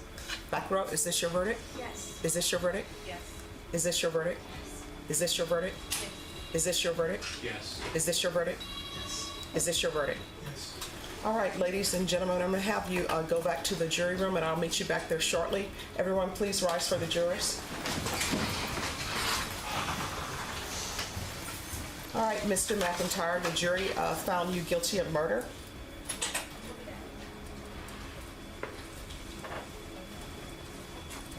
Your punishment is to be assessed at 80 years in the prison. A now 25-year-old KK is set to spend the rest of his life in prison. All 80 because of years, 6 never months mind. of horrible decision. It's weird seeing someone as young as him having to grapple with the fact that he'll never ever get the freedom again. But at the end of the day, you do the crime, you do the time. It's your boy Luesta, and I want to thank y'all for watching today's video. I hope those 6 months of him making music and quote unquote running away from the law and be quote unquote free was worth 80 years.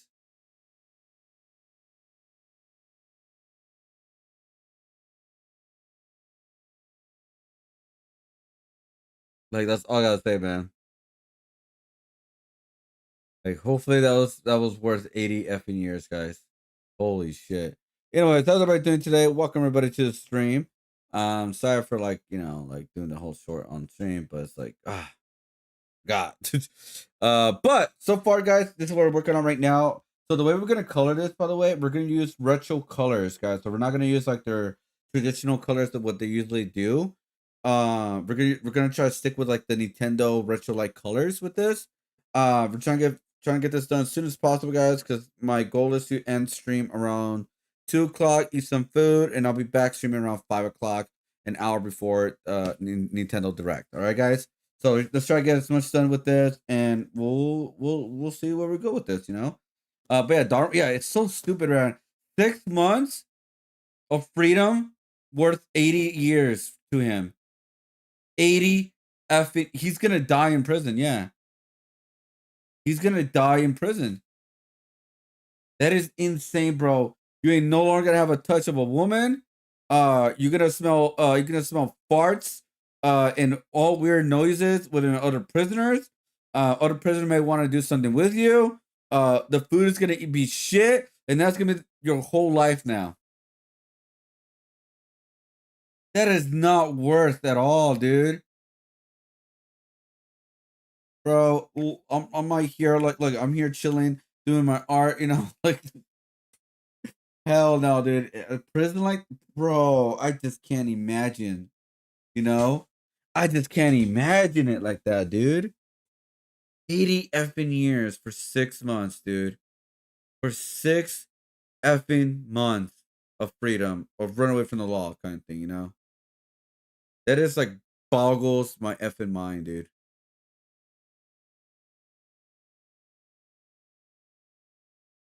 Like, holy shit. Anyways. By the way, guys, so if you guys know, I did talk about this not too long ago. I made a brand new PC. Now, my new PC, it does turn on, and the Windows was installed, and it looks good. I haven't tested it yet, like fully tested it. Like I sent you the stress test on this. I haven't done it. I never done that before because the other PC I got was already like custom made and I was ready to go. I still need to stress test this new PC. But because I went on a rabbit hole of looking at a lot of like PC like customization guys, I found some really cool customization, guys. Like some really cool ones. So I want to show you guys some of them. Like we got, bro. There's a Gundam one. Looks effing insane, dude. About 5 months. Shut up, Moist. Even though you're cool. There it is, right here, guys. Look at this. Check this one out, guys. It is an insane. Oh wait, what? It's an Intel too. I'm not a big fan of Intel, by the way. But I'll use it if it's cheaper, so. But it's got AMD still. Yeah, so you got the same kind of motherboard as mine. Not obviously not the same one because it's for Intel. No, actually that's a better motherboard than mine. Mine is a 870, I think, or something like that. E. But I still need to connect the Wi-Fi, by the way, which I don't really need. But yeah, this build is, how old is this build? It's a 4090. Yeah, it's a year. Okay, yeah. It's built to use 40 still. Yeah, we'll still use them. That's a lot of fans, though. It's a lot of fans.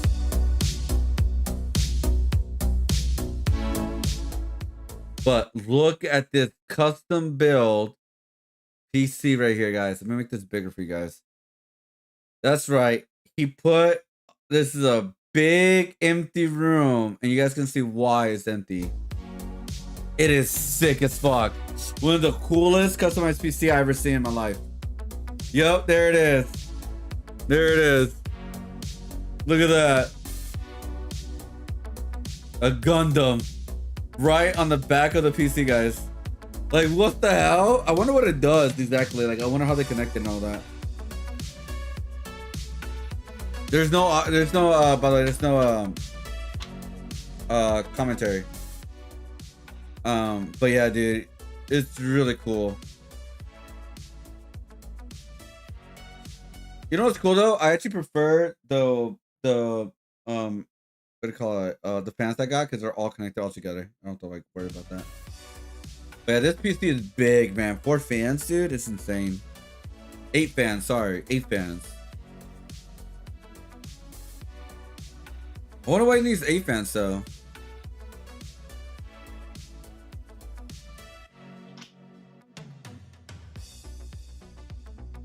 Let's see. Oh, you can put one right there and then one for the radiator. Oh, okay. Hey, Shadow, how's your custom PC again? Your PC is way better than mine, right? Because you got like the 5090, I believe. Is yours Intel or AMD? I forgot. Is your guys' PC AMD or Intel, guys? Let me know. Or is it just like a, yeah, let me know what kind of is it. That's cool. I love the button thing too, by the way, where you put the SSD.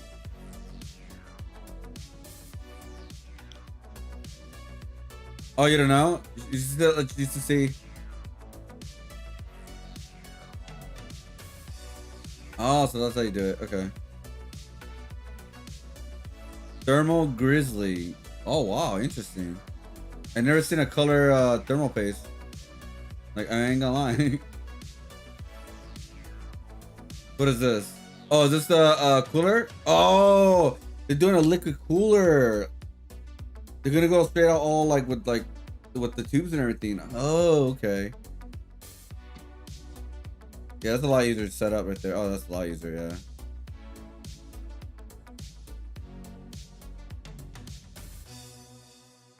Oh yeah, that's a lot easier. Yeah. What is this? Ooh, okay, Tridents. DDR.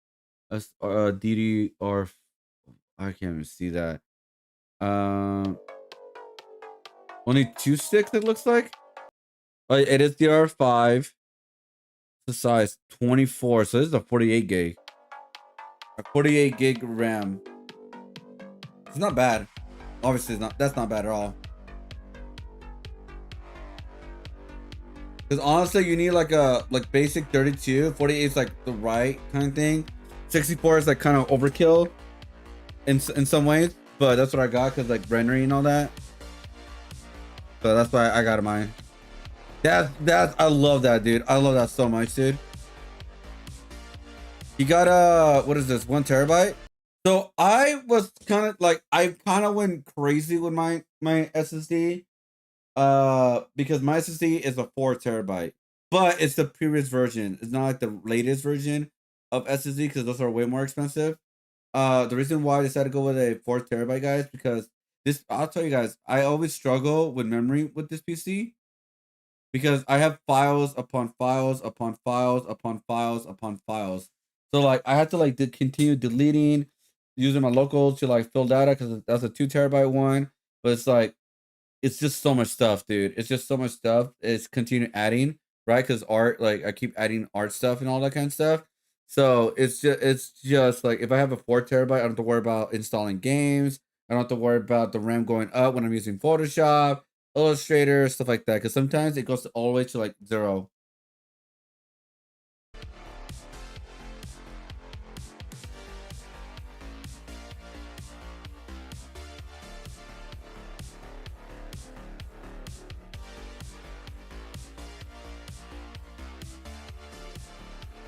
But yeah, my PC when I bought it, guys, I think it cost around 3,500. It's gone up to I want to say 39 around there, 39 to 4,000. Because certain prices went up, by the way, because I did get it when it was on sale, and also RAM prices went up. When I bought it, it went up like $200. The RAM price is like 200. It was crazy. But yeah, if you want to get the same one that I got, like so I got a Ryzen 9 because I just love good or CPU power. And I got a 64 gig of RAM, 2 sticks only. Not this time it's like not the 4 like I did last time. I did get a 5080 though. I didn't get a 5090 because it's way too expensive for me. But yeah, the same PC that I build, it will cost you around like 4,500 or so. Because prices went up, and then also like the custom build sometimes they charge you like 200 to up to 600. It depends what company you go to. Like you like build it just like for them to build it for you. The good news about them building for you, you don't have to worry about the cables and all that kind of stuff, and like what do you call it, the drives and all that, which I need to install everything by the way still. But yeah.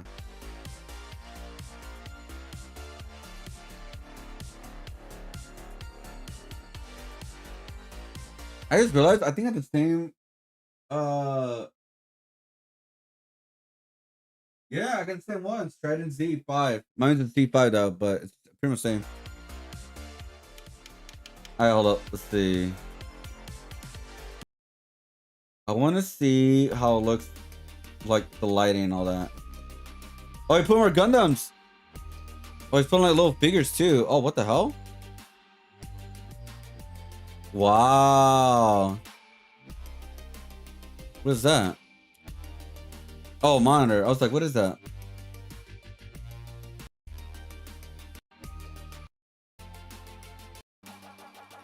Oh, that's cool. It does light up. I wonder how much more light power has. Let's see. Let's see it turn on, guys. Let's see. Let's see how it looks like turn on. The power is wow. It even has a screen on there.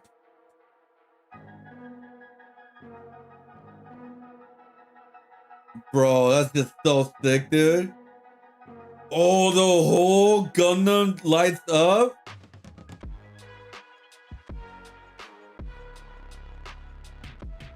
Wow. That's sick.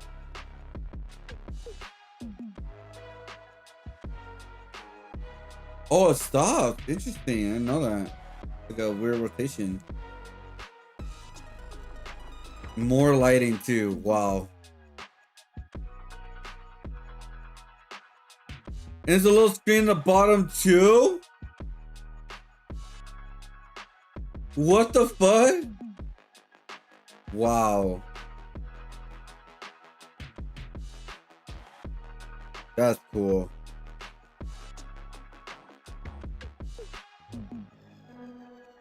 How much do you guys think this costs in today's market? It is a 4090, so it's not gonna be as expensive compared to like some graphics cards, but damn, dude, that's a crazy build. Look at this, guys. Gundam.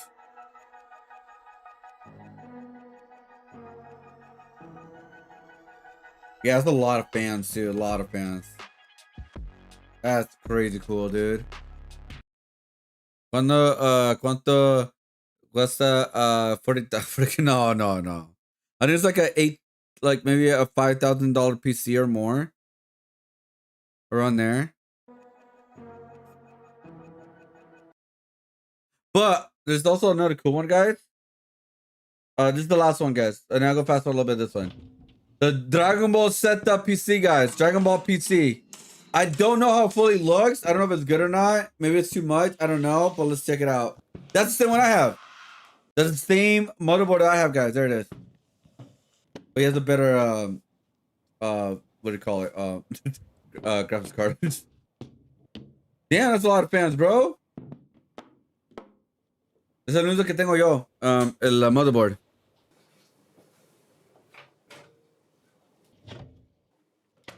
Yeah, I mean, oh man.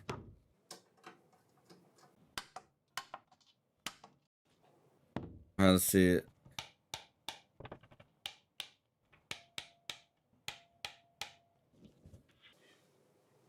Why is there the same image behind it? I wonder why it was that.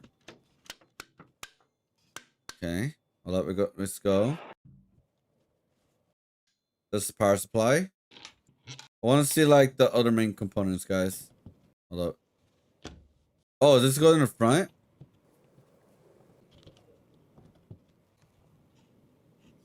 Oh,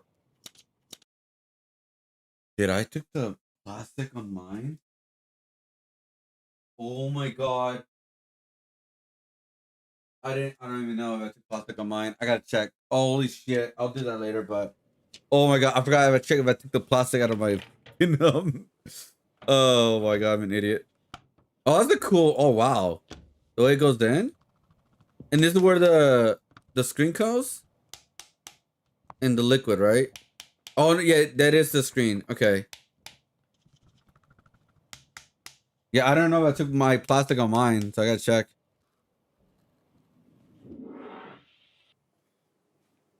Oh, that goes in the bottom.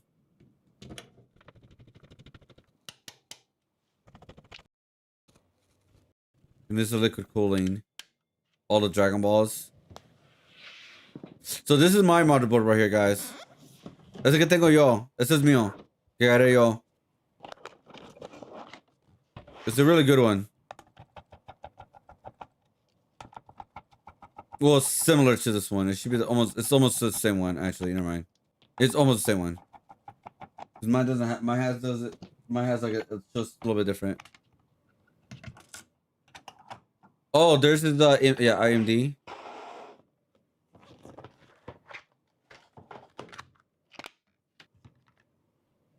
I believe it's the same chip that I have, actually. No. Is it? I think it is. I'm not sure. I kind of went overkill on the CPU. I ain't gonna lie, guys. I did not add by the way, on mine, guys, I did not add thermal paste because mine already had that with it. So when I got the Kraken usually has it already, so it has like a little square of thermal paste. So it's fine. Like I said, it lasted for a while. My first one. Yeah, it has Wi-Fi. Yes. I just forgot to connect mine. Let me see if I can find it. Well, let's just play.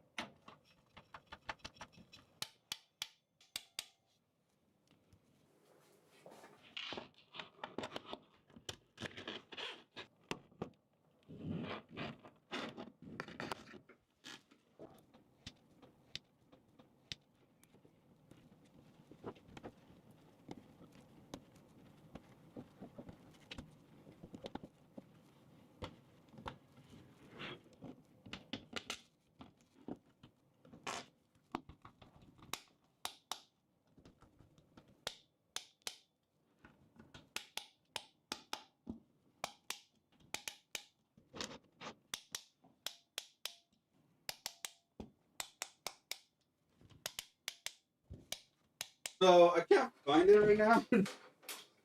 Put it. So I have to check. But this is mine right here. Alright. Right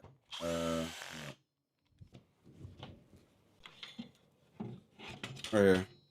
So this is what I got for mine. It does have Wi-Fi. I just didn't connect it because I forgot. But I don't really need it, by the way. So I don't know why I got the Wi-Fi one. Because I usually just straight connect my my internet to the motherboard. But this is mine right here. It's an AMD Ryzen socket, AMD 5. It was perfect. So it's like easy to kind of set up. I love this right here, by the way. You can just press it. It'll take off in the SSD and then boom, done. And there's a button right here to take out your graphics card. And then the bottom part's where my other capture card's going to be, like Elgato one. But yeah, this was a really easy setup, honestly. The way this was like kind of like put and everything. Because it already has like a backplate too as well. So it's like, okay. All right, cool. That's cool. There's a lot of SSD plates too. You could open this up and it's really good. Like I was kind of like thinking also for future proof too. Like if anything, like if I want to upgrade something, at least this will be the perfect motherboard to like upgrade with. That's another reason why I got it. It's like if I want to upgrade something, like you just never know, right? I was like, oh, you know what? Let's do that, you know, just in case. 20K was spent on both RAM. I'm like, oh no. I bought it early. Ish. Not that early though. But luckily I did get a discount for it. And yeah, I got a discount for it, luckily. The hell was the cutting? Oh, I see.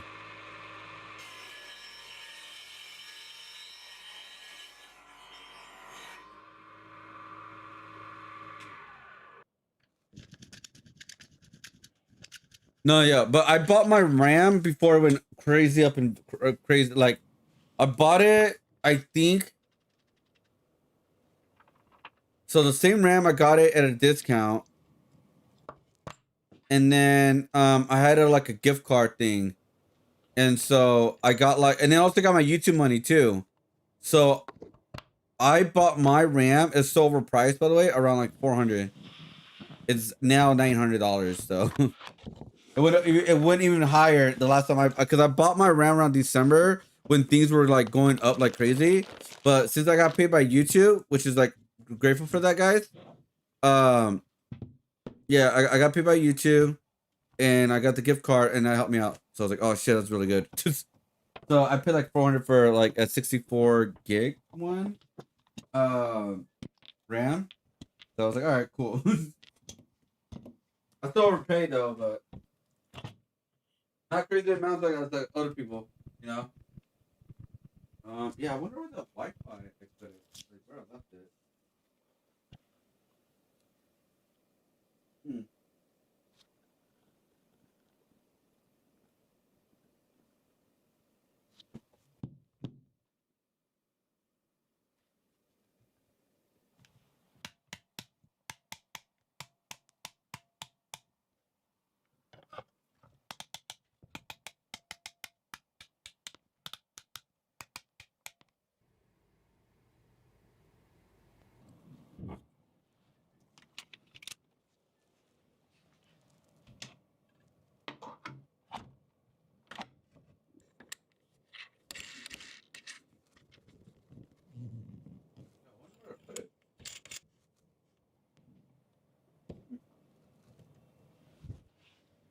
Yeah, I wonder where I put it now, honestly. It's just the Wi-Fi connected. I wonder where it is. Maybe in another box or something.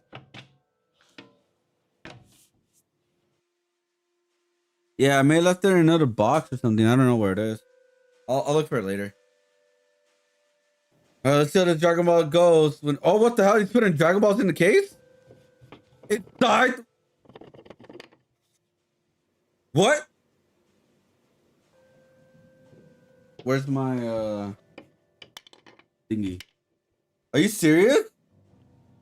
He's putting the Dragon Balls in the case?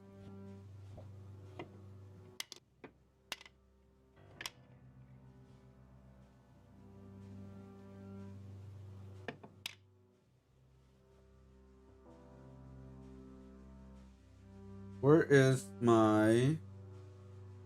That's such cool. But the odd number though, 3 and 4. I don't know. Would that bother you guys? By the way, would that really bother you? Once it's a 3 and a 4. Let me know would that bother you or not. I'm pretty sure some people will be like, "Oh my god, I hate it." What happened to my Oh, you know what? I must have left it in another room.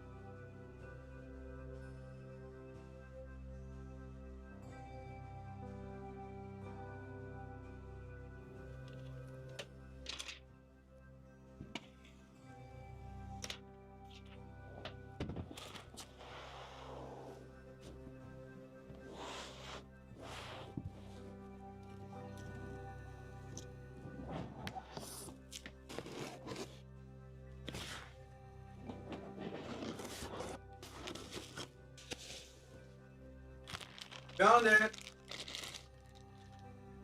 So there it is right here. Like I said, I haven't connected it yet. I might as well, right? You never know when I need Wi-Fi. I mean, I don't think I need it though, but here it is. So these are the connectors, obviously. Can I pull it? No.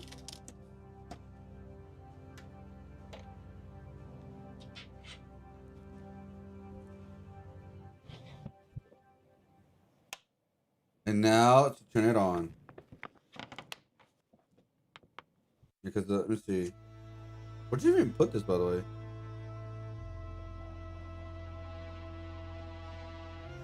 Oh, it opens. Okay, I didn't know that. Is this magnetic? Oh, it's magnetic, I think.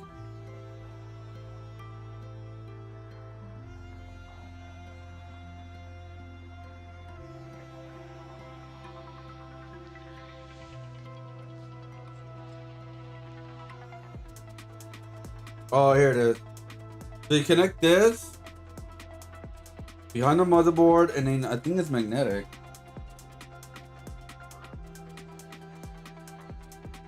Right? No.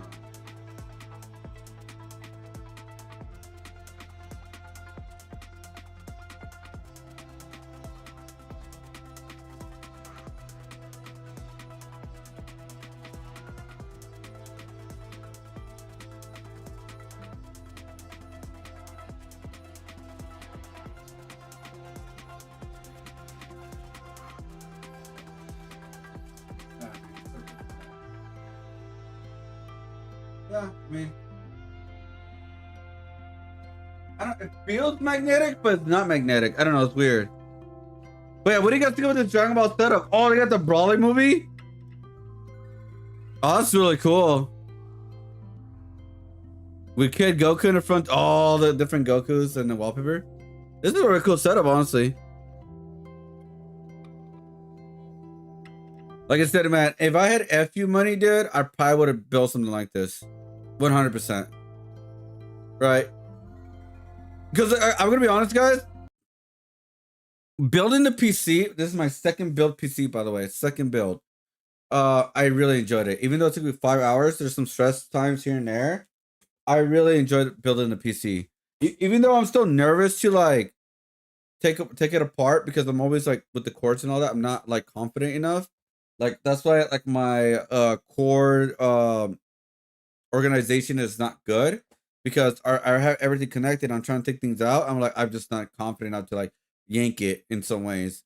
Like obviously not complete like yank it where like you're not pressing the thing, but it's like I just don't have confidence enough to do that yet. I just don't. That's why I'd rather just like stress test it and make sure everything's connected and all the power supply is connected, all that kind of stuff. And but yeah, that was really cool. But yeah, this is what I've been watching since I've been since I built my PC. And I'm gonna be honest, guys, I feel really good about it. I hopefully it works overall. My new one. And I think by next week we should have everything switched from my new one to my old one. I don't know what we're gonna do with the old one yet because it still works. By the way, it's still good for a couple of years. Or at least like this one, I could start replacing some parts, right? Which I think the biggest part that I probably will replace is going to be either the motherboard or it could be the graphics card. It could be either of those two. Like I said, because this PC has been like good for like the past, I want to say it's 5 years, and it's still good. But like now, like what I'm gonna do is separate some tasks from this new PC to the old PC, so at least this PC will last longer. Now that I won't be using it all the time, so those 2 years, 3 years could last like 4 or 5 years because it'll still be good to like do art, render stuff, and that kind of thing. It won't be like as good to play video games, but honestly, that wasn't my mindset. Especially when I bought the new one, my mindset was not fully video games. It was just mostly like what I wanted to do, and also like not worried about a part breaking for the most part, compared to this one, because at any point, anytime, the PC that I'm using right now could break at any point, at any time right now, because it's about 5 6 years. That's usually when they're usually, or the time it starts breaking down a little bit. What the fuck is the spear one? Sorry, I'm like, I just saw the spear, guys. The game spear, guys.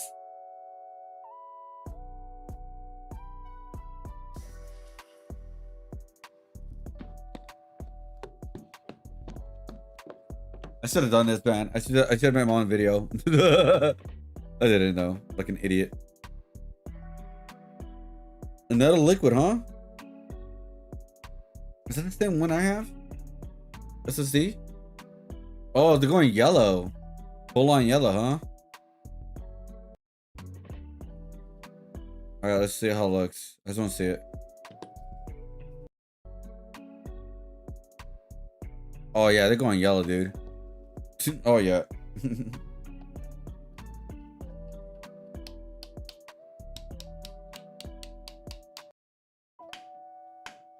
Wow, that's how to put it?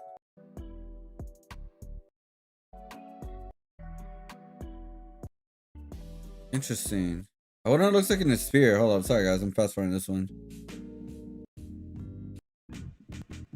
Obviously with the screens, obviously. Gotta have those.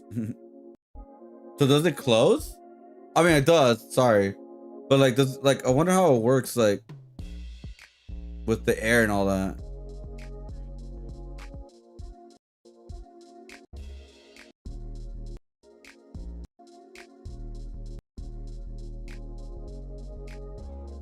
Wait, the fans also have screens? What the fuck?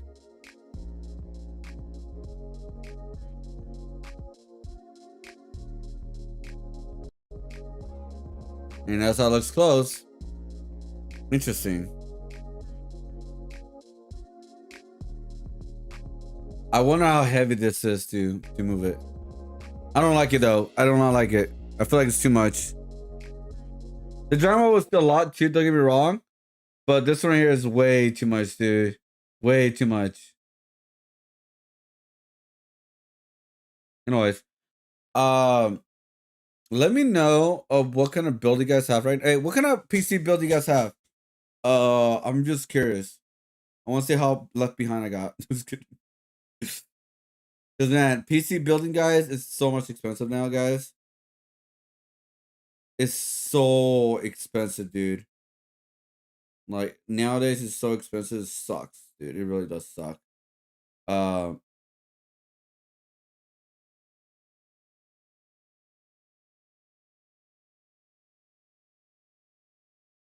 long did his PC die?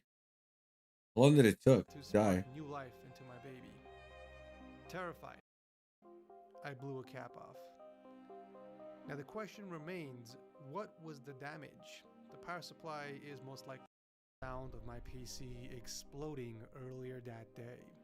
Exploded? I power on my system like any other day, and I heard a loud pop coming from the power supply, which only had to mean one thing. The power supply. I blew a cap off. Now the question how does that happen? Remains, what was the damage? The power supply is most likely dead, but did it take down anything else with it? Ooh. Yeah, that's why it's so. By the way, that's why it's so dangerous if you lose power. It's so dangerous if your PC is on because it could just ruin your whole PC. I feared that the I mean, this happened to this PC a couple of times, by the way, like the power off, but it survived all of it. the components are fried. It's so rare to get fried. Of junk metal. Surprisingly, there was still power going to my motherboard as the components were lighting up. So I had to get to the bottom of this. Was it A RAM? few monitors that were getting in the way. Okay. There's no The time board for is gone. sadness. We must test all the board is gone. Of possibilities started to cloud my thoughts as I reached for the power button again. Nothing. Not even a whisper. The board motherboard is looks like gone. that. But there's no time for sadness. For every ounce of liquid being collected in the pan, I remember all the fun times we had. Oh my all God. the joy circuits intact. No burned marks or visible damages. Okay. The pins That's were good. harmed on the motherboard socket as well. That's good. That's good. Could it be that in one final righteous attempt to save the rest of the components, the motherboard sacrificed itself? I must find out. It recognizes the drive, that's good. But can we boot into Windows? Are the files on there still there? Or are they corrupted? Please, please.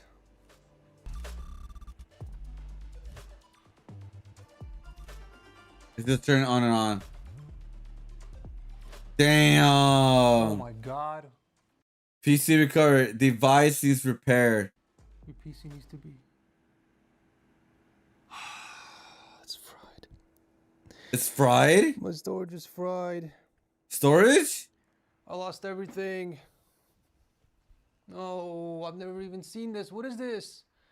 What? This is why you gotta back up your PC, guys. This is why you gotta back it up. That's why I'm gonna buy a new storage. Because I have this one, guys, but this one's extremely slow. But I still use it, obviously. Because it's good to back up your stuff, guys. And that's what I'm gonna do when I'm transferring this old PC stuff to my new one. Is back it up at the same time. So I've never seen this before. that's You crazy. need to use recovery tools. I think I lost all my files, guys. That's it. It's all fried. I mean, that's not the worst thing, but So it in one sucks. final desperate attempt to recover my files, I called a local data recovery center and took my drive over for him to inspect and see if he can recover my important files.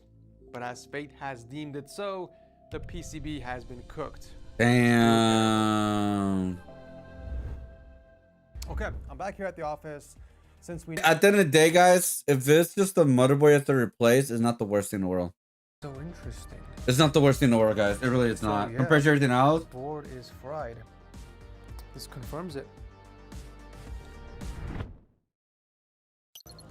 You know, all that troubleshooting has made me hungry. Hungry for a new PC. This right here is going to be my temporary system. It is going to be the reincarnation of Big Red version 5. I'm calling it Big Red version 5.5. Oh my god.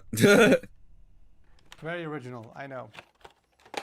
This doesn't change the fact of the matter. And the fact of the matter is that I'm gonna need a PC to still get my work done and also game on my free time and also continue shooting my Instagram reels. Which, by the way, if you guys aren't following me on Instagram, Oh my god. you're missing out on some quality content. Unfortunately, I'm gonna have to use the same case because all the cables that are connected to my devices are inside the wall. So I'm gonna have to put the case back on there, unfortunately. For the motherboard, I'm going with the ROG Strix X870 Wi-Fi. This is actually gonna be my board for Big Red version 6 when the time comes. A lot of you guys know I am jumping ship to AMD, but for this build, temporarily, I'm gonna be putting in the 9800X 3D processor, while Big Red version 6 will have the 9950X 3D processor. You guys are gonna face palm so hard when you realize what cooler I'm gonna go with. Oh no. This is temporary, okay? Okay. Do not come at Is me. it one of the fan things? Pitchforks. Ah. But I'm tossing in this cheap $20 cooler. $20 cooler? Just for the time being, okay? Don't forget that this is not custom water cooled, so I need a low profile or a very small lightweight cooler on top of the CPU. I need to make the case as light as possible so it's easy for me to lift it back up. Oh, right. Right now, this is the only thing I have in my inventory. So That's funny. it will make do. That is funny, dude. Yeah, I never liked that. I never liked those fan things you put on top of the CPU. I never was a fan of that. I really don't like those, how they look and all that. Honestly, the PC taking a dump couldn't have happened at a worse time. Like, I'm in the middle of planning for Setup Makeover Season 11. I'm actually heading out next week to build a brand new setup for one of my subscribers. And Did he this back is up gonna to set me anything? back a few days. So I am like in panic mode right now. Not to mention, I have a few other videos I gotta finish before I head out. So he does the This backup was literally somewhere. the last thing I wanted to happen. But unfortunately, that is life. You're just gonna have to roll in this to cool the 9800X3. We were seeing some really nice temps, so I am the only down. It'll be sitting way too close to the top of the cooler. Maybe I can, I don't know. Okay, power supply time. Switch over, plug these directly Let's see. into your motherboards. Man, they temp build, okay? Either way, she'll keep me nice and satisfied in 1440p gaming. So let's go and pop this in.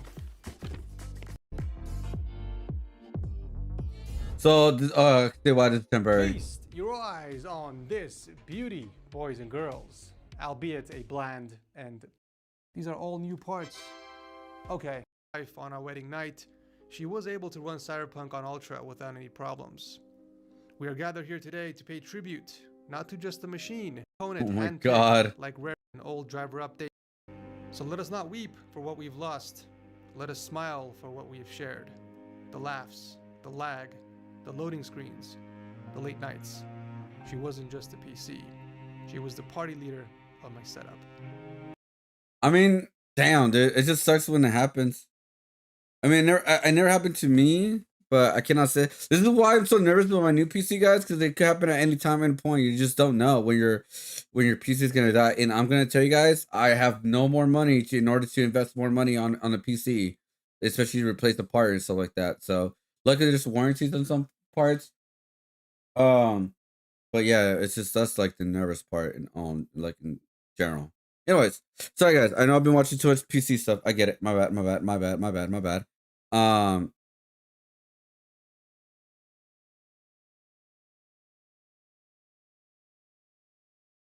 Let's see.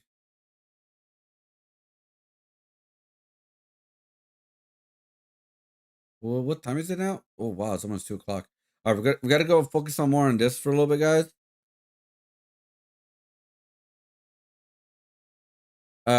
Yeah, we're gonna like work on this for just a little bit longer, and I'm gonna then I'll come back streaming, guys, around 5 o'clock, at least an hour before the show of Nintendo Direct, and hopefully we get more of this done. All right. Let's see what we could watch in order to kill time, because I gotta be on focus mode, y'all. Focus, y'all. Let's see. Where's my? Hold up. I don't like this setup in general. I don't like this. I'm never a big fan of like how they set up like the YouTube stuff. I'm not a big fan of it. It just looks so weird.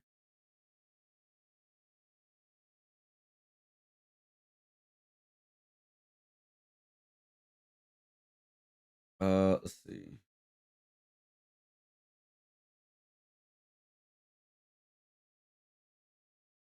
Um.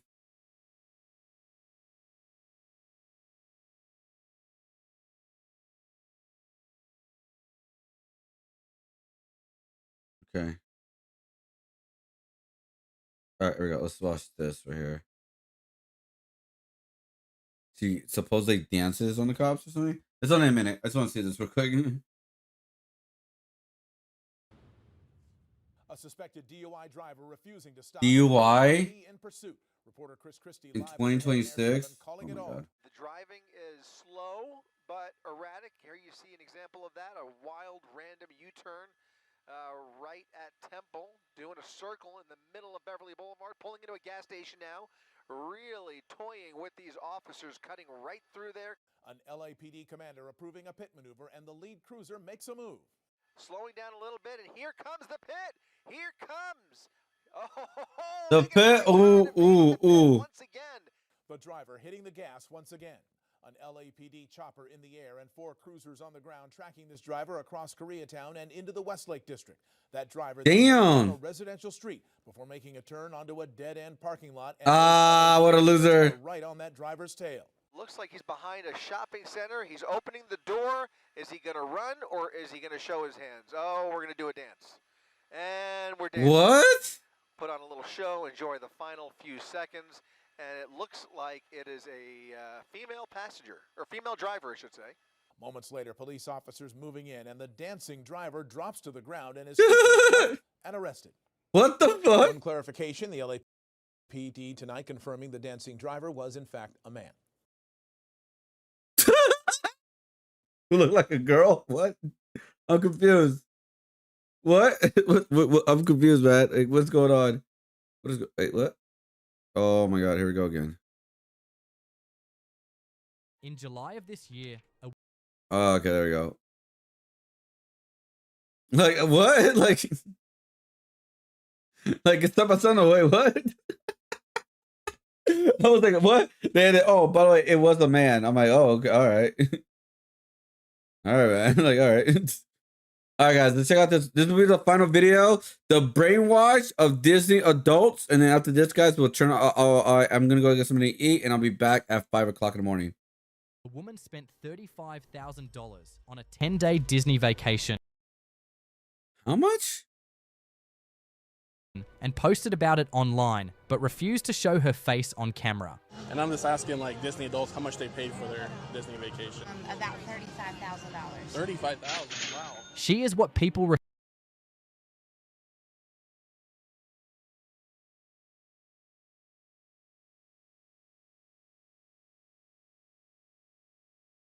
$35,000 on fucking Disneyland? refer to as a Disney adult who devotes their entire life to the Walt Disney Company. But our $35,000 woman isn't alone. Hundreds of men and women across the country are pledging their life to Disney, defending them, and going into debt for the corporation. We've had Disney passes for 8 years. You can't afford anything. I love Disney. Which is fine. It's part of my childhood. Like, I always Congratulations, turn wanted on to the go. Disney Channel. This is the story of how 2 CEOs pulled off What one of the the greatest fuck? corporate psychological operations in history. How they created an army of addicts who now defend their own exploitation while funding Disney's failures. And how every corporation in America watched, took notes, and started copying what they did. By the Disney adults, I forgot to record, guys, my bad. Spending $35,000 on Disney, or even like money on Disney when you have no money to spend, is diabolical, dude. I haven't been in Disney in so many years, dude. In so many years. At the end of this video, you'll realize Disney adults aren't just weird fans. They're a warning about a future we're all heading. The problem is that adults today cling jealously to their childhood interests. They don't pass them down. They don't introduce a new generation to them. They hold on to them and say, no, this is still mine. This is mine. What the? When Michael Eisner first became Disney's CEO in September 1984, the company was dying. Earnings had fallen to $94 million annually, down from $135 million just 4 years earlier. A corporate raider named Saul Steinberg had just launched a hostile takeover attempt, and Disney was forced to pay him $325 million just to make him go away. This was what many considered the worst financial period in Disney's history. But Eisner had a strategy. According to Kim Masters' book, The Keys to the Kingdom, he wrote in an email, "Age decompression is key, and those who think Disney is only for kids are dead wrong." The plan was simple. They would decompress Disney's child-focused demographic to include adults. In other words, they would make Disney for grown-ups. If Disney could pull this off, the potential return on investment could be massive. So they got to work. he expanded Touchstone Films, Disney's adult movie. When's the last time you guys went to Disneyland? I may be going to a theme park maybe this year, but that is like my low bottom pull of like what I want to do this year. It's because they're having a One Piece night at a Universal, and they never done that in the US. They done it overseas, but they never done it here. So I'm very curious about it. Again, that's just a way like that's something I want to do, but doesn't mean I will do, because I'm not stupid and not spend my money on things that of my wants. I need to spend money on needs. Division and opened Pleasure Island at Disney World, a nighttime entertainment complex featuring adult nightclubs with live music and nightly New Year's Eve celebrations. And for the first time in Disney park history, he added alcohol everywhere.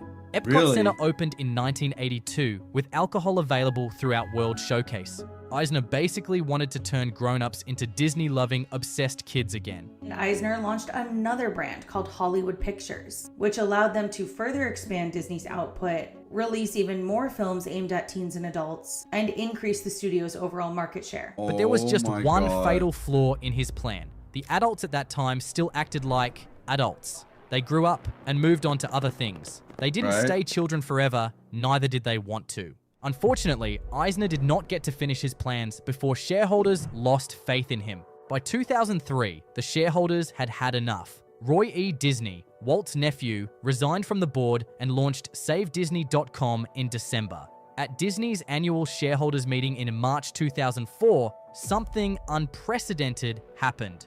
43% of shareholders who voted withheld their support for Eisner's re-election. The board immediately stripped him of his chairman title. Hi, I'm Roy. Damn. Lately, though, I've become concerned with the direction in which the Disney company is moving. If you're a Disney shareholder, in my view, the best way to help save Disney is to vote no on the re-election of Michael Eisner, George Mitchell, Judith Estrin, and John Bryson. I believe a new day is dawning for the Walt Disney Company, and with your help, we can bring back the magic. What? What is this, politics? Less than a year later, in March 2005, Eisner announced his resignation, effective September of that year, 1 year before his contract would have expired. Eisner's experiment had failed spectacularly, but Bob Iger, Disney's next CEO, was watching. And he understood Eisner's fundamental mistake. You can't just make adult content and hope adults stay children. You have to weaponize childhood itself by making it impossible for people to ever leave their childhood behind. So he went on a buying spree. In January 2006, just months after becoming CEO, Disney acquired Pixar for $7.4 billion, and Steve Jobs became Disney's largest individual shareholder. 3 years later, in August 2009, Disney acquired Marvel Entertainment for $4 billion, which meant expanding their roster with over 5,000 characters, including Iron Man, Spider-Man, Captain America, basically the entire Avengers. But he was wrong about that. Spider-Man. I mean, technically they do own Spider-Man, but not the movie rights, so. Here's where it gets interesting. That same year, just a few months before the Marvel deal, in March 2009, Disney created D23, the official community This was the for Disney worst fans. thing ever. Bob Iger announced it at Disney's annual shareholder meeting with this explanation. D23 is our way of saying thank you and celebrating our fans who bring the magic of Disney to life every day in every corner of the world. Fucking asshole, dude.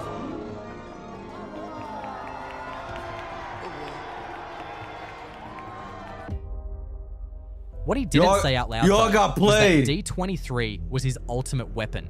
Disney saw fan communities growing online and realized they needed to control the message, control the conversation, create an official hierarchy. 3 years after that, in October 2012, Disney acquired Lucasfilm for $4 billion, and that meant getting their hands on Star Wars, That was the worst Indiana thing Jones, ever, man. and Industrial Light and Magic. The strategy was brilliant and simple. It was They didn't so need to fucking create new bad. things if they managed to lock adults into their childhood forever. Fucking A. So, if you grew up with Toy Story... That's why we always get fucking reboots, and we never get like innovation no more as much when it comes to creativity with Disney, because we're just falling into the whole what do you call it? Nostalgic effect. It's happening in video games too, guys. Just a lot of look. I like remakes. Don't get me wrong. Like I like my remakes. I ain't gonna lie, but I want some new stuff. I want innovation stuff. I don't want the remakes all the time. I don't want the reboots, HDs, all the kind. I want new stuff. We'll make Toy Story until you die. If you grew up with Star Wars, we'll make Star Wars content until you're 80. If you grew up, but not right now because Star Wars is shit. That's why they're barely bringing back. But yeah. With Marvel Comics, we'll make Marvel movies until the sun explodes. Oh God. In his book, The Ride of a Lifetime, Iger explained the strategy in remarkably blunt terms. We know how to leverage or mine value from intellectual property probably better than any media company out there. And we have the ecosystem to do it. Mine value, that's the language he used. He didn't say create or inspire or even entertain. No, he said mine as you would coal. After the Pixar deal closed, Steve Jobs reportedly told Iger, "Look what we did. We saved 2 companies." He was right, but what they really did was create the blueprint every other corporation would copy. The blueprint for how to arrest human development at age 8 while letting bank accounts mature to age 35. Oh my God! Okay, it's happening. Everybody stay calm. Everybody stay calm. Crazy, man. The religion was taking shape, but to understand how deep this goes, we need to look at what actually defines a religion. In 1973, anthropologist Clifford Geertz created a 5-part definition in his work, The Interpretation of Cultures. His definition breaks religion down into 5 essential elements: a system of symbols, teachings about the nature of existence, behavioral indoctrination, ritual performance, and treating these conceptions as real. Disney checks every single box. First, they created a system of symbols. Mickey Mouse has a 97% name recognition rate in the United States, which is higher than Santa Claus, meaning that a corporate mascot is more recognizable than a figure from centuries of Christian tradition. But Disney doesn't just create its own symbols. It appropriates religious imagery and repackages it as entertainment.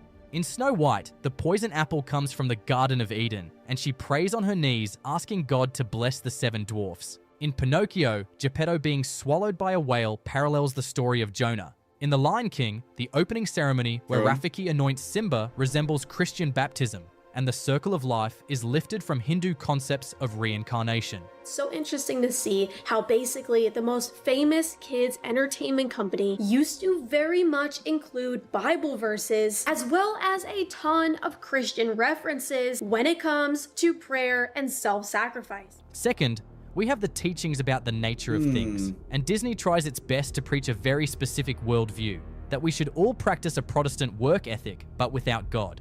According to Disney movies, hard work always leads to success. Good always wins. Evil always loses. And all you have to do is just believe in yourself for magical things to happen.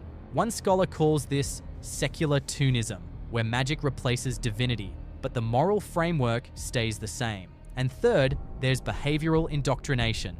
Walt Disney once said, "I think of a child's mind as a blank book," which echoes the Jesuit strategy. Give me a child before 7, mine for life. That sounds like freaking But Terminator, Disney bro. doesn't stop when you become an adult. God, they no, follow Ollie. you with Marvel, Star Wars, and live-action remakes, so that by the time you're 30, you've literally never left the Disney universe. Fourth, ritual and performance. And this is where it gets really disturbing because Disney parks have started to operate like pilgrimage sites. In 1980, anthropologist Alexander Moore published a study concluding that Disney World borrowed from the archaic pilgrimage center.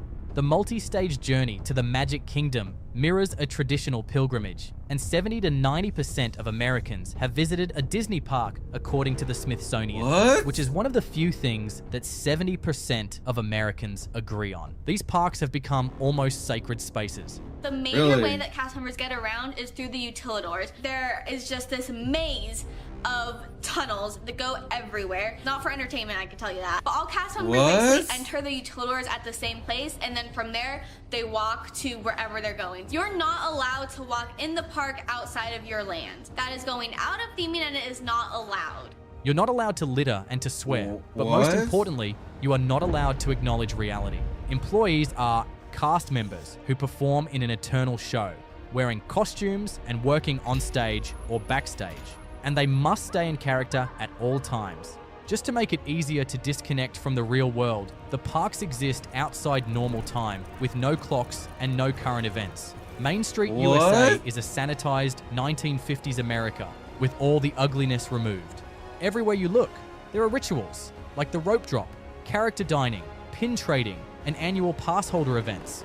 And in 2025, Disney opened GEO 82, an adults-only bar inside Spaceship Earth at Epcot, which you can only enter if you are over 21 and you have a reservation, similar to religious temples geared towards adults. What the fuck? Fifth, we have the conceptions being taken as real, and that's how we got full-on grown-ass adults crying when Disneyland reopened after COVID, or adults getting married at Disney parks for a minimum of $15,000 for the venue. And then there's Golden Oak, a community inside Disney World where homes cost $1.5 million to over $20 million. But don't think you actually own the property. Of course not. These properties are deeded for 99 years, then returned to Disney, with the added privilege of paying $26,000 to $30,000 yearly fees.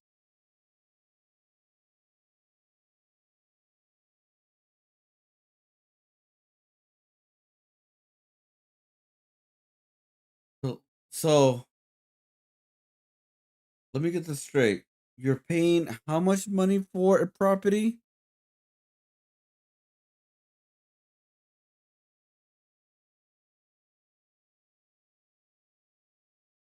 So, you are deeded the property for 99 years. Then after those years, the property is delivered back to Disney. So you can't even sell the property at all? Here's the kicker I made don't know. You don't actually own the home forever. Even after the massive multi-million-dollar price, monthly HOA of fees of $2,400, and heavy annual tax bill, you are deeded... What? Wow. Wow. Properties are deeded for 99 years and only consumption.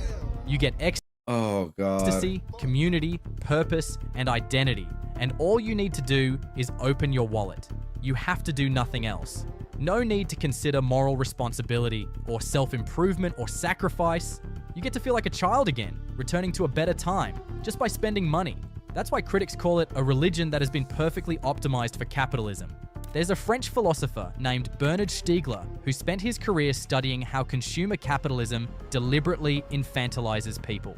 His argument was simple. Fully formed adults make terrible customers because they think long-term, they fix broken things instead of replacing them, they think critically about purchases, and they can delay gratification.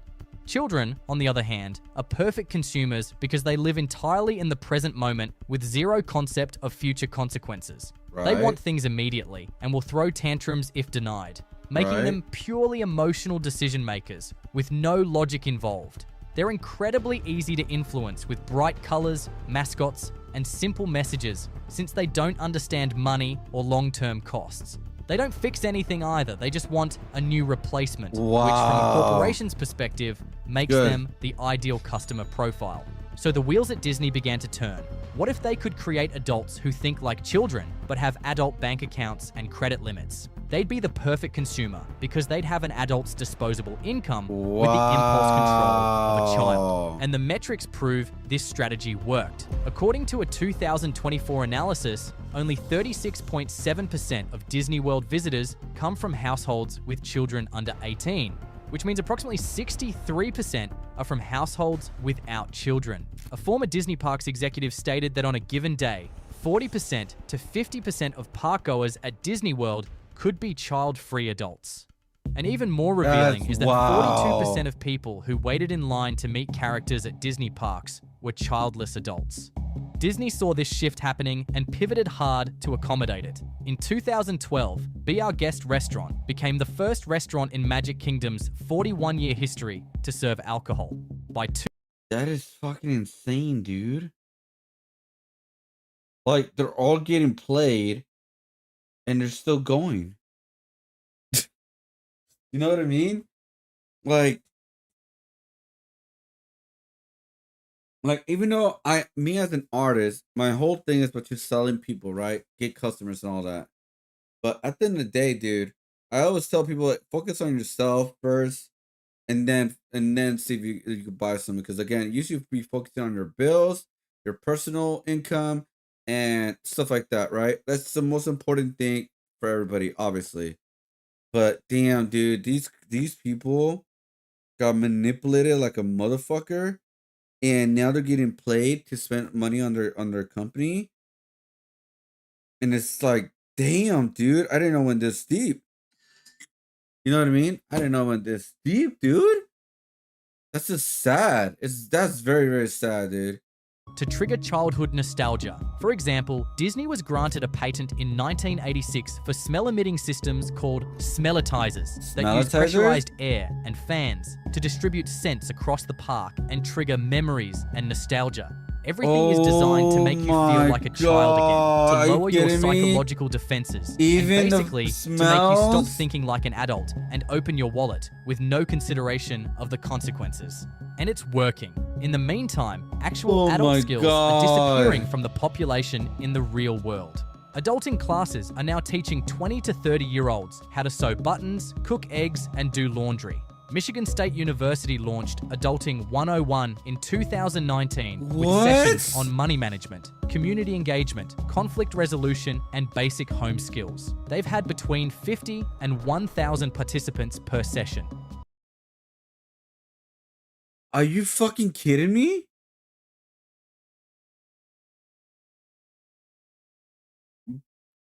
Bro, what is going on?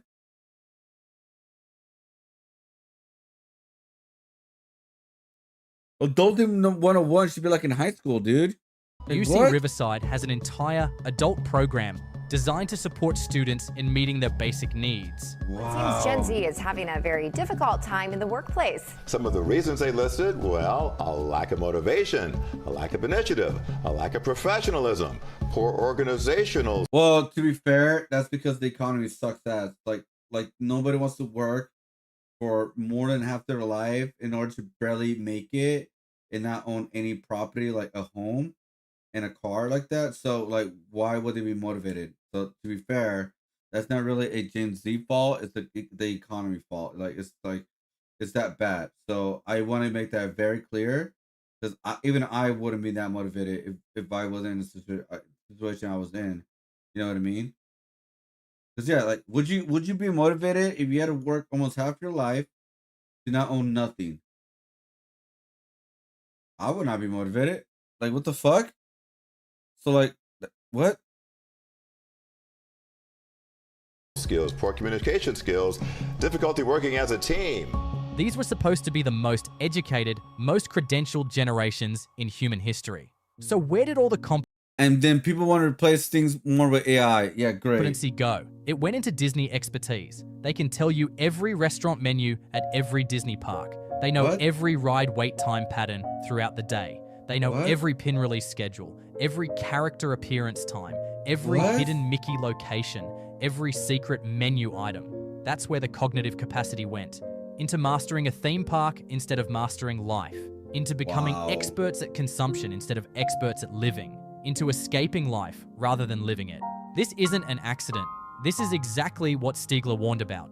He called it symbolic misery, which is basically what happens when people stop creating things and only consume them. When you stop thinking critically and only react emotionally. When you stop being an adult and only feel like a child, you become the perfect customer. And Disney proved.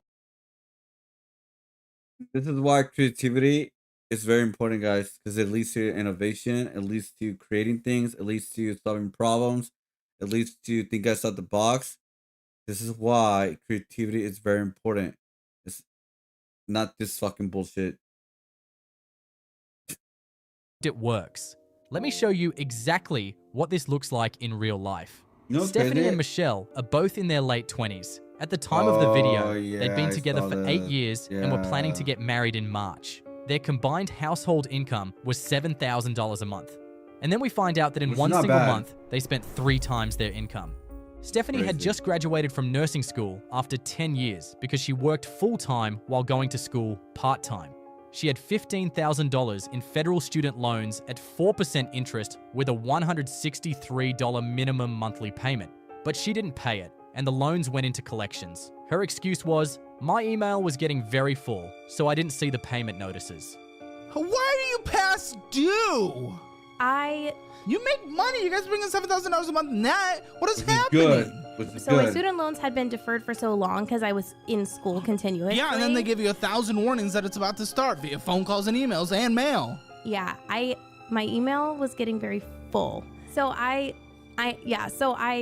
did eventually see it because I logged into the account and saw that it was past due, which is why I realized that I do need to start paying back on that. Yes. But during this same period, when her email was too full to see federal loan notices, she bought $2,000 worth of Disney annual passes for both of them. Her justification: it was my treat to myself for finishing nursing school. The passes were $2,000. Okay. And when I was in nursing school, we said, You're talking about Disney right now? What are we doing? well, I told myself it would be my treat for like finishing nursing school. You don't get treats if you're not paying your fucking bills. When they were confronted with their poor decisions, she said, I didn't have my childhood, so I need this now. Here's the deeper disaster. Bullshit. Stephanie spent 10 years in school part-time, deliberately extending her education for an entire decade so she lost her 20s, which is the most important decade for compound investment growth. Now, she's finally making good money at $36 an hour plus an 18% night differential, bringing home $4,400 a month. Which is good. And she immediately blows it on Disney. We went to Disney once in November, and then we went a couple weeks ago. I'm going twice in January. What? Wait, twice in January? What the? Rich people don't do it. And you guys are doing it? And since we already have the passes, we're not paying for the tickets to get into the park. That doesn't matter. $1,000 for a day. Guys, you make $7 a month net, and you blew through a seventh of it in a day? She genuinely doesn't understand that spending over $1,000 on hotels, food, and travel, each visit negates any concept of free. This is child logic trapped in an adult body with a nursing degree and a $50,000 salary. Wow. And this is the fourth time they've done this. They accumulate massive debt, get a lump sum to pay it off, then immediately build it right back up. The first time they used crazy, their biggest debt is fucking Disney, dude. Severance pay after a job loss. The second time was the COVID stimulus. The third time was a car accident settlement, which got them $9 grand each. Each time they paid off debt, then built it right back up for Disney. Now for the fourth time, they consolidated their credit cards into a personal loan. What did they do immediately after? Put $5,000 back on the cards within weeks. For Disney passes, trips, merchandise, food, everything Disney. When asked if they learned anything from doing this 4 times, the response, I figured because I was working now, everything would balance out. It didn't balance. It got worse. You spent beyond double what you make. You spent triple what you make. We just like to have fun, and I feel like we have a lot of fun together whenever we go to Disney. This is what Stiegler warned about, and precisely what Disney engineered. The perfect consumer. Someone who will destroy their financial future, ignore federal obligations, and sacrifice every adult milestone to feel like a child over and over again. Let's return to the woman we opened with. The one who spent $35,000 on a 10-day Disney vacation and refused to show her face on camera. And I'm just asking, like, Disney adults how much they paid for their Disney vacation. No, I don't want my face on there. Okay. About $35,000. $35,000, wow.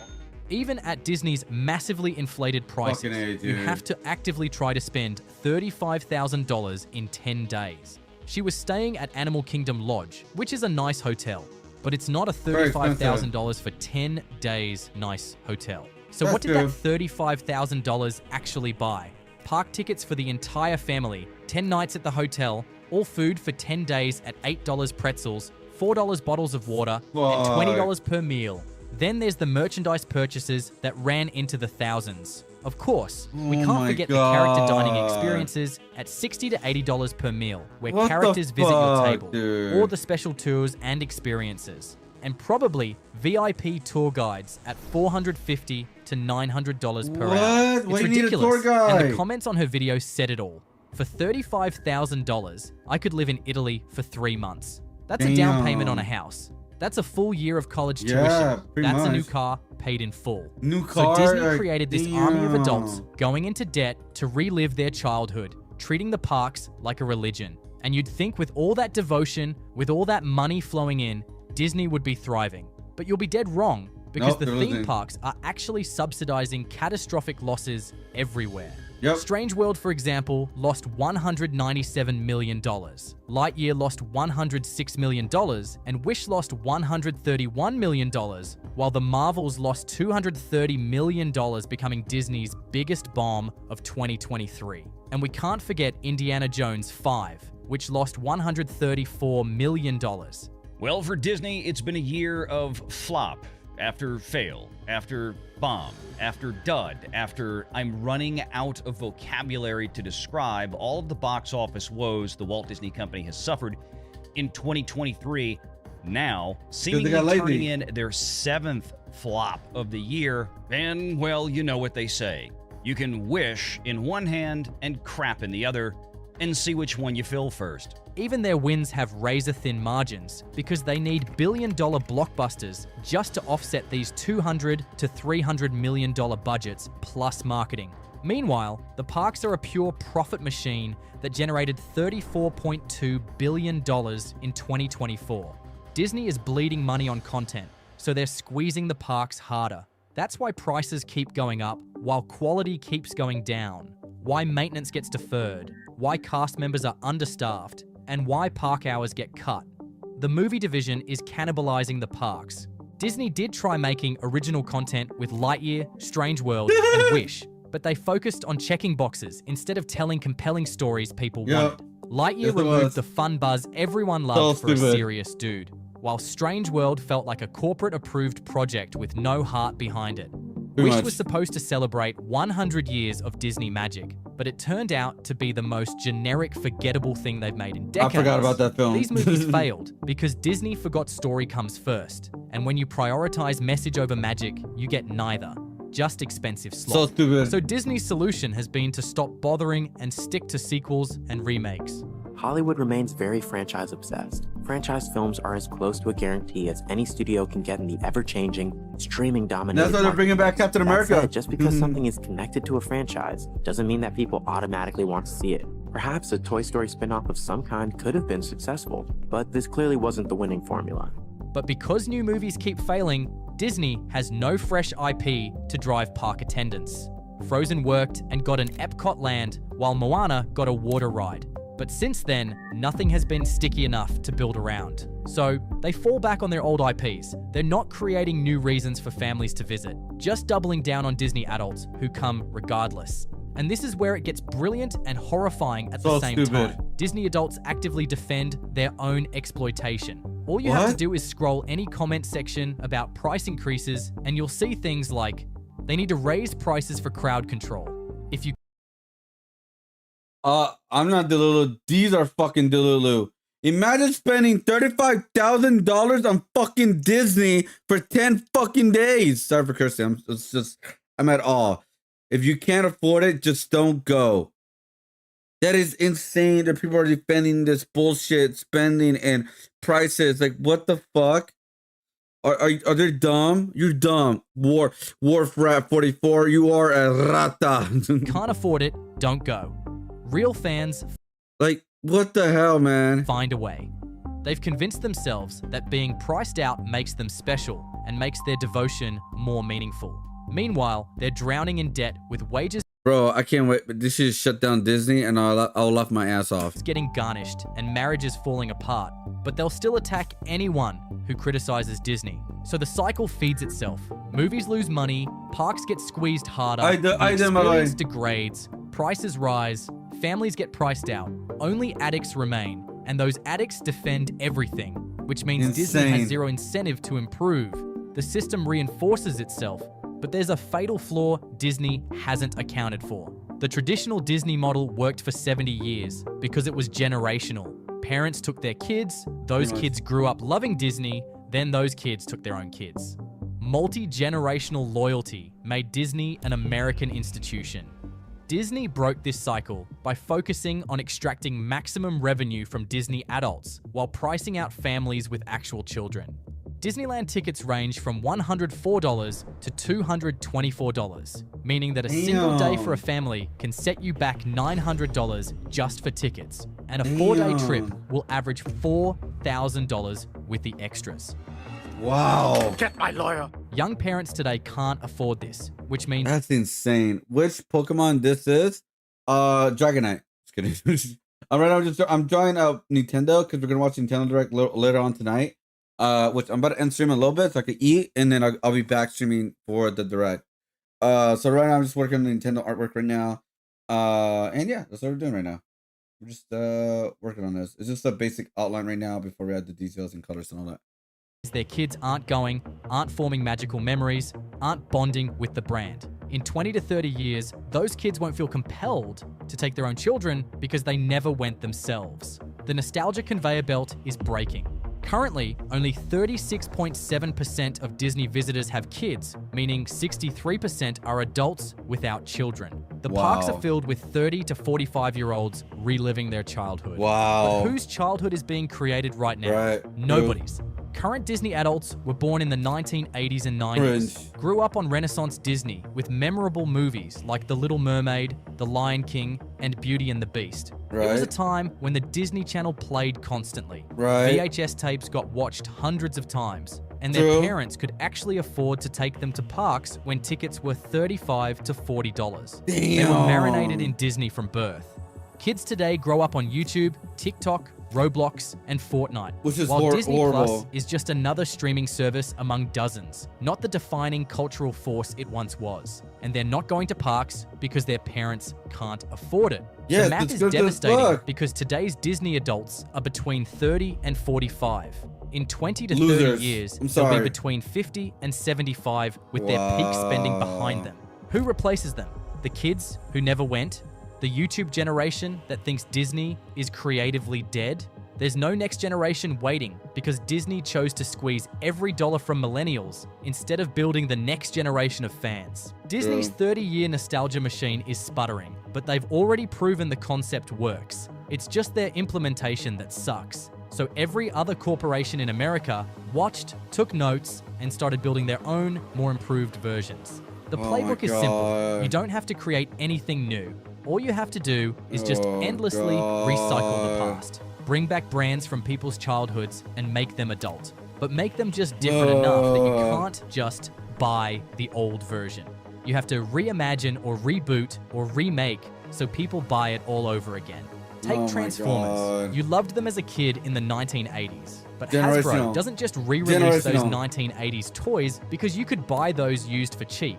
Instead, they create new movie series. New designs, new toys, new adult collector lines, where toys now cost $200 to $800 instead of $15. They're marketed as premium collectibles for serious fans. They're the same characters with the same nostalgia triggers, but now it's sophisticated. You're not buying toys, you're investing in collectibles. You're not playing, you're simply displaying your passion. And that's how you get people willing to pay up to $40,000 for Optimus Prime from 1984. What? I declare 40,000? And you'll buy every version because each one triggers that childhood feeling. And you'll defend these purchases viciously if your decisions are... Look, like, I'm a collector myself, but like there are times where I fucked up and I was like, I should not have bought the thing. For example, I should have predicted about the whole thing that happened. I was like, oh, I shouldn't have gotten the Cyclops and stuff like that. Like, don't get me wrong, I fucked up too. But at the end of the day, I sold my stuff. Guys, you know how much stuff I sold? Like, on my personal collection, I sold a lot of it. That's why it's like more emptier than it was when it started last year. Because I know that at the end of the day, it's cool. I love it. But it's like, my personal stuff is more important than my collectibles. You know what I mean? And that's what people need to realize that too. It's like, at the end of the day, you and your personal needs are more important than your wants. And it's insane how that is something that needs to be taught, especially with this new generation. It's fucking insane. Questioned. Because questioning the purchase means questioning your childhood, which means questioning you. And we know it's working because the kidult economy has exploded. For example, Lego launched their Adults Welcome campaign in 2020 as an explicit admission that they're targeting adults too, and not just children. This is Bryce, a lover of all things retro, analog and mechanical. Oh my god. Find your flow. Build with Lego bricks. Adults welcome. Wow. Within a few years, their revenue hit $10 billion. They're marketed as relaxation and mindfulness and self-care for adults, meaning that you aren't playing with toys, you're engaging in mindful building, and you're certainly not avoiding your responsibilities. You're practicing self-care, which you absolutely deserve. The language is carefully designed to justify the expense, regardless of whether you can actually afford it. Another example is Hello Kitty. Did you know how much like the Lego what was it, the latest set? Pokemon. Do you know how much that costs, guys? Do you know how people are obsessed for the free item of the badges and stuff? It was effing insane, dude. Like the resale value of that was insane. I think they spent over like an extra $200-300 just to resell it or like resell it kind of thing. Bro, right now, the Game Boy, right now, I think that's a new one. It's worth about, you buy it for $60. Not the worst, but obviously not the best, but not the worst compared to a lot of other sets, right? But it's not even that big either. And then when you go to, hold up, the Mario Kart, 169, 170 plus. The Mario and Yoshi one, 129. It's like average is $50, guys. Well, this one is $15, so it's not the worst. But it's still like, it's insane, like the prices, man. Insane. I believe they also did like I believe they also did Pokemon recently. Do they still have it? Yeah, here it is. Pokemon. Yeah. The Venusaur Charizard, it's 600 and a Blastoise, $650. It used to come with a free gift. It used to, but not anymore. It's like you can no longer buy it. But yeah, the Pikachu, $200. Eevee, $60. Insane. And I believe they just released Zelda in recent time. Let's see. I wouldn't be surprised if like Dragon Ball is next too, by the way. I would not be surprised. Yeah, they just released Zelda, Ocarina of Time, or like, yeah. They just released that. Insane. And then you have Sonic too as well. It's just, oh god. That was created in 1974, which means she's 50 years old. For 30 years, she was a children's character on school supplies, but in the 2000s, she was reinvented for adult consumption.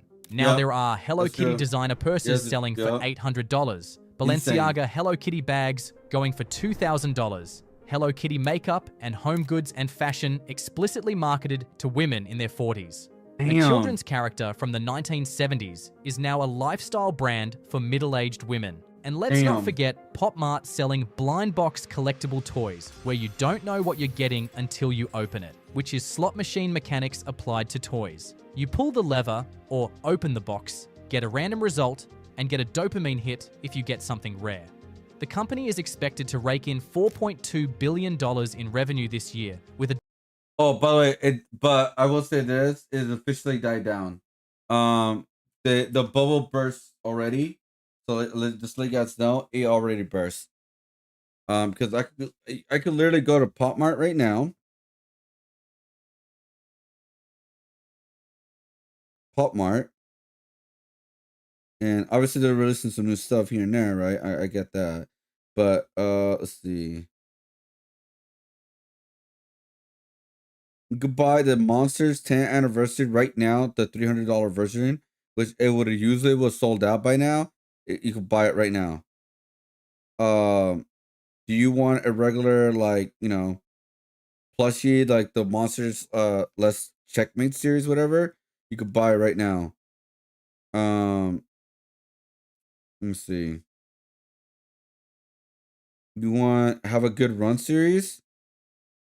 You could buy it right now. Like, you could buy anything. Like, they pretty much destroy the market, pretty much. Because they're releasing so many of them. Yeah, like those little boo-boos, whatever you want to call them, they're officially sold out. Like, I mean, like, they're officially, like, no longer buying them no more. Nobody cares. Yeah, like nobody cares anymore. So all the people that bought these Labubus last year, beginning of the year, yeah, they got ripped off because they were paying around $60 to $80 for this.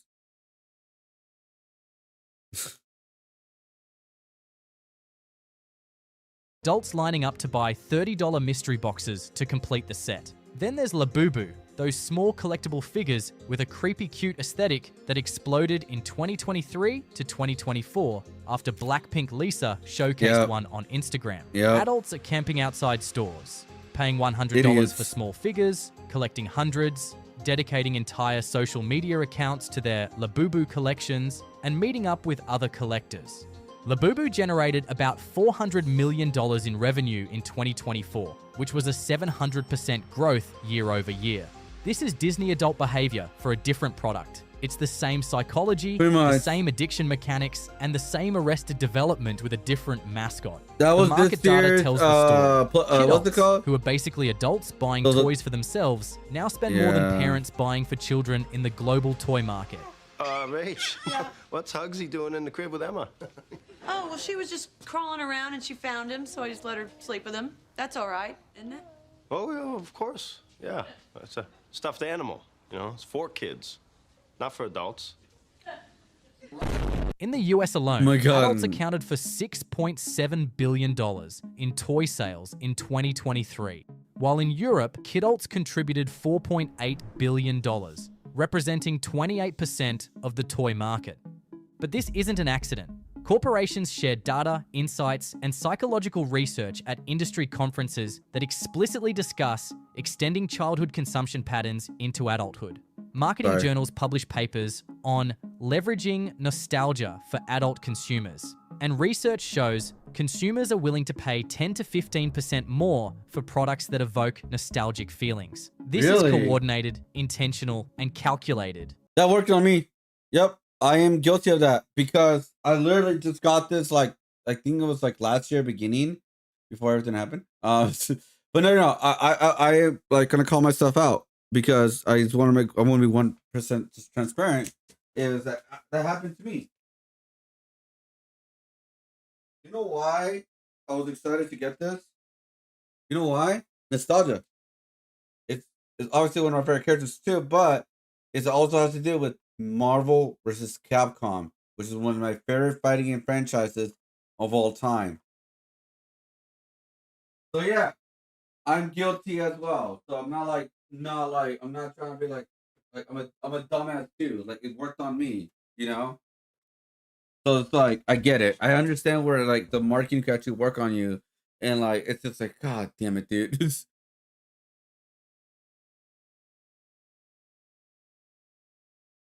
They know exactly what they're doing, and what they're actually doing is training people to prioritize emotional gratification over financial responsibility. The marketing has shifted from buy this if you can afford it to you deserve this regardless of your financial situation. They're normalizing the idea that you should ignore bills, skip savings, and accumulate debt because you've earned a treat. They don't care that you'll be bankrupt in 5 years or that your retirement account. That's why bro, like I said, when I was in debt, guys, because of certain circumstances, like the car and all that, I paid my debt in a month.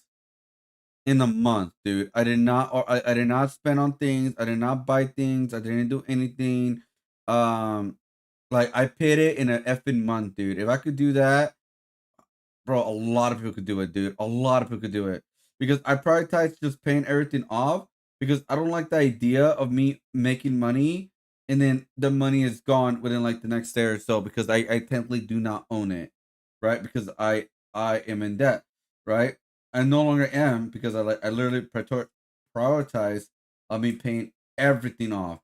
And I think that should be the mindset for everybody who is in debt. It's like you should prioritize your debt in order to get that over with, and then you can start living your life and kind of go from there.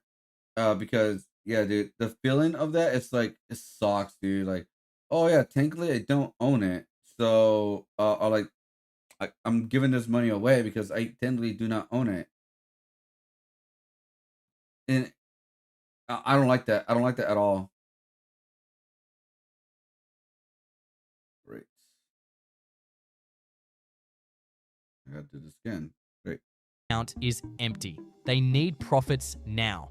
And they've figured out that people who think like children don't think about long-term consequences. Idiot. And it's working everywhere. Apple turns product launches into religious events, while Supreme charges $500 for logo t-shirts. Wow. Fast food chains love using nostalgia marketing with collectible toys to get you through the doors, and Hollywood pumps out endless reboots and sequels. Then you have social media manipulating dopamine with infinite scroll, and retail pushing Squishmallows, Funko Pops, and any collectible with artificial rarity. We're not citizens anymore. We're consumers chasing. But now, guess what? Funko Pops are dead. They're already losing a lot of business. So all those Funko Pops could be, some of them will be worth some money because it's gonna be very hard to get. But majority of them are gonna be worthless, dude. We're probably gonna see a landfill of these shits. Feelings from when we were 8 years old, while corporations sell those feelings back to us at markup prices. Meanwhile, our actual adult responsibilities pile up, and we can't afford houses, can't afford healthcare, and can't afford retirement. But we can definitely afford another limited edition Labubu, another VIP Disney trip, another $500 Lego set, another $800 collectible, because it makes us feel like kids again. And that feeling is worth going into debt for. No, Remember it's not. Stephanie, the nurse who let her federal student loans go to collections so she could buy Disney annual passes? That's not a bug in the system. That's the intended outcome. Corporations certainly don't give a damn that these people will inevitably go bankrupt, lose their homes, and have nothing saved for retirement. They've already extracted maximum profit from them now. And the fact that there won't be a next generation of customers because these people are too broke to have kids or take them anywhere is a future CEO's problem. They got their quarterly bonuses. Your financial ruin and the collapse of the entire business model in 20 years is somebody else's problem. And the scary part is that this strategy is working. So we have to ask ourselves what our society will actually look like when an entire generation has been successfully trained to think like children. In 2006, Mike Judge released a comedy called Idiocracy that we all found hilarious. Well, nobody's laughing anymore. The premise was simple. A guy wakes up 500 years in the future to discover humanity has become catastrophically stupid. The most popular TV show is just a guy getting hit in the groin repeatedly for 30 minutes. Nobody can read or think critically. Corporations run everything, while the government is just a theatrical decoration. And the president is a reality TV star and former professional wrestler. Sound familiar? God. Here's what made it scary. In the movie, Brondo, an energy drink company, literally owns the FDA, the FCC, and the USDA. They've replaced all water with Brondo for watering crops. And when someone suggests using actual water instead, people look at him like he's insane. But Brondo's got what plants crave. It's got electrolytes. Nobody knows what electrolytes are. Nobody questions whether crops actually need energy drinks. The corporation says it's good, so it must be good. And the government exists only to enforce corporate will. Crazy. For the last time, I'm pretty sure what's killing the crops is this Brondo stuff. The Brondo's got what plants crave. It's got electrolytes. So wait a minute. What you're saying is that you want us to put water on the crops? Yes. Water. Like out the toilet? That was satire in 2006. Let's look at where we are now. In 1966, the BBC interviewed British children aged 8 to 12 about what they thought the year 2000 would be like. Their responses were shockingly articulate. One said, "Oh God, populated, there'll be wars, all nuclear explosions and everything. Another predicted, people are going to be out of work and a great population. I think something has to be done about it. Another said, I think it'll be people will be regarded more as statistics than as actual people. These are children speaking with philosophical depth in complete complex sentences, making predictions that turned out to be correct. No, nowadays we do what was the like last year's meme? 6, 7 or whatever? Oh fuck, dude. Forward to today, and the metrics tell the story. The average movie shot length was 12 seconds in the 1930s. Now it's 2.5 seconds. Song intros were 20 seconds in the 1980s. Now they're 5 seconds. The average pop songs decreased by almost a minute just between 1998 and 2018. And TikTok creators are advised to keep their videos between 30 and 60 seconds long And Oh many my people now watch God. YouTube at 1.5 or 2x speed because normal speed feels too slow. We literally cannot tolerate a... I got affected by that too because sometimes I just skip around.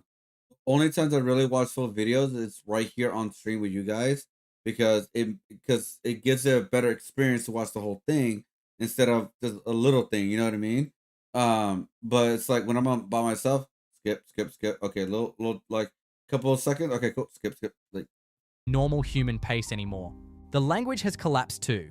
Adulting treats basic maturity as a temporary performance, while God. self-care means buying products and avoiding responsibility. And Oh my bed rotting God. is scrolling all day, rebranded as wellness.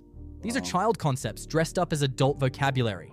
Media literacy has completely collapsed. I saw it on TikTok is now considered research. People can't distinguish between news, opinion, satire, and fiction anymore. Trust in media has dropped from 72% in the 1970s to just 31% in 2024. But that's not because people got better at critical thinking, but because they lost the ability to evaluate sources at all. And this is where it connects back to everything we've been talking about. In Idiocracy, corporations don't need to hide their control anymore. President Camacho is sponsored by Brando. The entire government is just corporate branding. And nobody questions it because nobody has the cognitive capacity to question it. That's the pattern in every corporate dystopia. When your population becomes too dumbed down, too distracted, too infantilized to govern itself, corporations step in to fill the power vacuum and promise to take care of everything. People accept it because thinking for yourself is exhausting, and they've been trained from childhood to trust the brands. Disney adults have already shown us how this works. They've pledged allegiance to their corporate overlord. They defend Disney against all criticism. They attack anyone who questions Disney, and Disney has become part of their identity. They don't see themselves as customers. They see themselves as subjects in the Magic Kingdom. This is the relationship every corporation wants with everyone. Think about the messaging. Don't worry about your problems, just trust Amazon. Don't worry about healthcare, just trust Apple's health tracking. Don't worry about privacy, just trust Google. Don't worry about safety, just trust Tesla's self-driving. Corporations are positioning themselves as benevolent caretakers, and infantilized populations accept it because... And then also like nowadays with the AI stuff, guys, now people are gonna get way more lazier, and that's the problem. I'm a big against AI because it's gonna really stop innovation because if there's no problems when you're creating something, whatever it is, it doesn't be in the creative field like video games, stuff like that, just more in general, that means innovation slows down by a lot. The reason why we got so much cool stuff around the 90s, guys, because the innovation was like crazy up high. Because we got a lot of problems, like trying to create something, but we had to figure it out and build off of those problems and really go to the next level kind of stuff. I think a lot of stuff we went downhill was around 2010 and around the Vines section and TikTok and like the phones and all that, how we got addicted, because obviously I got addicted too, of like social media and everything. We cared about who was in our top 10 on MySpace to join me at Facebook to now see you at Twitter. Yeah, man, it just sucks. Like a part of me, that's why a part of me wants to do like a in my commentary when I do videos for my art guys. Um, what I want to do is what I want to do is kind of like what you do today of being productive. You know, did you do something productive? It could be anything at this point. Did you went for a walk? Did you drew? Did you do something that you always wanted to do, or work towards that goal or whatever? You know, like something at this point, because like holy shit, man, we're in a very very bad spot, and honestly, we let it happen. Because like either people are overspending or arguing online about fucking politics or some shit like that, about someone said this, someone said that, like are you with this, are you with that? It's like we're so brain rotted nowadays, and they we're not, yeah, like one of my advocate, like one of the things that like I've been talking about and saying to tell people is to focus on yourself, stop focusing on what everybody else is doing. Thinking is hard and trust is easy. But what about resistance? About fighting back? Well, the thing is that resisting corporate control requires critical thinking, delayed gratification, community organization, long-term planning, and sacrifice for future generations. Every single quality required to resist is a quality that's been systematically drained by the same corporations that want control. Idiocracy wasn't a comedy. It was a warning we ignored while becoming the thing we laughed at. President Camacho seemed impossible in 2006, but now he's inevitable. Disney adults aren't weird fans. They're the warning sign of exactly where we're all heading, and that's a civilization-wide regression engineered by corporations for profit, defended by victims who've been trained to love their chains as long as those chains have Mickey Mouse on them. Oh god, dude, so bad, man. So bad, dude. I just spent the past 4 days building one of my subscribers her dream gaming setup, and I'm finally excited to show it to her. This Dude. was her setup just 4 days before. Sorry about that. But yeah, man, it's like, fuck, dude. It's so sad. It really is. In July of this year, they all got played, guys. They all got effing played. Stop attacking the billion-dollar company. Refuses to show herself on camera. Emiliana's sister image follows. I like how Disney adults RP so hard that they all turn into humans from Wall-E. I paid like $5,000 to I paid $5,000 for a 10-day vacation in Japan. That includes airfare and hotels. Like, fuck, Japan's so much better. Like, fuck Disney. Let me go to fucking Japan. It's part of my child. Yeah, leave it behind and get a DVD player. Like, fucking A, dude. To be fair, the adulting classes, all those were taken away from us in junior high school. And they used to have cooking and finances courses, but got rid of those in 2010s. Yeah, that's what they should be back, honestly. Those adulting classes should be like a senior requirement class. I'm obsessed with the Lion King. The problem, I'm cheap, mostly independent. Well, cheap pirate and have haste. So good. If I was making $36 an hour, I would definitely pay off loans first. Disney can come later. 100%. Like, it could, like, no one's saying you cannot have fun, but you just gotta be smart with your money, dude. Like, holy shit. But anyways, those were Disney goddamn adults, man. Holy hell. Anyways, guys, we are done for tonight, guys. I'll be back on like literally in 2 hours. I'm gonna eat something, gonna kick back a little bit.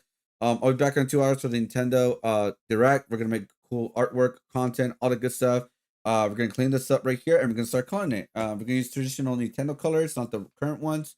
I just want to see how they're gonna look, and kind of go from there. All right, guys. So thank you for watching, guys. I really appreciate it. I'll see you guys in 2 hours. So you guys are gonna be awake or not for the Nintendo Direct. And yeah, thanks for watching. I really appreciate it. And thanks for hanging out. Hope you guys enjoyed the Red Hood art piece. And yeah, we'll see what we do from there. All right, guys. Thanks for watching. Bye, everybody. Have a good night. Thank you guys again. I really appreciate it, especially like late at night. Like, holy hell. Bye, everybody. Oh my god. Bye.